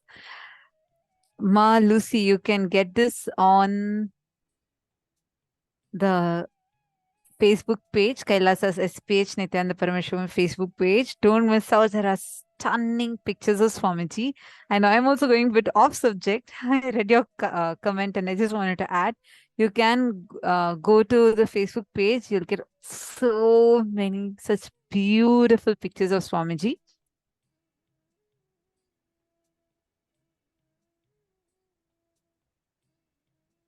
Ma Poonam Yadav is asking for the verse that Swamiji had revealed to us. That is from the Keno Upanishad. In Keno Upanishad, this is where this verse comes. Definitely, we can even send that satsang link itself to you, where Swamiji explains this verse elaborately. I request a support desk team to kindly send it.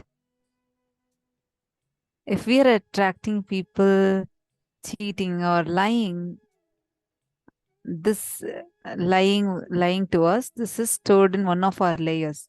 Prana or breathing has 5 stages.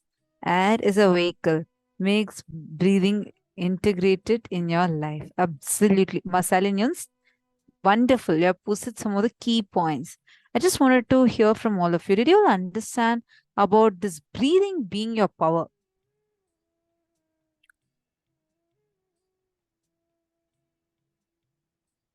See, breathing, prana. Prana is not just air that goes in and comes out. Prana is that life energy. What is that which gives life to us from the air is prana. It is not just scientifically, biologically, when you study, all you see is maybe oxygen molecules. If it's just an exchange of carbon dioxide with oxygen that happens in our cellular level in our lungs, then how can that alone give us life? Prana is, like how Swamiji explained, there are 5 stages. How Swamiji explained about prana, apana, upana, all these 5 stages of prana, where you inhale and how you hold the breath, how it gets assimilated in you, and how you exhale. The whole thing is prana. That energy is so powerful. You have a layer of pranic body in you. Panchakoshas, that's the first clipping we started with, where Swamiji explained to us about the 5 layers of our existence. Physical body that you see is only Sthula Sharira. There are 5 layers. Annamaya Kosha is this that you see. Then Pranamaya Kosha is your whole breathing, the entire breathing pattern, the breathing system that you carry, and the prana, the life energy itself.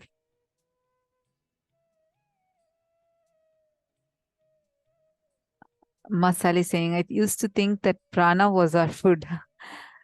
Prana is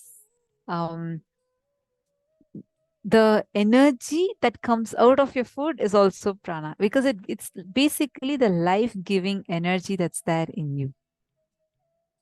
Now, this prana is so powerful. Swamiji shared a very powerful incident when one of Swamiji's gurus, how just using the power of prana, it takes normal rice.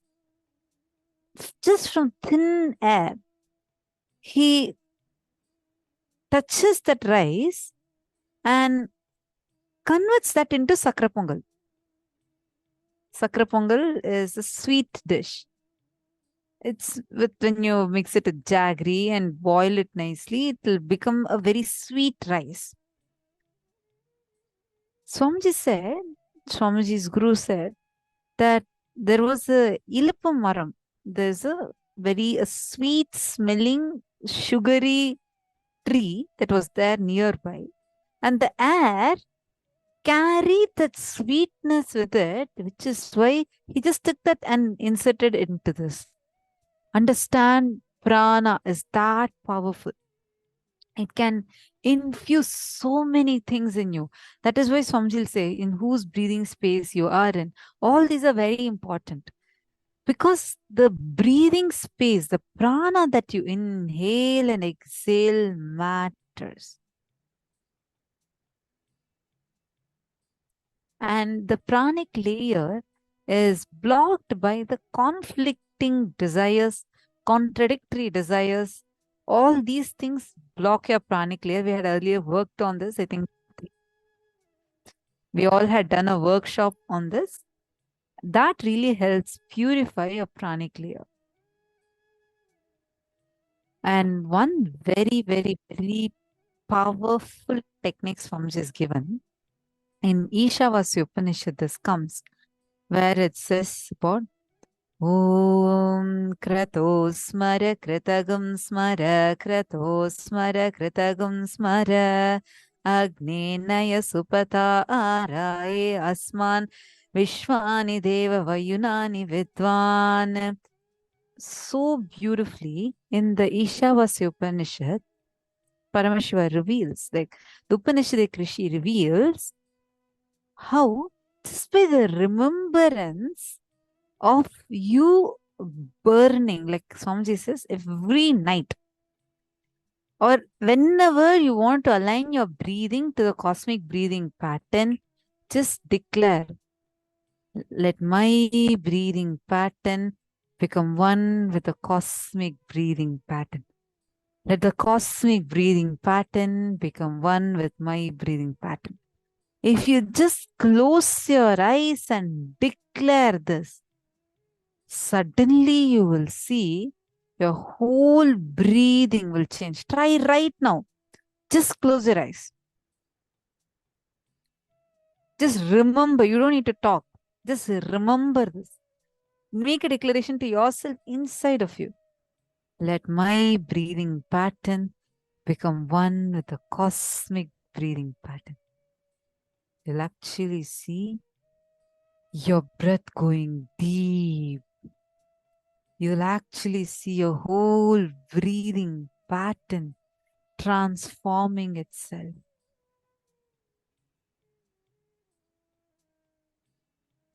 How many of you are, the moment you declare, how many of you feel it? Like your whole breathing pattern changes. Yes, I feel it. Okay, Masheriga, Uma, Diana's Poliv, Ma Lucy, wonderful. What about Makranda, Ma Nitya Naresha, Wei Huang?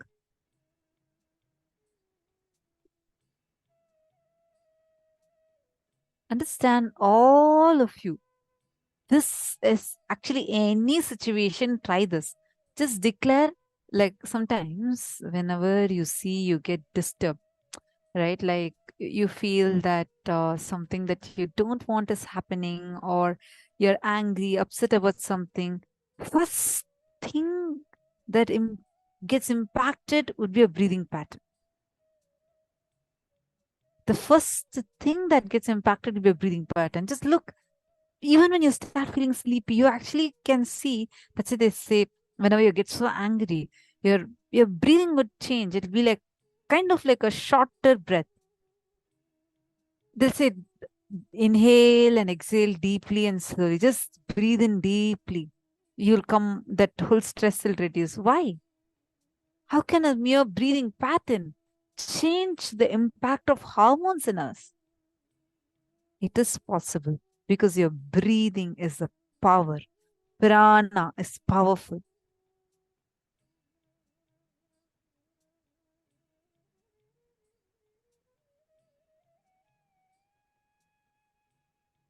Ma Stephanie saying, Ma, is this sentence shifting us to allow breathing prana and start quitting food? Don't worry, it's not about you to quit food or anything right now. See, even though your body is capable enough, powerful enough, I have seen at one point 4 days, or I think 4 days straight or more than that. I don't remember the exact count. Definitely almost 4 days. Swamiji was sitting and working for almost 20 hours straight without a drop of water, without a grain of rice or anything, no food, no water. Continuously 4 days straight. Swamiji was in such high, powerful samadhi space. 4 days. I remember 4 days. I think it's more than that for sure. You will see, your body has that intelligence. See, just understand your breathing is powerful. Next time onwards, whenever you get agitated, you get angry, just remember this.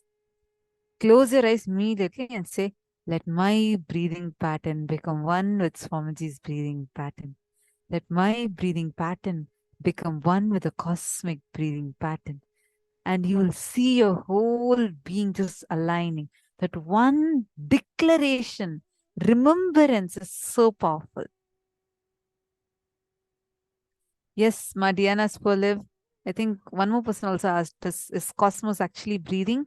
Swamiji says there's a cosmic breathing pattern that exists. And just by your breathing changing, how many of you have noticed the moment curtains open and you see Swamiji, like stunning and like so beautifully radiating, so divine, just sitting there with that smile on his face and blessing us. You're just seeing that, but you notice your whole breathing changes. So much bliss that's oozing out of nowhere. Understand? Because that is the power your breathing pattern has. That is the power. Whenever you connect to the cosmos, your very breathing changes. Tanja Devan is saying, no words to describe. Absolutely. That's the power. Do you see? that smile, and then the space that you get transported or teleported to. Mail Kolivera, Jing Wong, Pradeepa Krishna, Fei Fei Shen, Yali Peng. Can I request all of you to come on camera, please? Ma Jayalakshmi, please come on camera and settle down.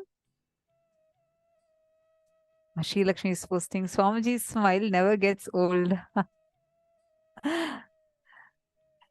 Yeah, I think all of us keep talking more in the session about Swamiji's darshans.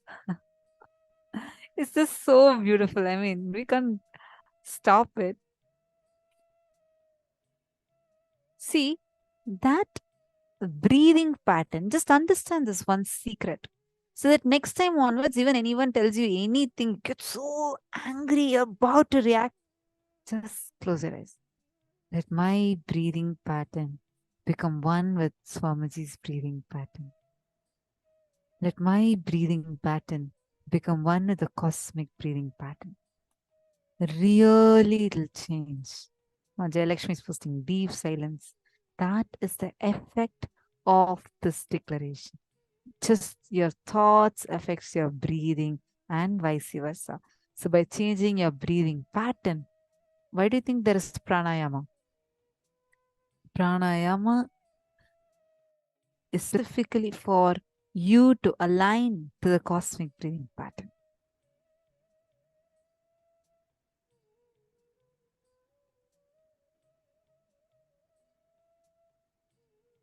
So now we all are going to do a small meditation. First, let's understand a little more about this prana that is there in us. Prana is not the air, but the energy that your body absorbs when you are breathing. Prana does 5 things. Inhalation, vyana, means the air which goes in and stays inside of you. Next is udana, the air which goes inside and spreads all over your body. Next is called samana. Samana is the air which leaves your body. Then apana, the air which does the cleansing process in your body.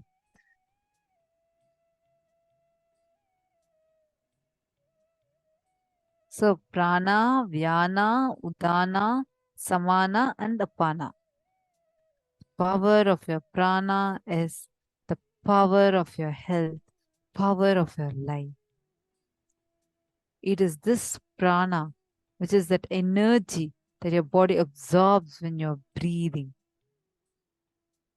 And now before we enter into the Kriya itself, just want to give a disclaimer note.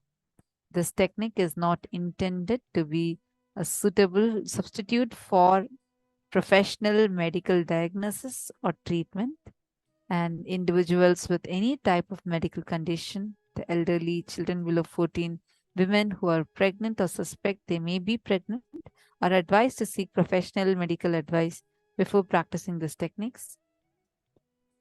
Viewers who are not on two-way video conferencing are cautioned that they are practicing these techniques at their own risk. Now, you need strong awareness to work with this method. First thing, catch the right place for you. Be completely relaxed. Don't be tense. But you shouldn't sleep. You should not sleep. You should not be lying down. Just relax and sit. If you wish, you may sit on chair, otherwise you can sit on the ground. Please close your eyes.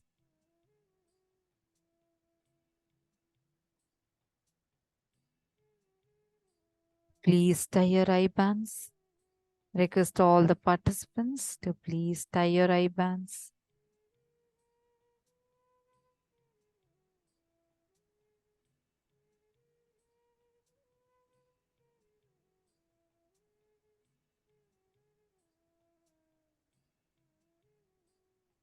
Come on, Maha Antasaha, Nitya Satantra. I request all of you, please tie your eye bands.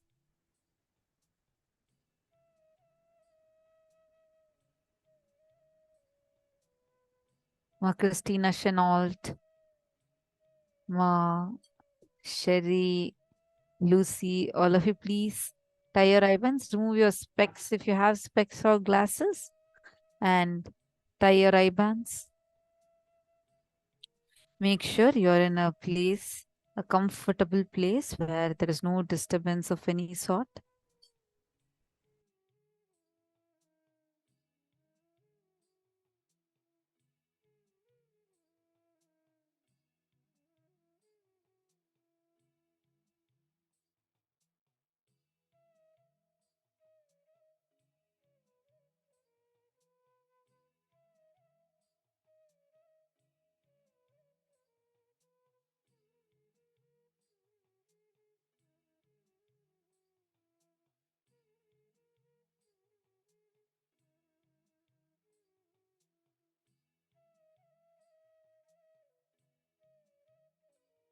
Now, close your eyes. Just sit in a very relaxed way. Release all the tensions. There should be no tension around the navel area. Let your navel region be completely relaxed. Don't change the pattern of breathing by force or by will.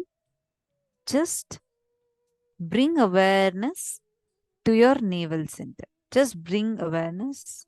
That's all.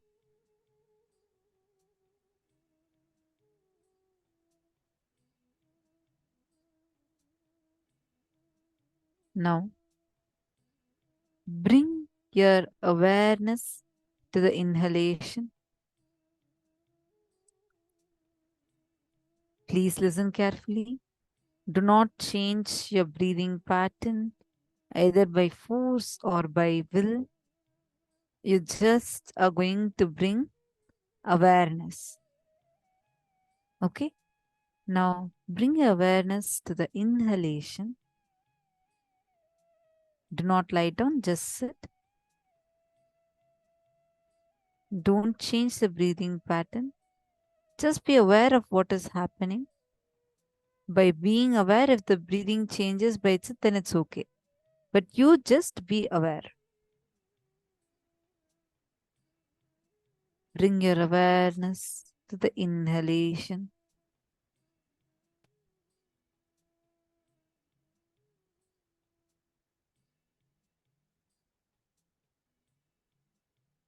Be aware of the air that's going inside of you.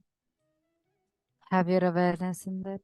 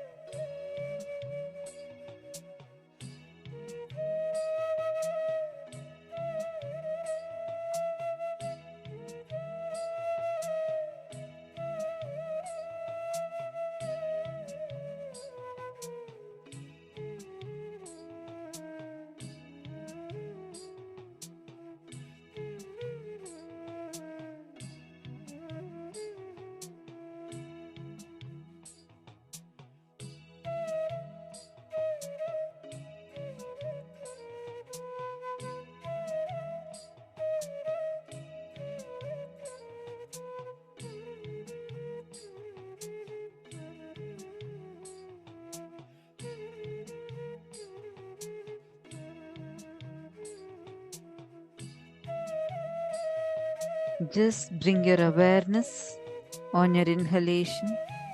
Do not try to change your breathing pattern.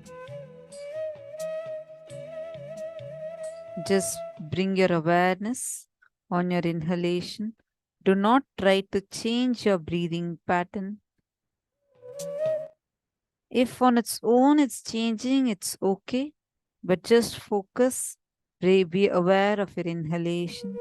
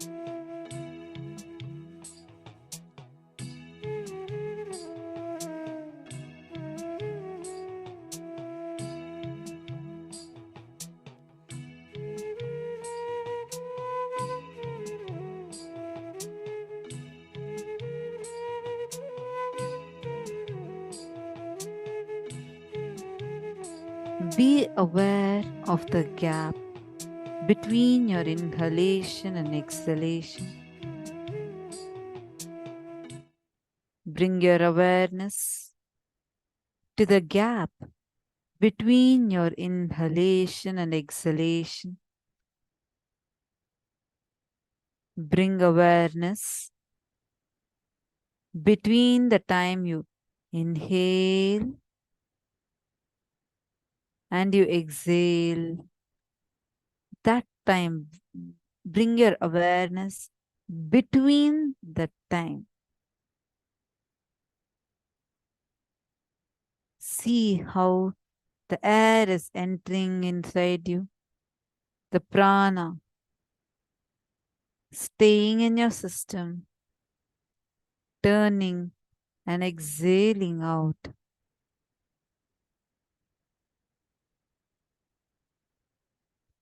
Do not sleep. Please sit. Just be aware and identify. Just bring your awareness between this gap.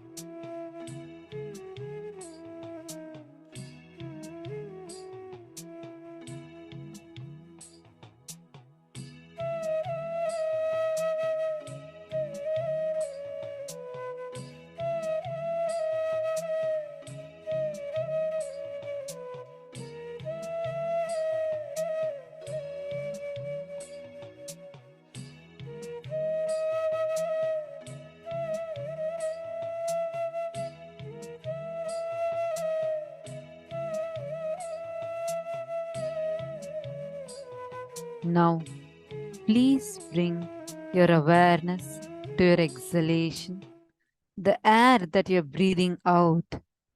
Please bring awareness to your exhalation. Whatever you're breathing out, just be aware of your exhalation.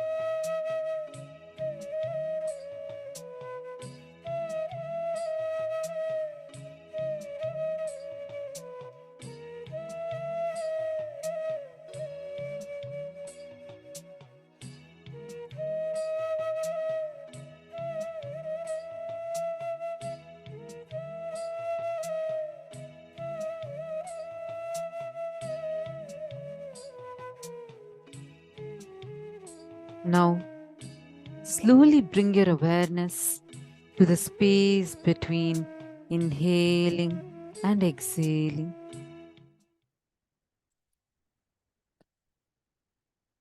And feel the spreading of prana all over your body. Bring awareness to the part where the spread of prana occurs. Prana spreads all over your body and makes you alive. Bring awareness to where prana is spreading in your body.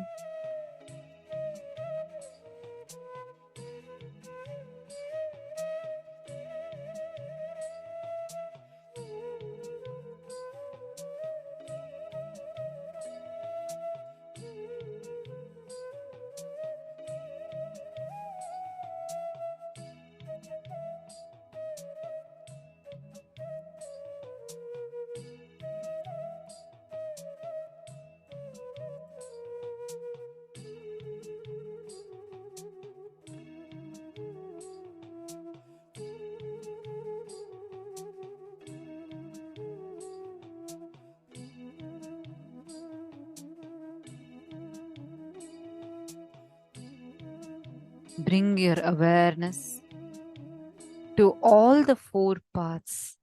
Inhaling, staying, spreading all over the body, and exhaling. Do not sleep. Please sit comfortably and bring awareness to all the four states. Please do this. Bring your awareness to your inhalation,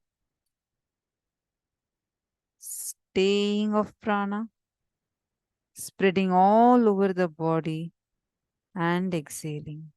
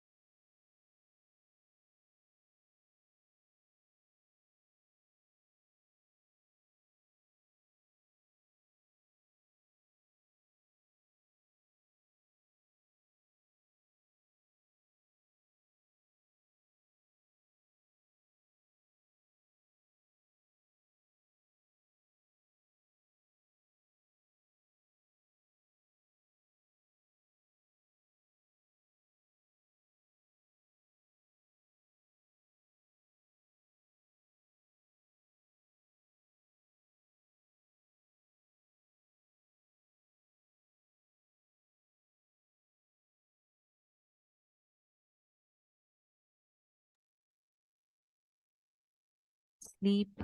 Do not sleep. Do the process intensely. Just bring your awareness. Now, bring your awareness to your navel center. Your complete awareness to your navel center.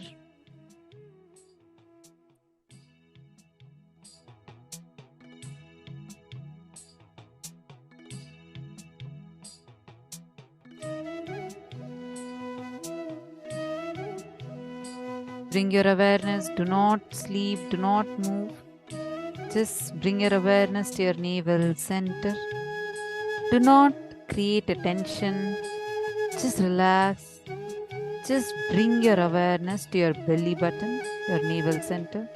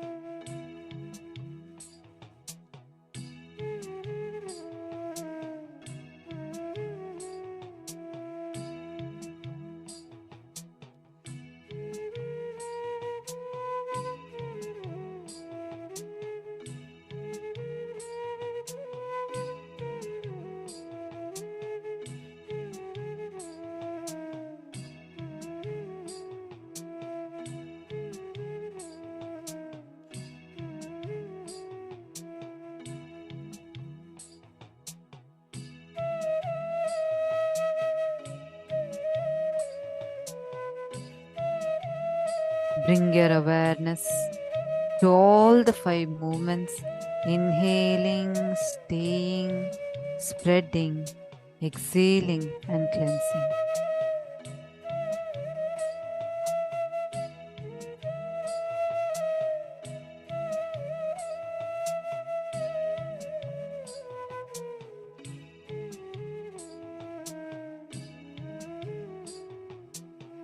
Slowly, very slowly, please relax. You can open your eyes. Please relax. All of you can open your eyes now.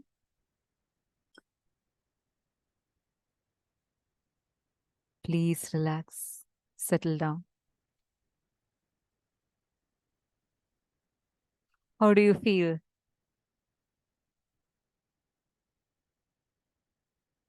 You all can open your eyes. How do you feel now?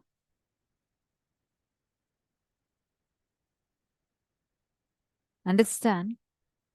Just go with this very feeling that you are connected to this entire space. Wherever prana exists, you are there. In reality, you are connected. That is why air pollution affects you, or pure air gives you that fresh feeling. Just feel connected to the prana.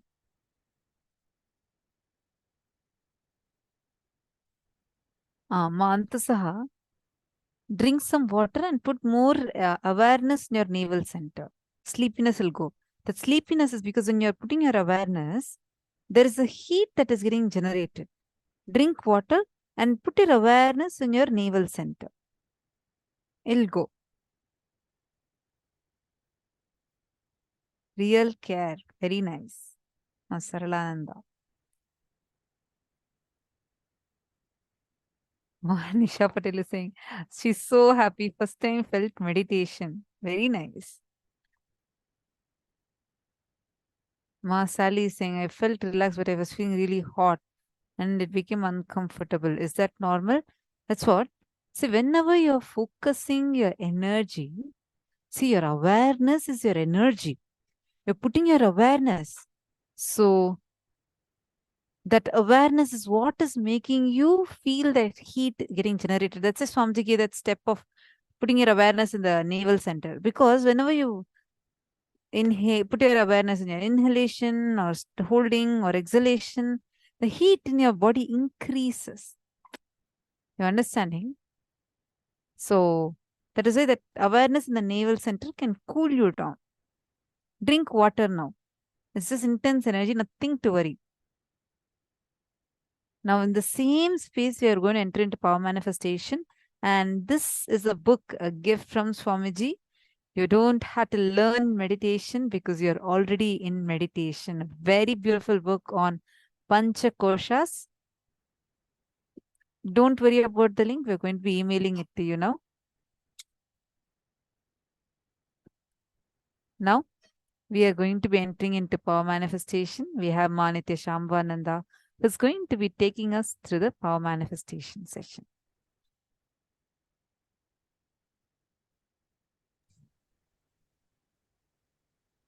Yes. Let's now enter into the power manifestation session. We're going to be entering further into the power of silicon, where let's do in this round charging a silicon device. So in the previous round, we started with moving an object on a silicon device. Now in this round, you can take any silicon device and we're going to be charging it just through the power of the third eye. Meaning, you're not going to be having any external power source for the object to get the charge within it. How are you going to do this? As we just saw.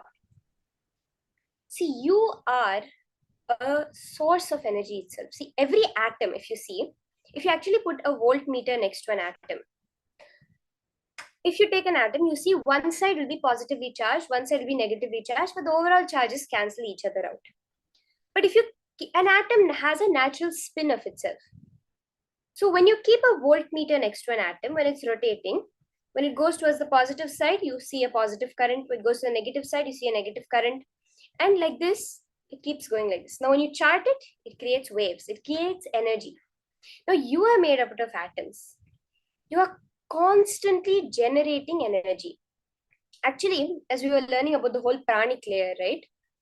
The amount of food you eat, if you actually do a calculation of how much energy your body consumes for all its processes, whether digestion, walking, living, breathing, circulation, the nervous system, the amount of energy your body consumes, and the amount of calories, the amount of joules, the amount of energy you get from your food do not have any matching at all. It's like you're trying to fill a swimming pool of water with a dropper. It's like you're saying that because with this dropper, I'm putting a drop of water in the swimming pool every day. That is why the swimming pool is full. That is the amount of energy you're actually getting from your food that you're thinking is running your body. The actual energy you have, that source of energy, is from all the 5 layers, not just from the Annamaya Kosha, not just from the food you eat. The next level, where we get prana from, where we get the life energy from, is from the breathing. Swamiji says that just the breath, based on what action you do, your breath deepens, it changes. Whatever routine that Swamiji has given us, the morning routine, the yoga, puja, kirtan, satsang, power manifestation, all of it works on the breath, Swamiji has said. So are we ready? We're going to now, with that inexhaustible source of energy within us, that's there present all around us, that modern science calls the quantum vacuum fluctuations, the Planck energy, which is infinite, literally. That is what we're going to be using, which we know as Paramashiva, as consciousness. From that energy, from that inexhaustible source of energy within you, you're going to charge the silicon device. So I request all of you to keep your device in front of you now. Click a screenshot so you can turn off any apps that are there in your phone. You can, you can just remove all the running apps and clear up your phone and take a screenshot of the percentage of your battery right now at 2:10 p.m. So when you take a screenshot, you'll get the time and you'll get the battery in it. Just take a screenshot at 2:11 p.m. EST, Eastern Standard Time. So if you're in India, it will be a different time. If you're wherever you are, you'll have a different time. So take a picture with the time shown very clearly along with your battery percentage. So let's start. Can I request all of you to quickly pick up the device that you're going to be charging, and preferably a separate thing than what you're watching the program on. So you can take maybe your phone or a tablet that you're not using for watching this program and clear up all the apps and take a screenshot of the time of the current battery charge in your phone.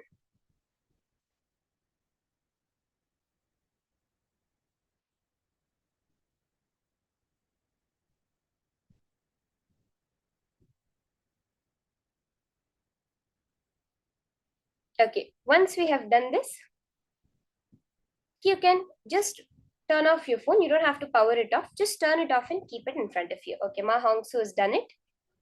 If anyone else is left to do, you can just, everyone who's done, just say done in the chat. If you're finished taking the screenshot.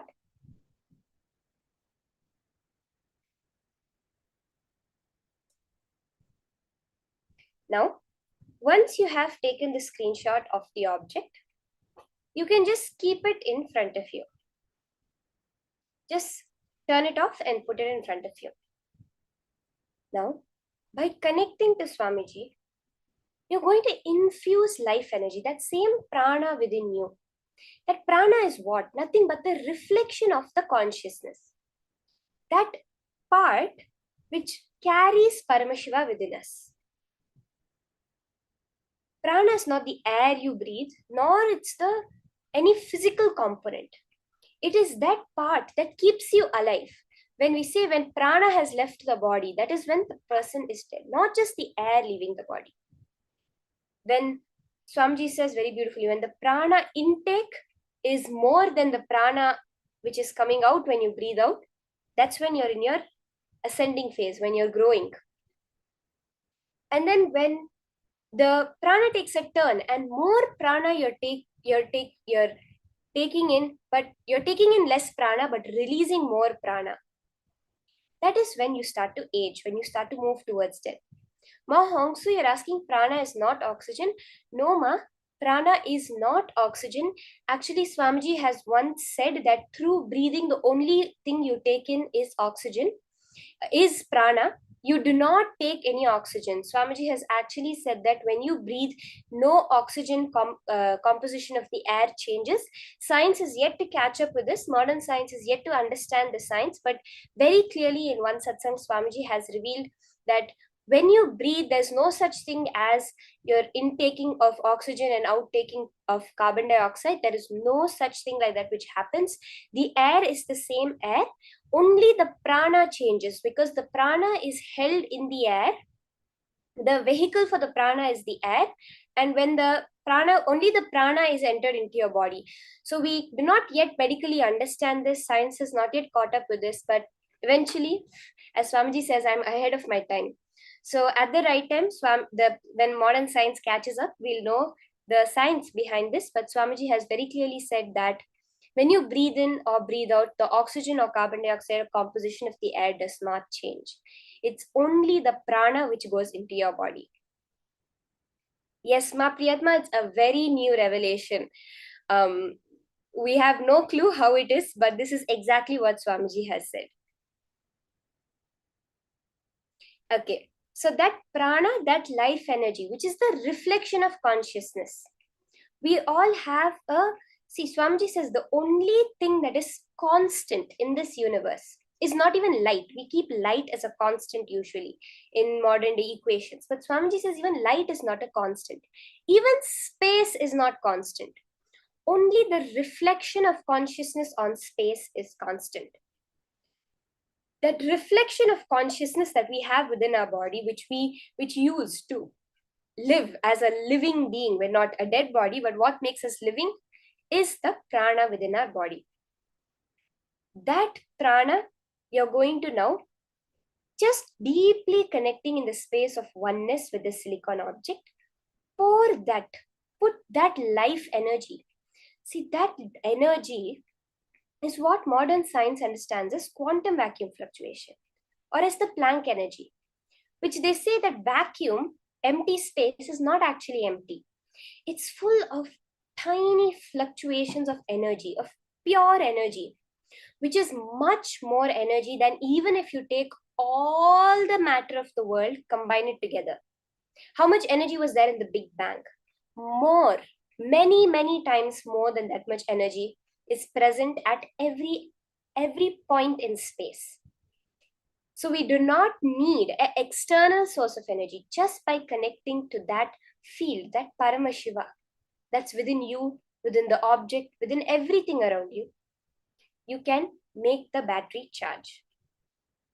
So let's start. Sit with your head, neck, and spine in a straight line. You can close your eyes and intensely chant the Mahavakya, the vibration. Every breath, Swamiji says, the mantras that are infused with prana, that happen through his breathing, is what causes the shift within us. Let the Mahavakya coming out of you have the energy that keeps you alive, that life energy in it. Let's start the power manifestation. Unclutch. Remember Swamiji in your third eye. Enjoy the beautiful form of Swamiji. And chant the Mahavakya. Let's start. You're going to be charging your silicon device.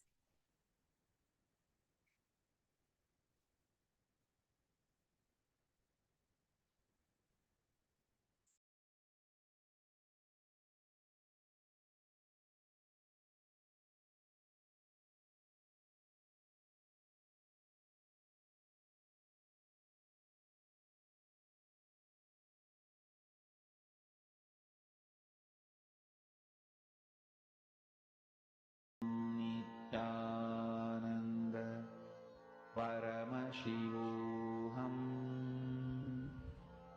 Om Nithyananda Paramashivoham. Om Nithyananda Paramashivoham. Om Nithyananda Paramashivoham. Om Nithyananda Paramashivoham. Om Nithyananda Paramashivoham. Om Nithyananda Paramashivoham. Om Nithyananda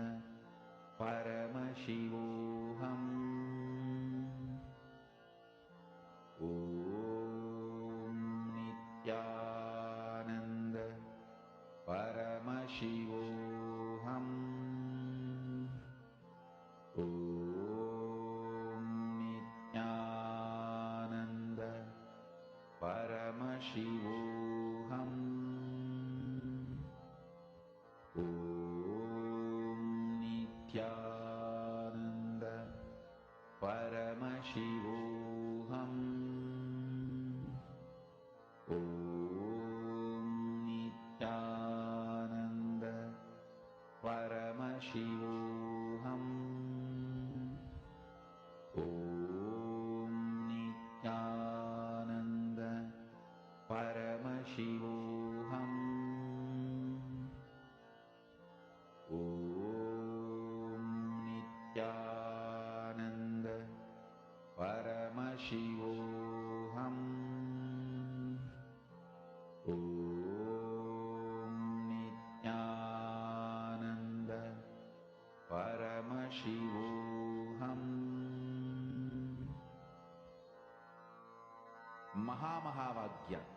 spiritual lullaby for samadhi, and Suprabhatam, wake up call, wake up song for Paramashivam. This Mahavagya is spiritual lullaby for you to fall into samadhi. Suprabhatam, wake up song for Paramashiva to wake up in you. Just remember this one powerful cognition. This Mahavagya puts me in samadhi. This is spiritual lullaby We for just did a samadhi. very beautiful meditation And on the navel center. Suprabhatam, wake up Between your song navel for center and your Paramashiva in Swadhisthana me. chakra, between the Manipuraka chakra For and the Paramashiva Swadhisthana to chakra, manifest. Swamiji beautifully reveals there's a point called the Hara, the With source this of you. one spiritual From that powerful space is where cognition, this power of silicon manifests. chant this Just take your Mahavagya. device. Swamiji says, inhale and exhale on the device. Very clearly, Swamiji is giving us the technique. Hold the device and inhale and exhale on the device. It will get charged, because when you do that, the air, that prana will get converted into electricity and stored in the battery.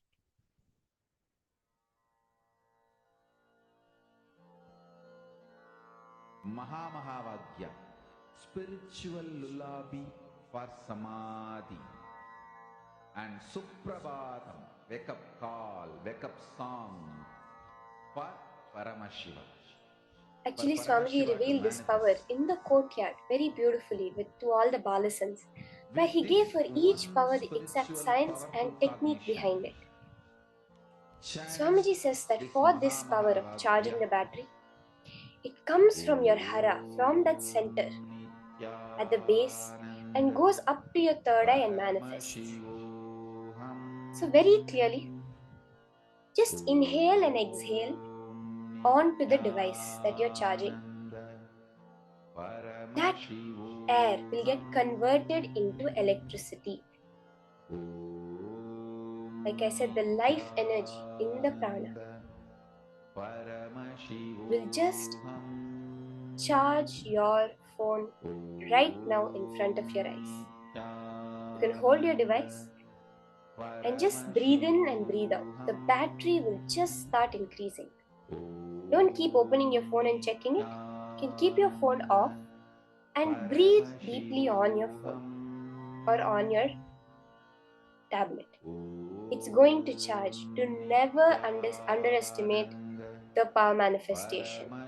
You are now experiencing the science of creating electricity without any external source.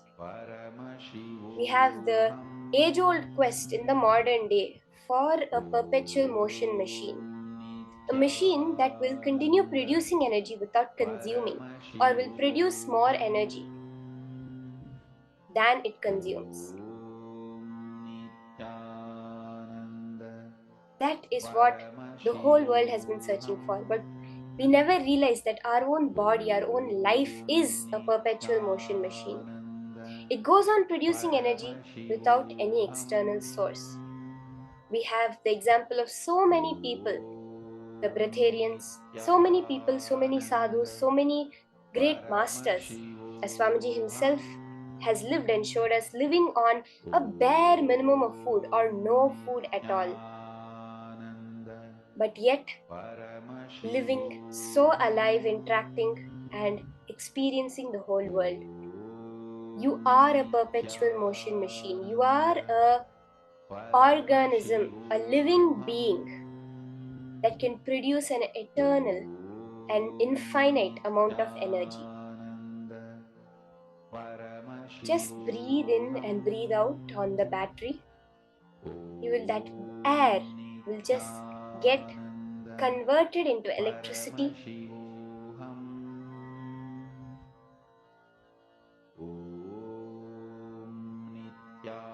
Nithyananda Paramashivoham.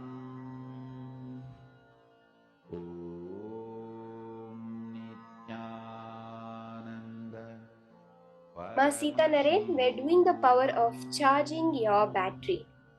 So you can have a silicon device for all those who have just joined. I'll briefly repeat it. Have a silicon device, a phone, a tablet. You're going to charge the battery just through the power of the third eye without any external charge being connected. Please make sure your charger is not connected or any external power source is not a battery bank. Just through the power of your third eye, you're going to be charging your phone. So I request all of you who are yet to start, who just joined Ma Sita Naren, you can just take a screenshot of your phone. Usually if you click the lower volume button along with the power button. So on some phones you have to briefly click it, on some phones you have to hold it, you have to long press. So if you click the power button as well as the lower volume button, you will be able to take a screenshot of your phone. It will have the time and it will have your battery percentage. Now, through the power of the third eye, just by breathing in and breathing out on your device, on the battery you're charging, you're going to increase, as Swamiji has given us a very clear technique. That air will get converted into electricity and charge your device. So sit straight, chant the Mahavakya and just breathe in and breathe out over the device. You can hold it close to your face and just breathe in and breathe out. It will charge. It's a scientific fact that at every point in the whole cosmos, there's an infinite amount of energy. It's also proven by science that the food, what food you eat, the energy you get, is peanuts for the body to run. It's nothing for your whole body's necessities. You are producing the energy within you. That energy you're going to infuse into the silicon device.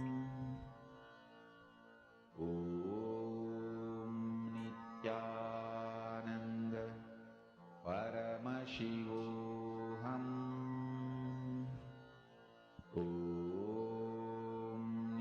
Nithyananda Paramashivoham.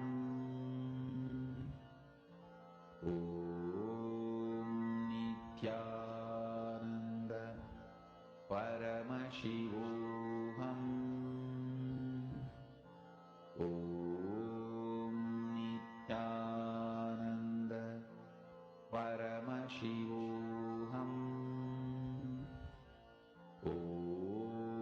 Nithyananda Paramashivoham.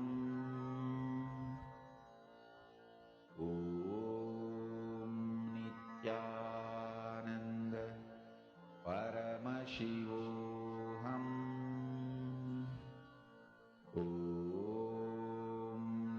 Nithyananda Paramashivoham.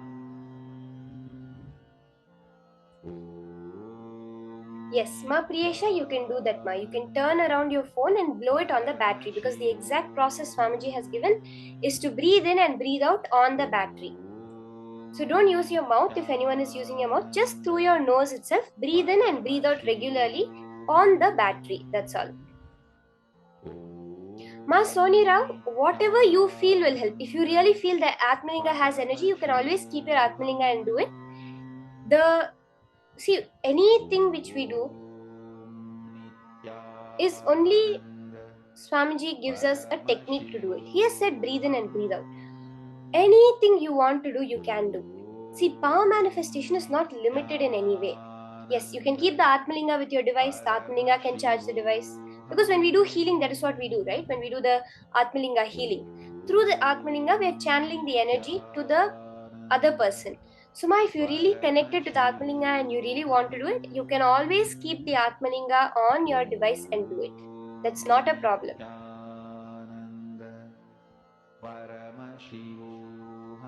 Masil Os, which chakra do we use? Do we concentrate on a chakra, Ma? You can focus on the third eye. For most of the power manifestations that Swamiji has given, always Swamiji says keep your awareness on your third eye, because when you keep your awareness on the upper part, on the either on the third eye, on the Agnya chakra or on the Sahasrara chakra, there is a very intense energy produced. The thoughts automatically start to fall, and it is in the space of thoughtlessness, the space of oneness with Paramashiva, where power manifestation happens. So yes, Ma, you can keep your complete awareness on your third eye or on your Sahasrara. Swamiji has told us you can keep the awareness on the third eye, especially when we do any power manifestation. Paramashivoham. Om Nithyananda Paramashivoham. Om Nithyananda Paramashivoham. Om Nithyananda Paramashivoham. Om Nithyananda Paramashivoham. Om Nithyananda Paramashivoham. Om Nithyananda Paramashivoham. Om Nithyananda. I request all the participants, now you can pick up your device, turn it on, and you can turn around your device if you are breathing on the battery, and take another screenshot. See how the charge has increased. So let's take a few seconds and quickly take a screenshot, a quick another picture, and post how much your charge has increased on your phone. You can go back to the previous picture and verify the start charge, and now see the charge, how much has it increased.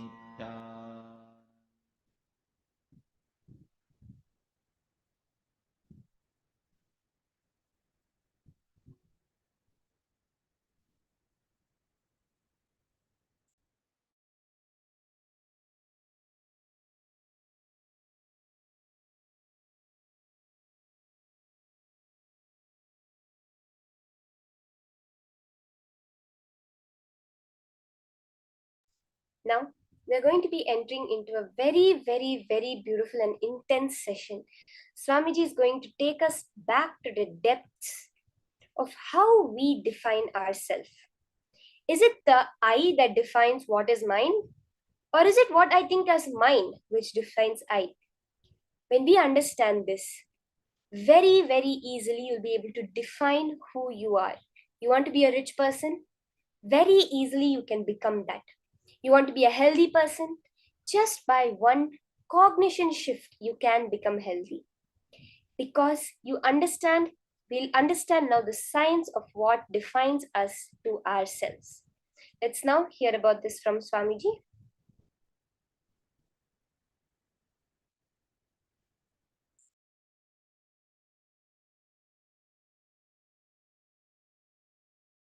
You are all taught wrongly. Arrogance is ego. Showing off is ego. Ego is aggression. No. I want all of you to realize, please understand, showing off, aggression, activism is not or cannot be thou hold into the concept of ego. That is not the definition which can solve your problems. I'll tell you from the vision of Paramashiva what is ego precisely. Ego is self-beating mechanism, the stick with which you constantly beat yourself, put you down through your self-doubt, self-hatred, self-denial.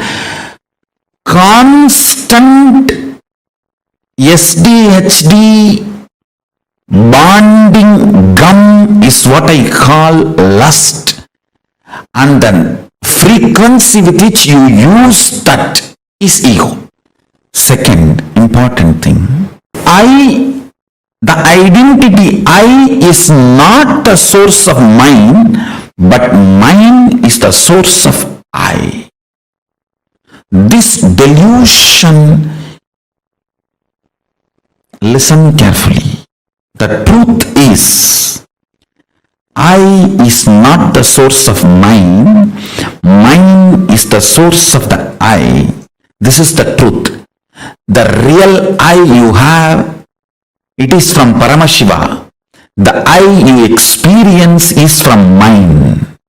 But due to the delusion of the lust, you start feeling the mind is from I and constantly legitimize decisions of the mind as the decisions of the I.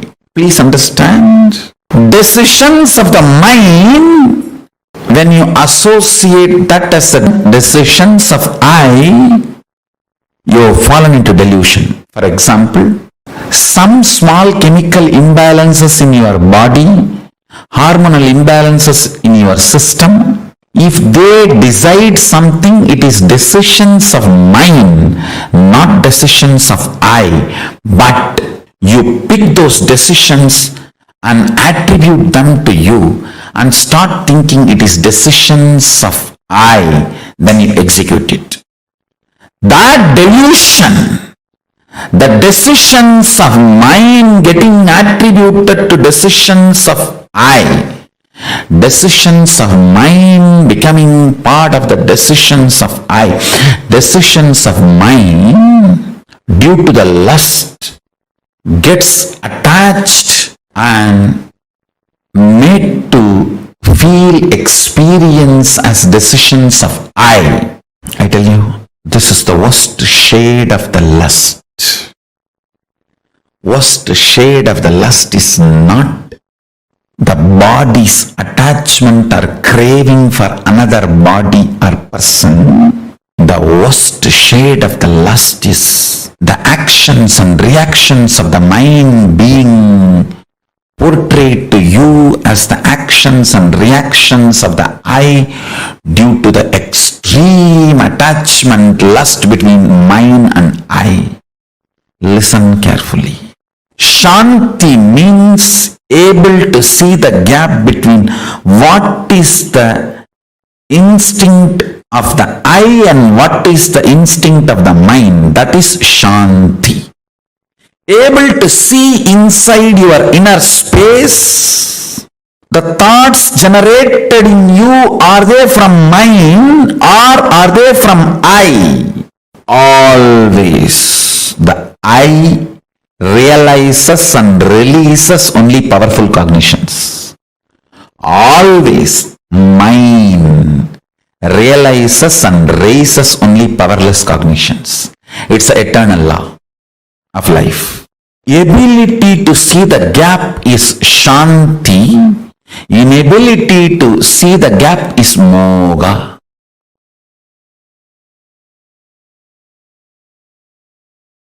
The I and mine, these two are the root of all your incompletions. I and mine. People always think the I comes first and then mine happens. No. Mine comes first, then I happens. Based on whatever you cognize as yours, you cognize who you are. Listen. Based on whatever you cognize as yours, based on that you cognize you. Many times the yours, that mine, becomes the source of I. So if you give away all of them, the incompletions also will disappear. You will evolve a new I which can be reinvented. which can be rebuilt based on completion. I tell you. Poor man is a man who has never seen poverty even once in life. Understand? I am defining who is poor man. Poor man is a man who has never seen poverty even once in life. Because this country has already suffered in poverty, we are not understanding the richness it can cause. Please listen. I am not promoting poverty. All I am trying to tell you is, even once, if you have not realized poverty, you will not have the free space in your being to reinvent yourself. That is why in the science of enlightenment, at one point you have to break, renounce everything, be in the street empty-handed, till that you don't own anything.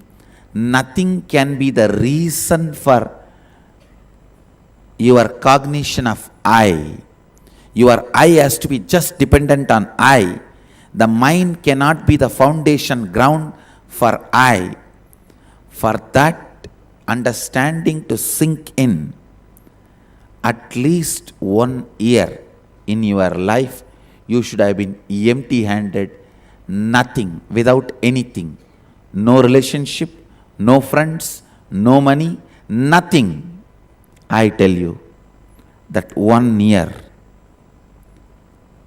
will give you the strength to reinvent who you are. And I can tell you, 9 years of my accepted poverty, self-imposed poverty, not imposed on me forcibly.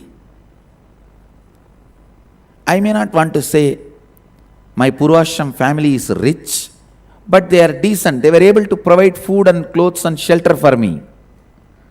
That much they are able to do.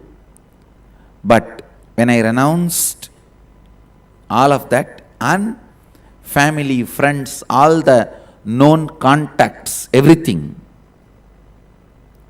that 9 years of self-imposed poverty gave me tremendous space to reinvent myself and rebuild the new I from the space of completion. Because of mine, you build I. When that mine is taken away, the I can just be rebuilt. Many people come and tell me, rich guys, filthy rich guys, Swamiji, there was a time I declared bankruptcy.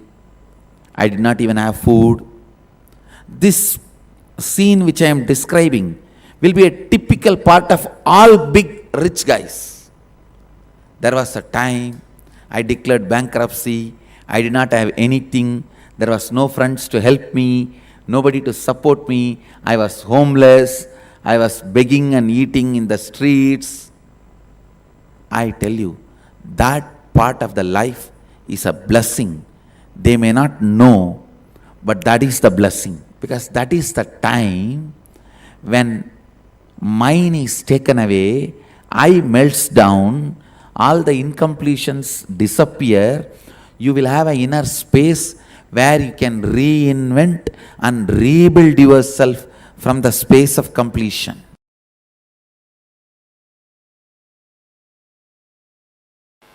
Biggest delusion you need to handle in life is there is something other than you. Underquote, there is something other than you. Everything exists is you,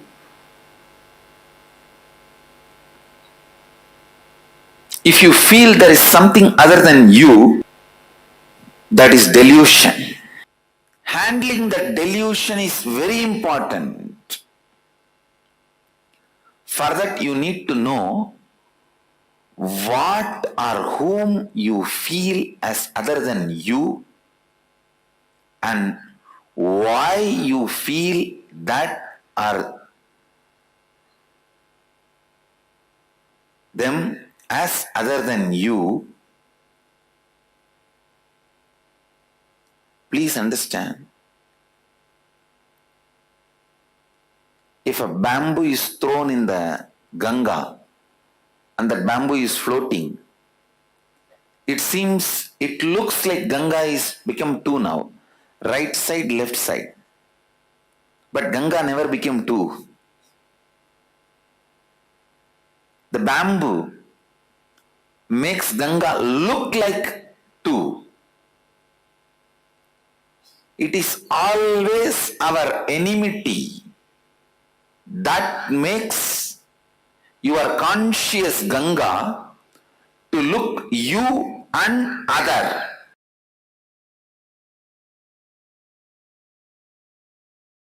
Tena tyaktena bunjidamakrita kasya sviddanam. Celebrating everything by renouncing everything. Isha vasyam mitam sarvam yatkincha jagatyan jagat tena tyaktena bunjidamakrita kasya sviddanam kurvannevega jijivishecha daggum sadaha. Whatever is, by renouncing, celebrate it. By renouncing the idea of I and mine, celebrate whatever is.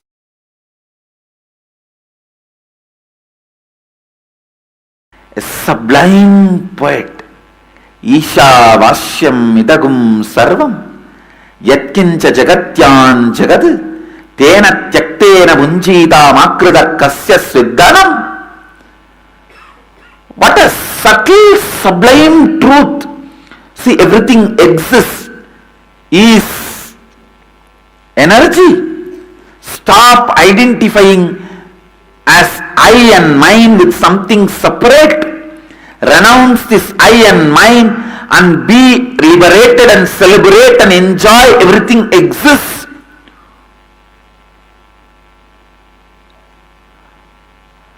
Are just remembering this verse without food and water and sleep, I can spend days together.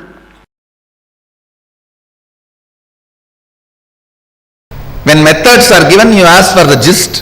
When conclusions are given, you ask for the method. It's a human mind.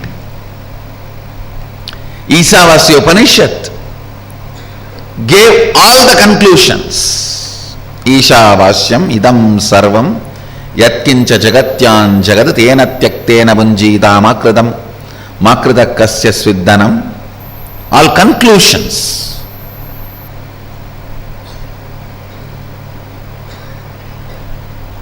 Ishavasyam idam sarvam, the conclusion about the universe, the life image you need to have.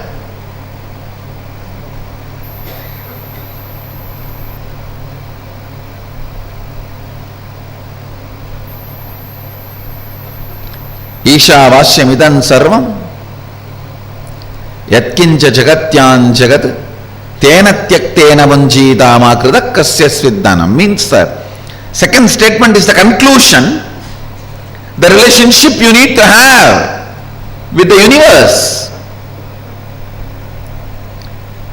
Everything is part of you, be part of it. Not having an individual I and mine, celebrate the whole.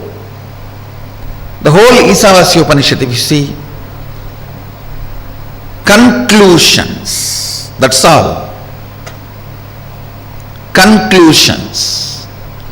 If you just pick up the conclusions declared by Ishavasya Upanishad and start living, cognizing, you are done. Nothing more need to be done. You are a Jivan Mukta.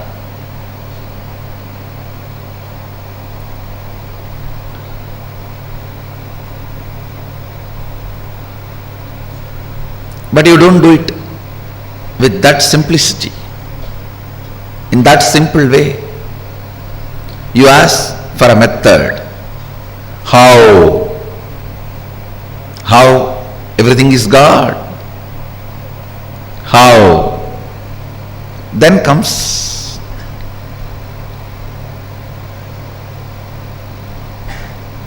the answer from Upanishad.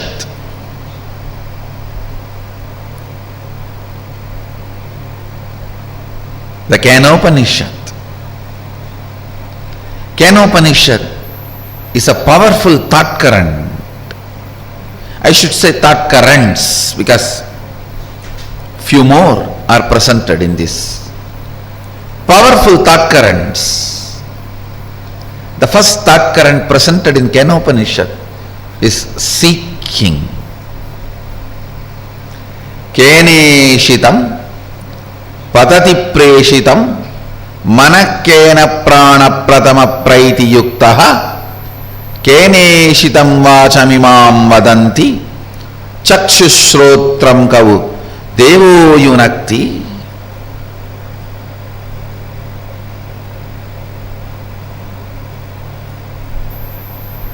By whom, willed and caused, does the mind go towards its object? What a question.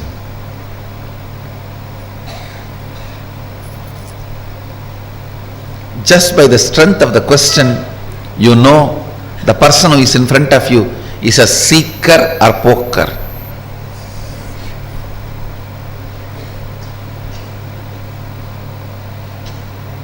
Or just an empty cooker.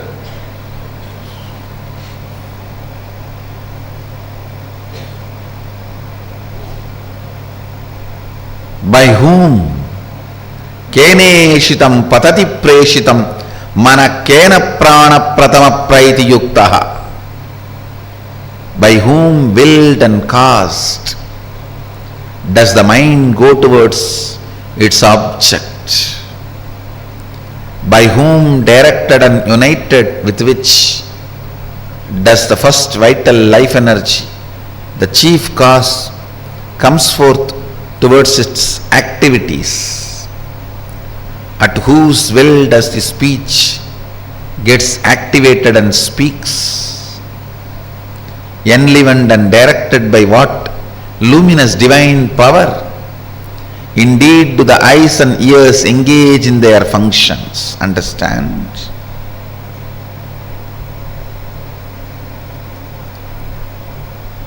The moment you remember you, what all you perceive as part of you, start questioning them. Start questioning them. Questioning, putting questions about those basic things.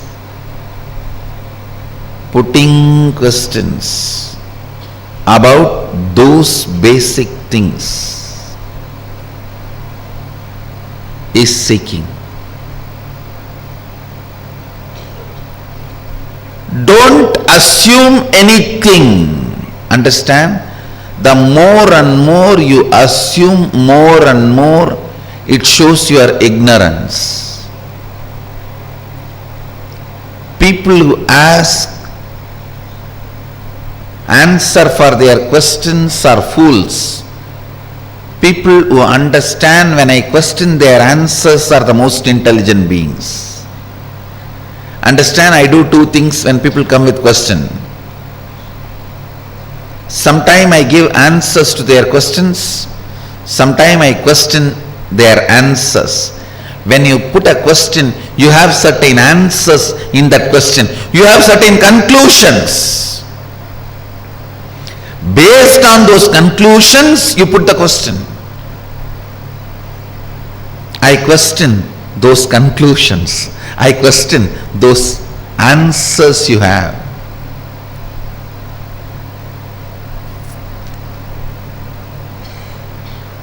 Understand? I am defining seeking. Seeking is having questions without any assumptions as foundation. Non-assumption questions, non-assuming questions is seeking.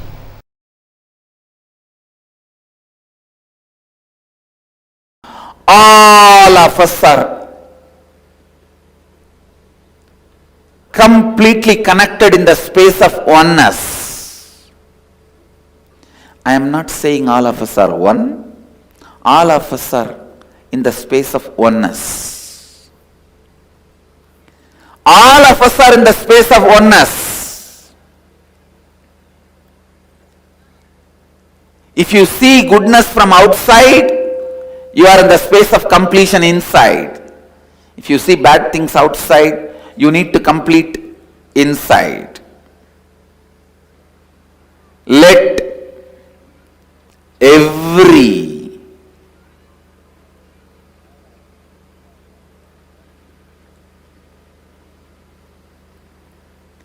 decision you make, let every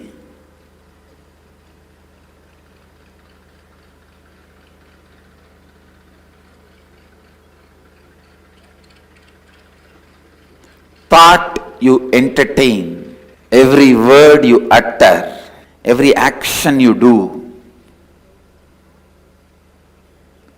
let it be based on Advaita.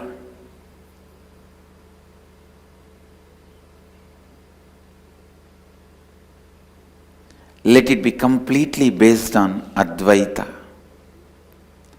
Understand? Living Advaita means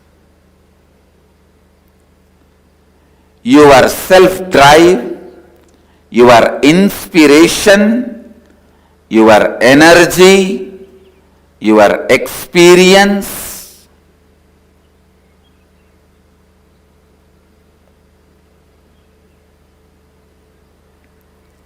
your intelligence,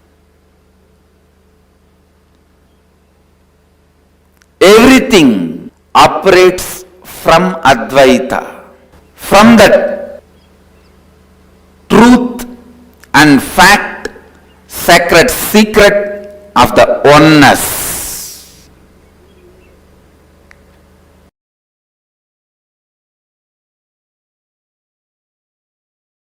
All of us are interconnected. We are all not islands. These are all fundamental truth. I tell you. When you start unclutching, Kailasa experiences the joy, bliss of your unclutching.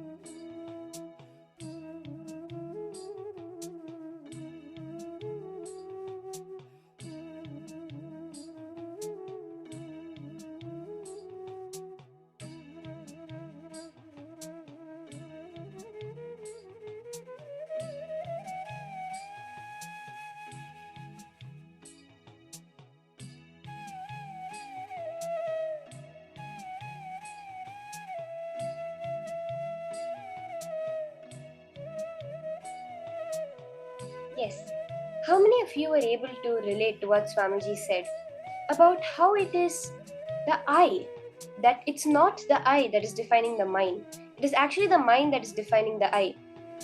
Let's take a few seconds and just quickly pen down, and you can just post in the chat, what do you think as you? If you think me, I am a very great boss, I am a successful business person, I am a rich person, I'm a healthy person. Or else you feel I am very poor, I am not intelligent, I am not beautiful. Any thoughts you have about yourself, whether good or bad, whether something you like, something you don't like, just take a few seconds and put down in the chat. What do you define yourself as? I'm a seeker, or I'm a materialist, I am whatever you're able to define as yourself. Quickly pen down and just post in the chat. Can I request all the participants to just put a few words that how do you define yourself? A good sister, a bad brother, a great student, all these. Can you just pen down quickly?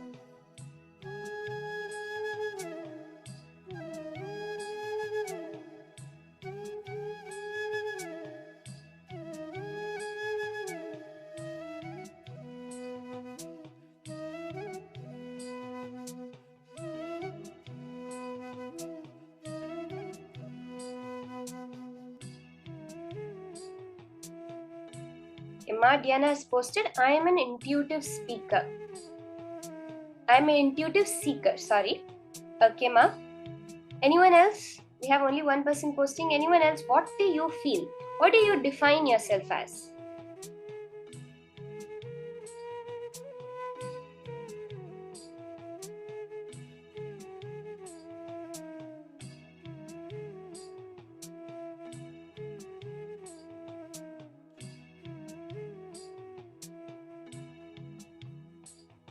Can I have a few more people post? See, when you contemplate deeply, when you look, just take a few seconds to look at what you've posted.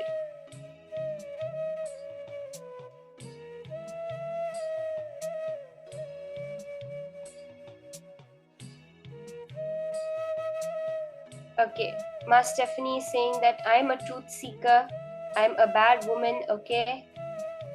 I'm not the body, I'm a good student. So we have different people posting different things. Now, if you look in, just generally what you think about yourself, I'm rich, I'm poor, I'm beautiful, I'm intelligent, I'm not intelligent, I'm ugly, or I'm unsuccessful, all these basic ideas that we carry about ourselves. If you look at the root of it, it will only be because of the outer world happening. As Swamiji said yesterday in the Superdeterminism Satsang, why is free will not the ultimate truth? Because you come to that conclusion based on the external happenings. Now, when we define I am a rich person, how do we define it? Because I have a lot of money. All the money is mine, therefore I am rich. When you define yourself as, even as basic relationship, I am a mother. I have a daughter, therefore I am a mother. I have a father, that's my father, therefore I am a daughter. Like this, everywhere when we define ourselves, we define ourselves based on what we have, on what we assume and understand as mine. From that, when we take decisions, money is mine, therefore I can buy what I want. When you start thinking that's the decisions of you, that I made the decision to buy it, but it's actually the decision of mine.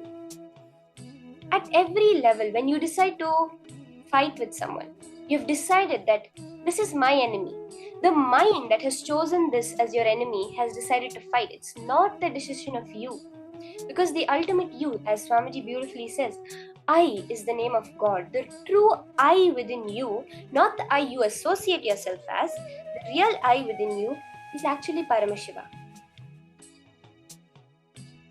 Swamiji says, for example, small chemical imbalances in your body, hormonal imbalances in your system. If they decide something, it's the decision of mind and not the decision of I. Like I said, if you get angry at someone, it's just a sudden surge in some hormone, some chemical in your body which made you take the decision. When you decide to go and eat, just by the smell on the street.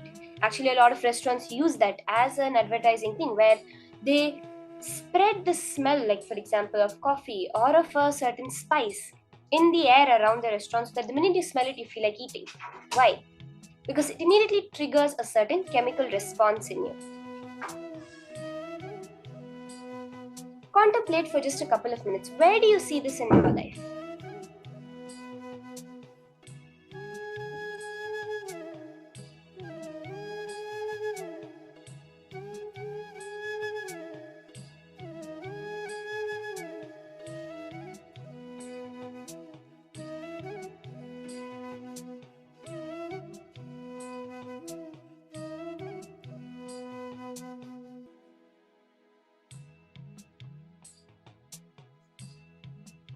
Just take a few minutes to contemplate where all the mind has taken the decision.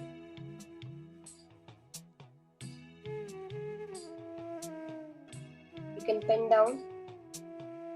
Look in at every instance, day-to-day things that happen. When you decide, when you get irritated and take some decision. The decision to break off a relationship, the decision to quit a job, or the decision to take a job. When someone praises you, how you suddenly feel so good towards them when you do something for them. Because of that small chemical change within you. Where all we have taken decisions from this space of mind, not from I.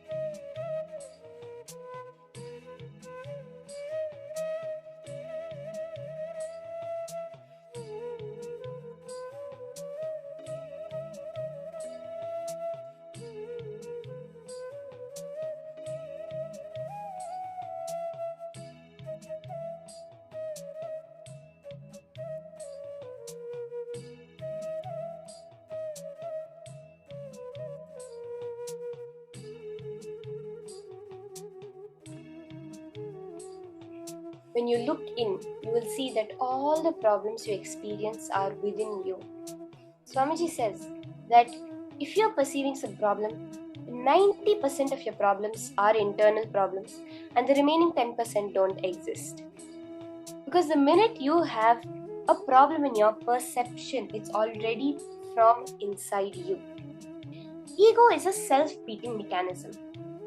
The stick with which you constantly beat yourself. Your self-doubt, your self-hatred, your self-denial. This I that you have created, the limited I that you perceive yourself as. Swamiji says the I and mine are the two root of all your incompletions. But this comes from the wrong understanding that Swamiji says where you think that I comes first and then the mine happens. No, mine comes first, then the I happens. Based on whatever you cognize as yours, you cognize who you are. Even the cognition you right now have that you are alive is because you feel that you are the body. Because you cognize that this body is mine. I am this body. Because you have a body, because you have a mind, you have cognized that you are the body, you are the mind. As Swamiji says, no, you are not the body, you are not the mind. You have the body and you have the mind. That's all.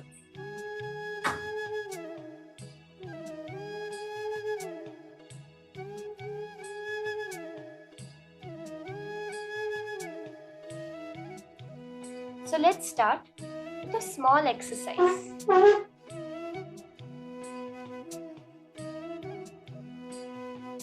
Looking in, who is the core? Who are you really that is not defined by that which you call as mind? So let's start. The moment you remember you, what all you perceive as part of you, start questioning them. Put questions about basic things. When you think of you, I am a human, I am a girl, I am a mother, I am a daughter, I am a father, I am a sister, I am a brother, I am an employee, I am an employer, I am a American, I am an Indian. All these basic questions about who you perceive as you. I am wealthy, I am a seeker, I am on the spiritual path. All these things, start questioning. Don't assume anything. Don't even assume the existence of anything in this world. Go on questioning. Swamiji says the more you assume, the more it shows your ignorance. So don't assume anything. Go to the depth of it.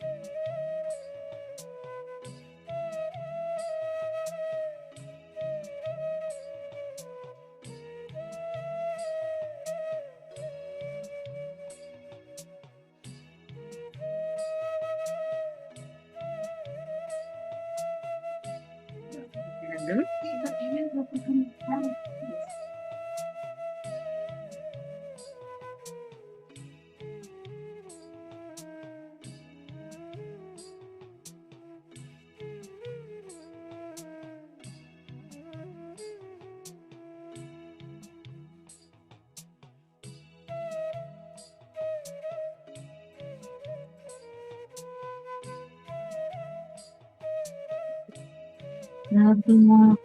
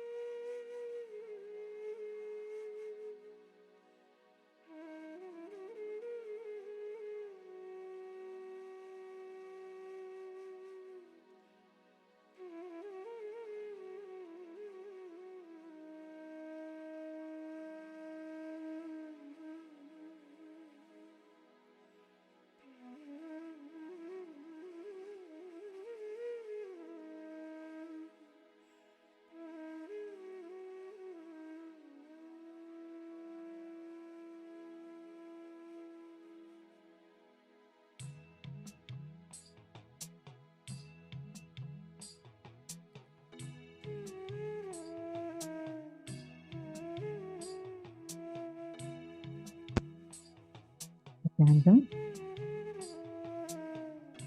If all of you are able to hear me, can you all put yes in the chat, please? Nityanandam.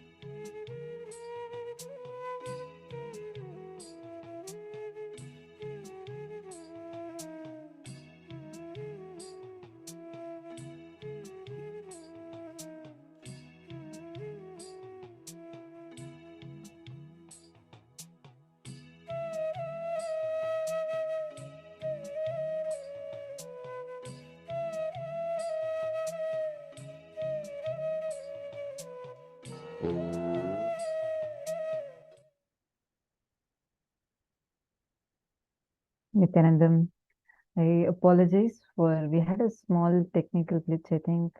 So we had a delay in between, had a small audio issue. I hope now it is fixed and that all of you are able to see me and hear me now. Great. If any of you still have any questions or doubts with the previous exercise, feel free to ask. You can just post it in the chat and we can answer it now. Did all of you understand the most important thing we were just working on was understanding between what's I and what's mine?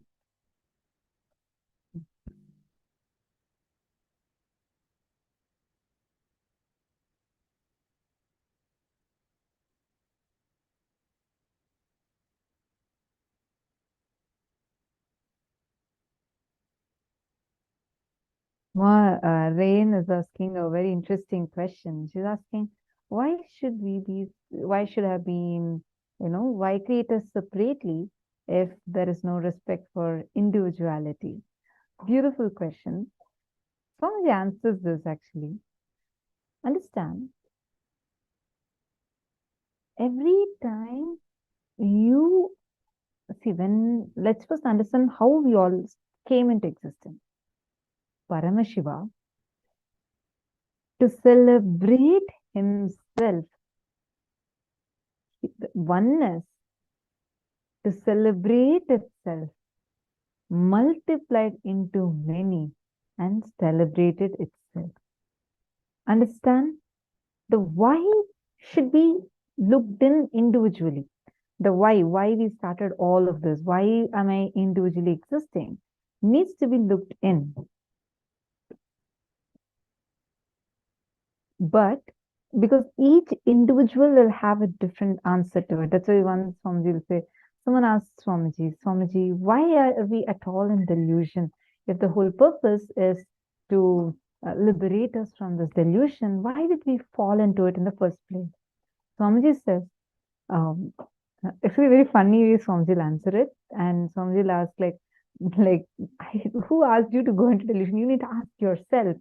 Swamiji said, when I asked the why intensely, I got the answer as my first enlightenment experience. Each of us need to look into that why, because the answer for that why should come from within for each one of us. You're understanding, Dr. Rain?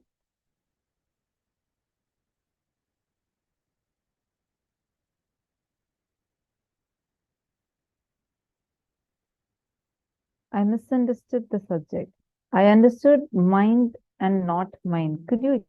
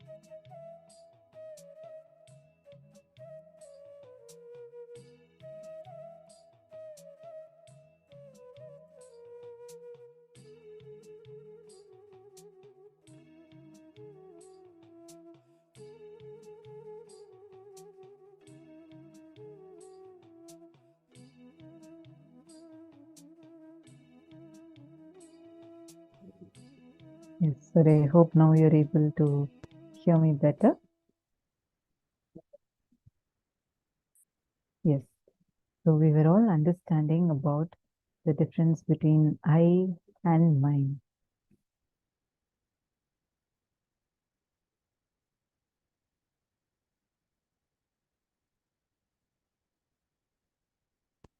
We all were understanding about the difference between I and mine. What is that? What is it that Swamiji is actually explaining to us? See, usually we think that the I comes first and then the mine happens. You think, oh, look, I'm so and so person. That's why I feel these things are mine. Mine means what belongs to you. You think because of what you feel about you, you think that particular thing belongs to you. Are you understanding? That belonging, like, for example, so I would say, so this is mine, like this is my Atma Linga.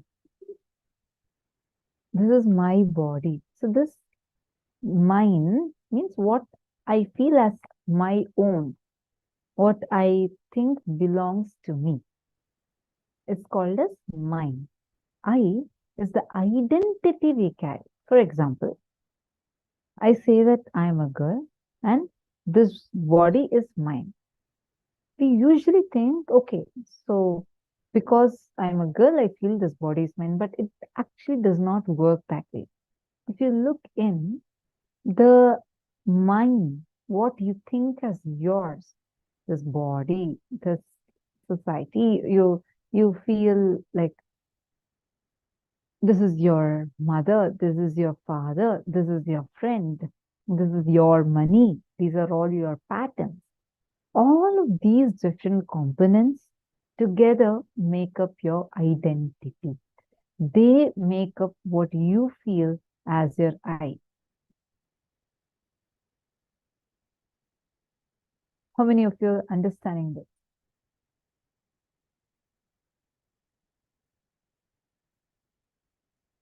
Are all of you getting this?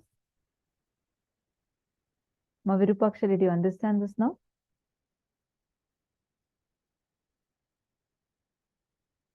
Whenever, listen to this one example.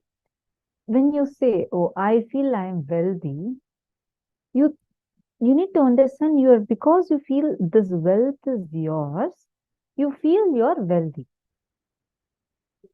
Understood? You may be wondering, okay, why all these, right? Because we need to now dissect and understand how we feel about ourselves. You feel right now, okay, just this one body is me, what I can see physically. Then you also feel, okay, I feel this is all my limited knowledge.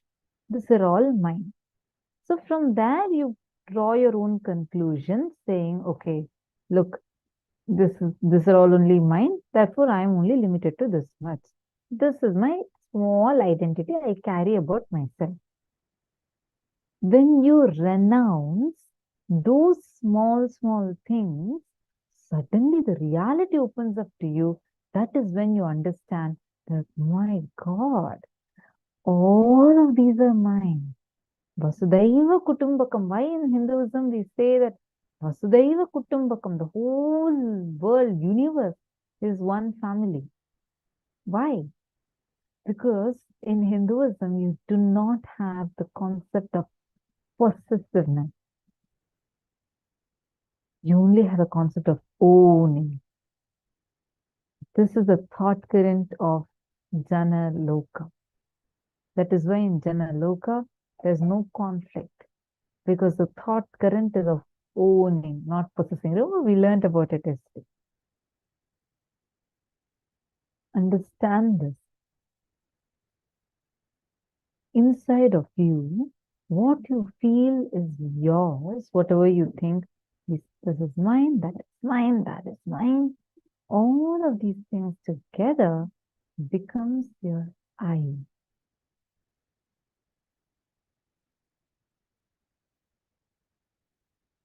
Are you all understanding?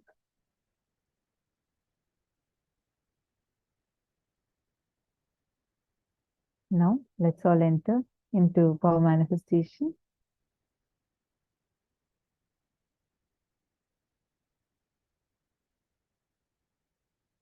See, the power we are going to manifest now is a very exciting power. Listen to this carefully. We all have a place called as our Hara center. Right now, this power we are going to be manifesting is not from your third eye.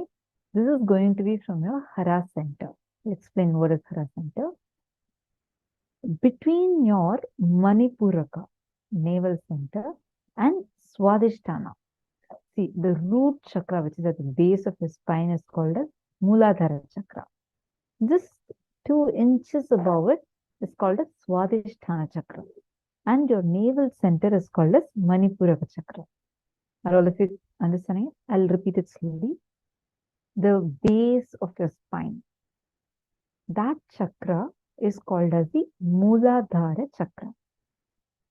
Just 2 inches above it. Okay, just put 2 of your fingers right above it. It's your Swadhisthana chakra. The navel center, your belly button area, the navel center is called as the Manipuraka chakra. Now, the area from where we are going to be manifesting is from the Hara center. Hara center is below your navel center, below your Manipuraka, and above your Swadhisthana. Almost comes to your lower belly region. Are all of you understanding so far? Are you all with me? Don't worry. Just listen. Even if you have any doubts, you can ask. So, this circuit of manifesting through a silicon device, you're going to actually work on charging a battery.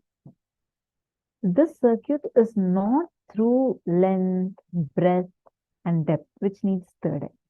This is not through third eye. So Swami actually says, even with eroded third eye, you can do this power. Because this is not from your third eye. Anybody alive can manifest it because it is your consciousness over matter. It is directly connected to the Hara center, which is above your Swadhisthana and below your Manipuraka. So far, are you all with me? Now,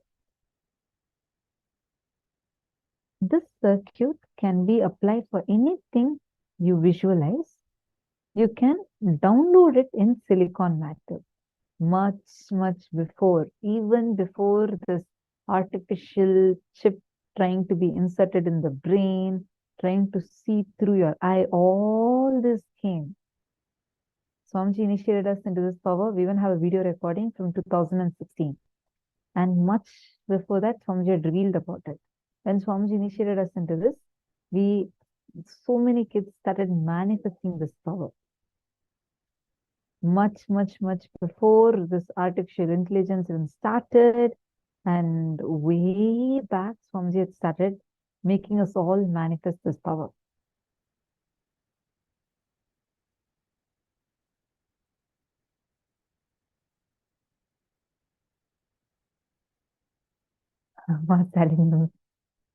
Okay, you already have your phone dying, so you want to manifest this power and see. Wonderful. Now, listen to this carefully. Focus on your Hara center. I want all of you to type and put it in the chat. Where is your Hara center located? I'm going to repeat once more. Listen carefully so that you're able to type it and put it in the chat. Listen. Your navel center, the belly button area, is called as the Manipuraka chakra. See, at the base of your spine, the root center, the root chakra is called as the Mooladhara chakra. 2 inches above that, 2 inches above the Mooladhara chakra is your Swadhisthana chakra. Now, between your Swadhisthana chakra and your navel center, Manipuraka chakra, that area is called as the Hara center. H-A-R-A, Hara center. It is from this place your power manifestation is going to be happening now.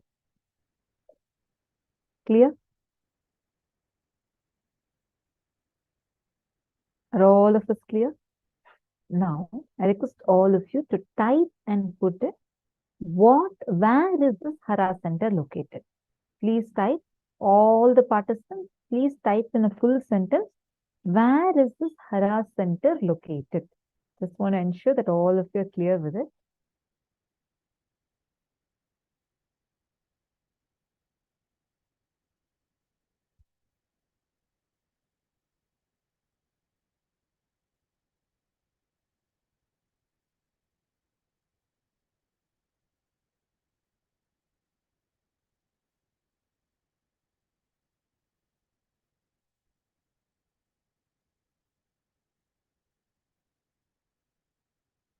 No, Sally News is saying 2 fingers above the navel center. 0. Listen carefully. Between your navel center and your Swadhisthana chakra, that region below your navel center and above your Swadhisthana chakra is Hara center. Literally, almost you'll feel like your lower belly region, almost. Now, it is from this region the power manifestation is going to happen. When I was typing it Swadhisthana chakra, now are all of you clear where it is located? Between the navel center and your Swadhisthana chakra. Now, Hara center is where this is going to be manifesting from. Now listen to this. The technique is hold the silicon matter. For example, it can be your pen drive or your phone. Look through your eyes at a scene, like intensely look and just click, like blink your eyes, like tuck, like how camera clicks, like that. Just click it and put it into the pen drive. Click and put it into the silicon device. Intensely look at the scene, capture it and put it into the pen drive. Capture it and with your eyes, you're going to capture it and put it into the silicon device. Like your eyes should be seeing it. You're going to blink. It's like you're clicking a picture with your eyes and then you're going to be putting it into the silicon device. Are all of you understanding? This is how you're going to be manifesting for capturing a picture. Now,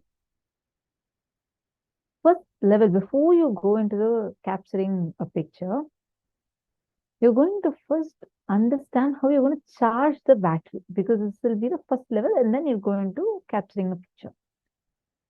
For charging the battery, hold the battery, inhale and exhale into the battery. Your air doesn't need to touch it. Understand? It will get charged because the air that you're inhaling will get converted into electricity and store it in the battery.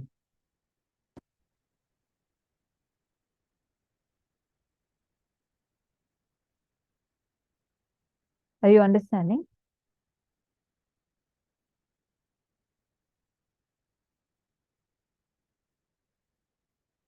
But so far, if all of you are clear, the first power that I explained, you're going to be manifesting it through your Hara center, where you're going to be clicking and putting it into a phone.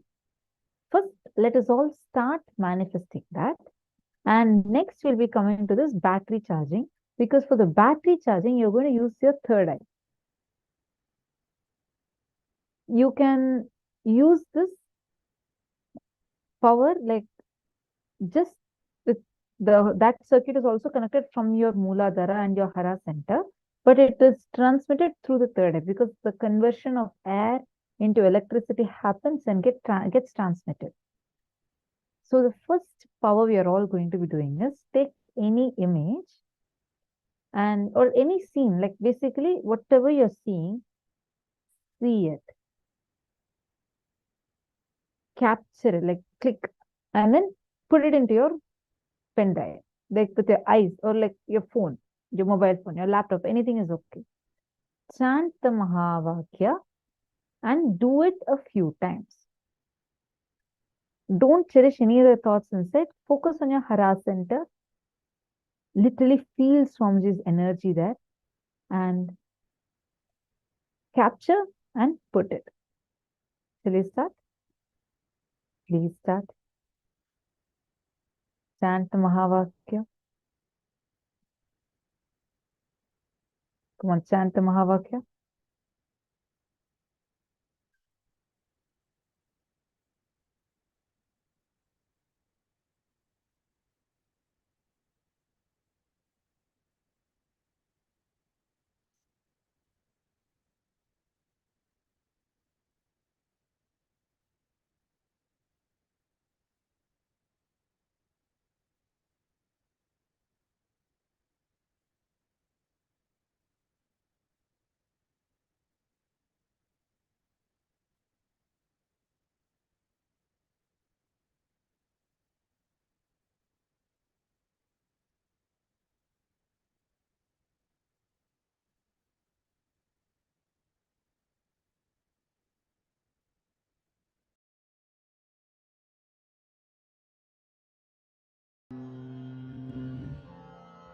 Om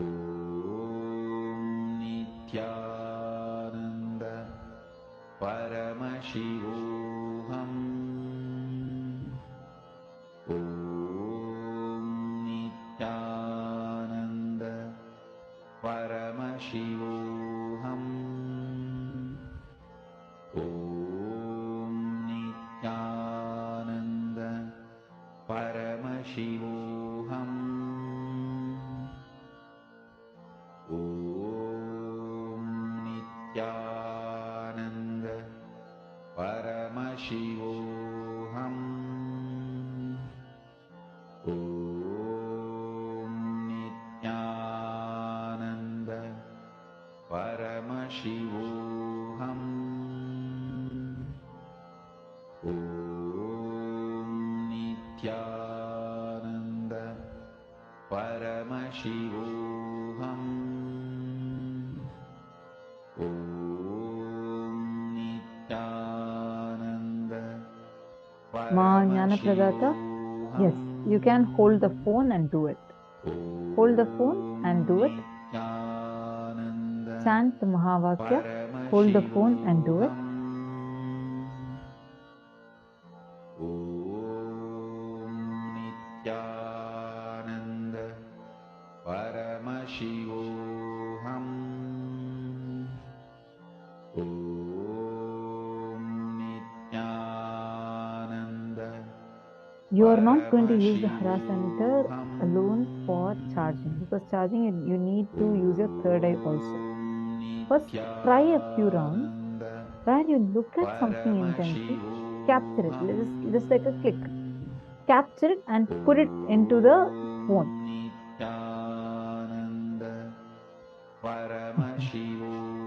Some of you are laughing. Yes, actually we did this power and I remember so clearly one kid had manifested like immediately. She was just looking at another kid sitting in the courtyard. She's like looking and then she just looked at the phone near her.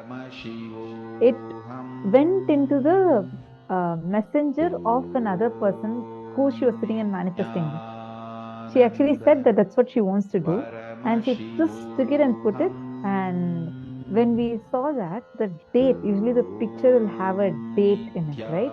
The date was actually backdated. I don't know why it happened like that. It was like showing some other date. You see the picture source, it was showing like it was taken as if 6 years before, but the scene is happening right in front of us. And Swamiji said it's a real manifestation. She was just sitting and looking, and same way another kid also. She was just looking at Swamiji. Swamiji is sitting in the courtyard, and she was just looking intensely. She was looking, and the person whom she was sitting and manifesting with held the device next to her. She didn't touch the device. So she was like looking at Swamiji, and when this person who's her partner called her and showed her the phone, she just like clicked with her eye and looked at the phone, and the image of Swamiji so beautifully just came in. And it was exactly from the angle of her looking. Not, you can't take like there is a phone. It's from the angle of however she was looking, exactly that.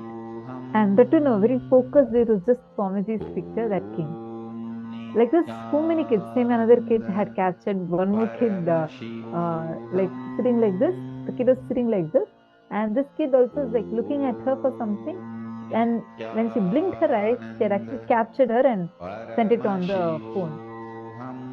And that came in the gallery of the phone. Like this, many kids have manifested this power. If you feel, try this first few times, and next you're going to be doing, chant the Mahavakya and try it. Once you finish at least 3-4 rounds, try it for a few minutes. Then you can work on charging the phone's battery. For charging the phone's battery, what you're going to do is you're going to hold your phone in your hand and inhale. Feel like you're inhaling even through the third eye. Inhale, and the air as you inhale gets converted into electricity. Exhale into the phone. You don't need to do all this. You just hold the phone in your hand. Feel like you're inhaling and exhaling the electricity into your phone. We all learned the power of prana now, right? Understand prana's life-giving energy. Your body has that power. With that only, you are converting normal air, which is filled with all kinds of things.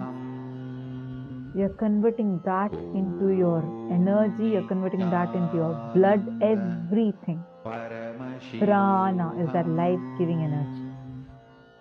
Sit now and do it. Please start. And for this, you need to visualize Swamiji in your third eye and do it.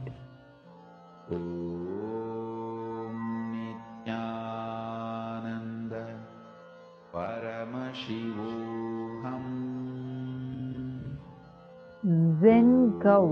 That's right. What you see what you see and click and put it into the phone is going to come.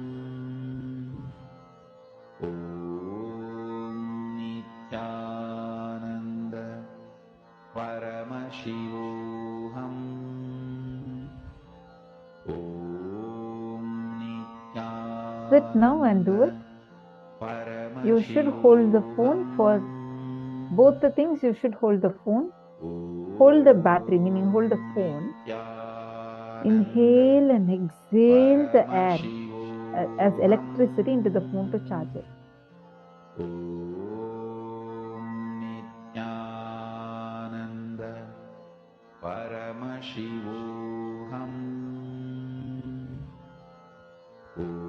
So I'm not able to see your question. Just a moment.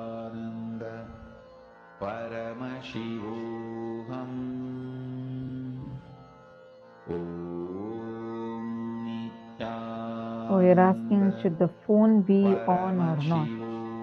The phone can be on or off. That does not matter. But you're just going to, your phone should be on. I mean, do not switch it off. It has to be on. There's no need that it has to be on a particular thing. The screen has to be on, nothing like that needed. But the phone should not be switched off. Come on, chant the Mahavakya and manifest.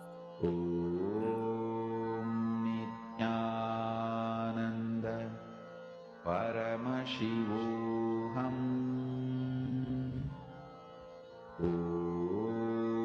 Nithyananda Paramashivam.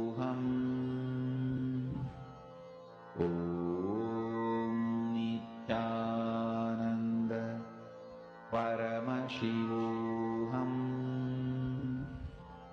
Om Nithyananda Paramashivoham. Om Nithyananda Paramashivoham. Om Nithyananda Paramashivoham. I'm just seeing a post by Ma Priyesha on the Facebook. Once again, Atmalinga increased the charge by 1% in half an hour. Wow. Just posted screenshots also. Amazing, Ma Priyesha. Sit now and manifest. Very nice. I'm just going to show it to the class also now. I request all others also to please go to Facebook and post your power manifestation, what you're manifesting. That way, you also will have a record. You can share it at the class and with the other people that are there.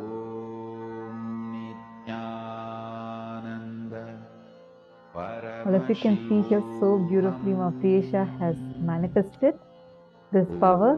You all can see the screenshot. The first one says it's 80% and it's at 12:59. And the second one is at 1:35 and it says 81%. So this is definitely a manifestation. Wow.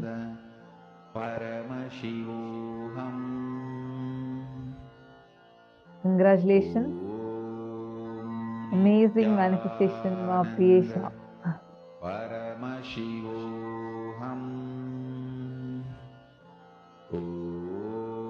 Come on, all of you can sit now and manifest. All of you will be able to manifest like this.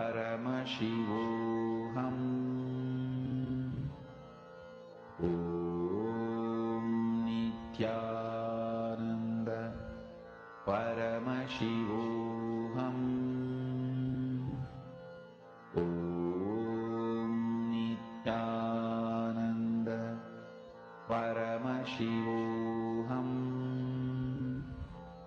Om Nithyananda Paramashivoham.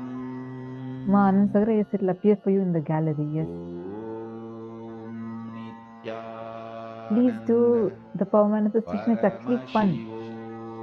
We all were sitting in, when Swamiji initiated us in the courtyard, so many kids were able to manifest this power. Just intensely look at something, blink the eye and capture it.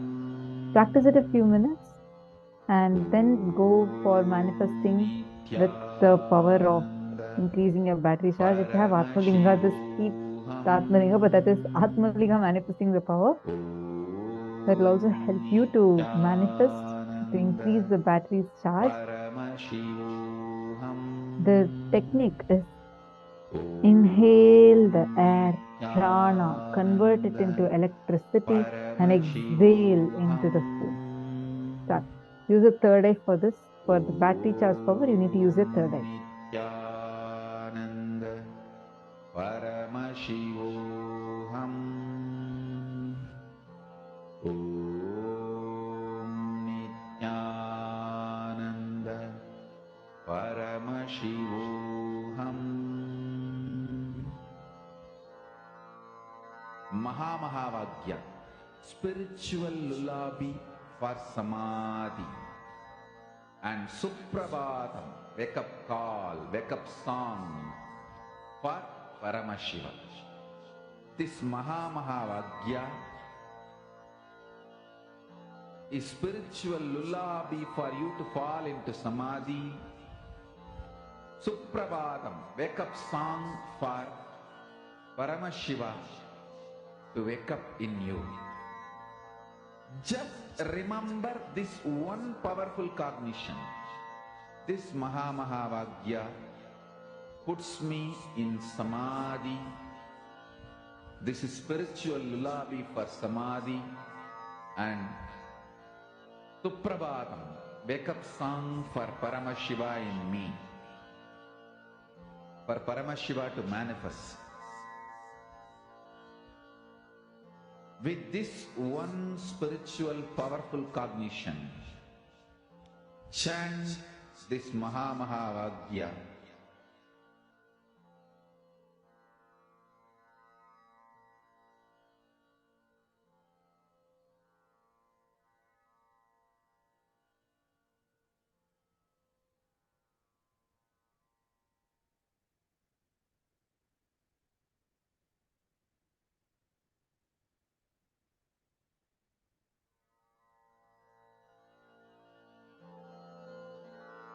Mahavagya, spiritual lullaby for Samadhi, and Suprabhatam, wake up call, wake up song for Paramashiva, for Paramashiva to manifest.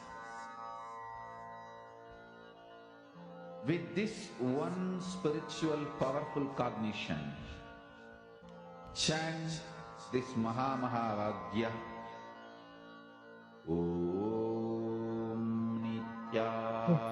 Now continue the manifestation.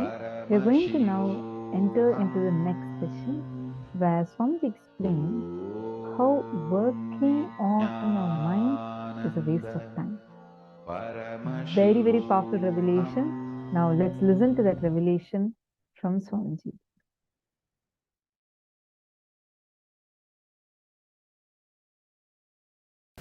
I'll just finish the whole thing in 2-3 statements. You are a hardware, this body, and thus there is a software, the programming which operates this body. There is an electricity connection. Now, the software with which you were operating and the electricity, these two is completely screwed up. That is when the hardware also started getting destroyed. I am doing two things. One, again and again putting the powerful software. See, every powerful cognition I am giving you. When I say this static matter, dynamic activity, strategic existence is one and the same. And immediately, till you get into your old stupid screwed software, you will not have doubt. For a few minutes, because of my face value, I think this fellow must be telling only for my good. Some reason, it will be there as alive memory. Those few minutes when you decide to use that as your software, my superconsciousness, my electricity connects with you. Not the regular electricity with which you are working, bioenergy. No, Sadashiva's bioenergy, who gave me the experience and authority to transmit this experience, his bioenergy just enters into you. Once you start seeing that moving, you will feel, oh God, I think this fellow is right. Once 21 times you move, then this software cannot be taken out of your software. How many of you are understanding what I am saying? Understand? That's all is the whole game. It's all, see, the whole program is nothing but, I want to give you some 60-70 powerful cognitions. You are the consciousness, you cannot be killed. See,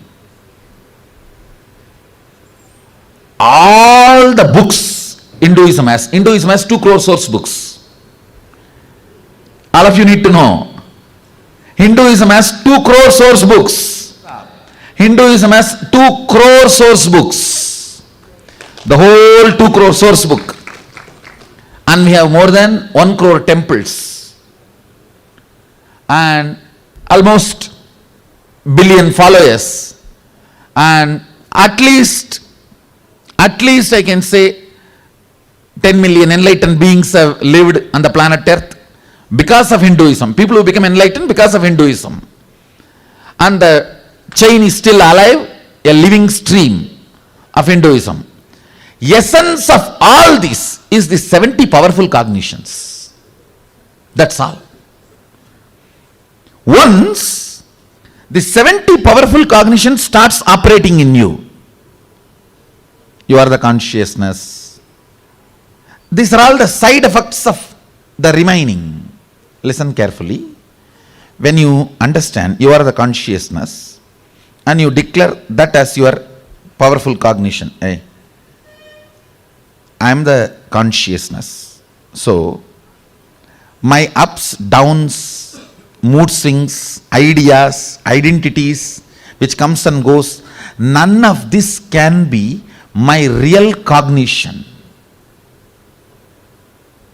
As a side effect, many of the disturbed, screwed up software stops working. Means they all get slowly deleted. The whole Hinduism or the spiritual science in the world is this only.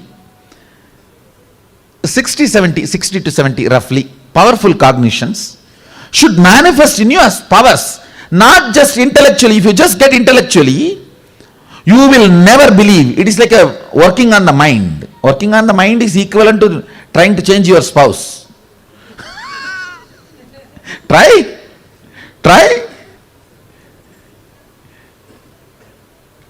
Working on the mind is waste of time. I am telling you. If you have been working on mind, or gurus who are teaching you to work on your mind and you are doing that, please be informed, you will end up only in frustration. I have seen enough of fellows working on mind. I have seen enough of fellows working on the mind. It's a failure. Be very clear. Because mind is non-existent screenplay of the hormones and chemicals in the body. Understand, when Buddha says nothing exists, he talks about mind only, not about the consciousness. One young brahmachari goes to a very senior 90-year-old monk and asks, "Oh Swami, how long it takes to control the mind?" He says, "I do not know how long, but till 90 it doesn't happen." I am telling you, if you are working on Vedanta, if you are working on mind, that is what is the truth. See, Hinduism has only two traditions. Only two traditions. One works on consciousness, another one works on body. That's all. We never worked on mind because we know from the beginning it doesn't exist. Work on biology. Allow the superconsciousness to give a breakthrough. People ask me many times, "Oh Swamiji, in other ashrams, in other organizations, in other systems, we work for 5 years, 6 years to have a small experience. How come we are manifesting powers here? Is it all magic or is it really real? If you are working in the wrong direction, why will you not waste your life?" All working on mind is working on wrong direction. It's like you can go to Bangalore this way or this way. If you go this way, you will come after 25 years, rounding the whole earth. If you go this way, you will come in 25 minutes, that's all. Working on the mind is going this way. Working on the body is the real thing. Now, even when I give you powerful cognitions, I am not working on your mind, I am working on your consciousness. I am educating your consciousness, that's the right word. I am just making you ferocious, making you understand the mind is the chain. One beautiful thing, if you start tasting freedom of one powerful cognition in reality, like a few powers, suddenly the taste for that powers makes you ferocious and you start breaking the patterns. You even start forgetting you had addictions. Sometimes not only you walk out of addictions, you forget you had addictions. you had those problems. So gist is, the whole gist is, again and again inserting powerful cognitions, even while you are dealing in your day-to-day life. Before dealing, insert a powerful cognition. I am consciousness. I have a superiority over everything exists around me. Everything exists around me is my decision. It is not arrogance. Please understand, it is not arrogance. It's not arrogance. Insert that software and bring oneness. And I am giving you this consciousness, this cognition. If you do something right or wrong and all that, I am responsible, don't worry. You just go ahead. I am responsible. Start rolling your inner space with powerful cognitions. Once the power manifestation becomes like a lifestyle, like a flow of your very being, the kind of a inner image you will start cherishing, you will actually bless yourself. You will feel so happy to live in your body. You will feel so happy to live with you. You will feel so blessed to be who you are. End of the day, that is the result I wanted. Not just, see, all these are great, no doubt. But end result is that only. You feeling blessed with yourself. It's powerful cognitions, that's the result. Power manifestation is a side effect. Power manifestation is a side effect of powerful cognitions. That's all is the essence of the whole program. The essence of what I am doing, I have spoken.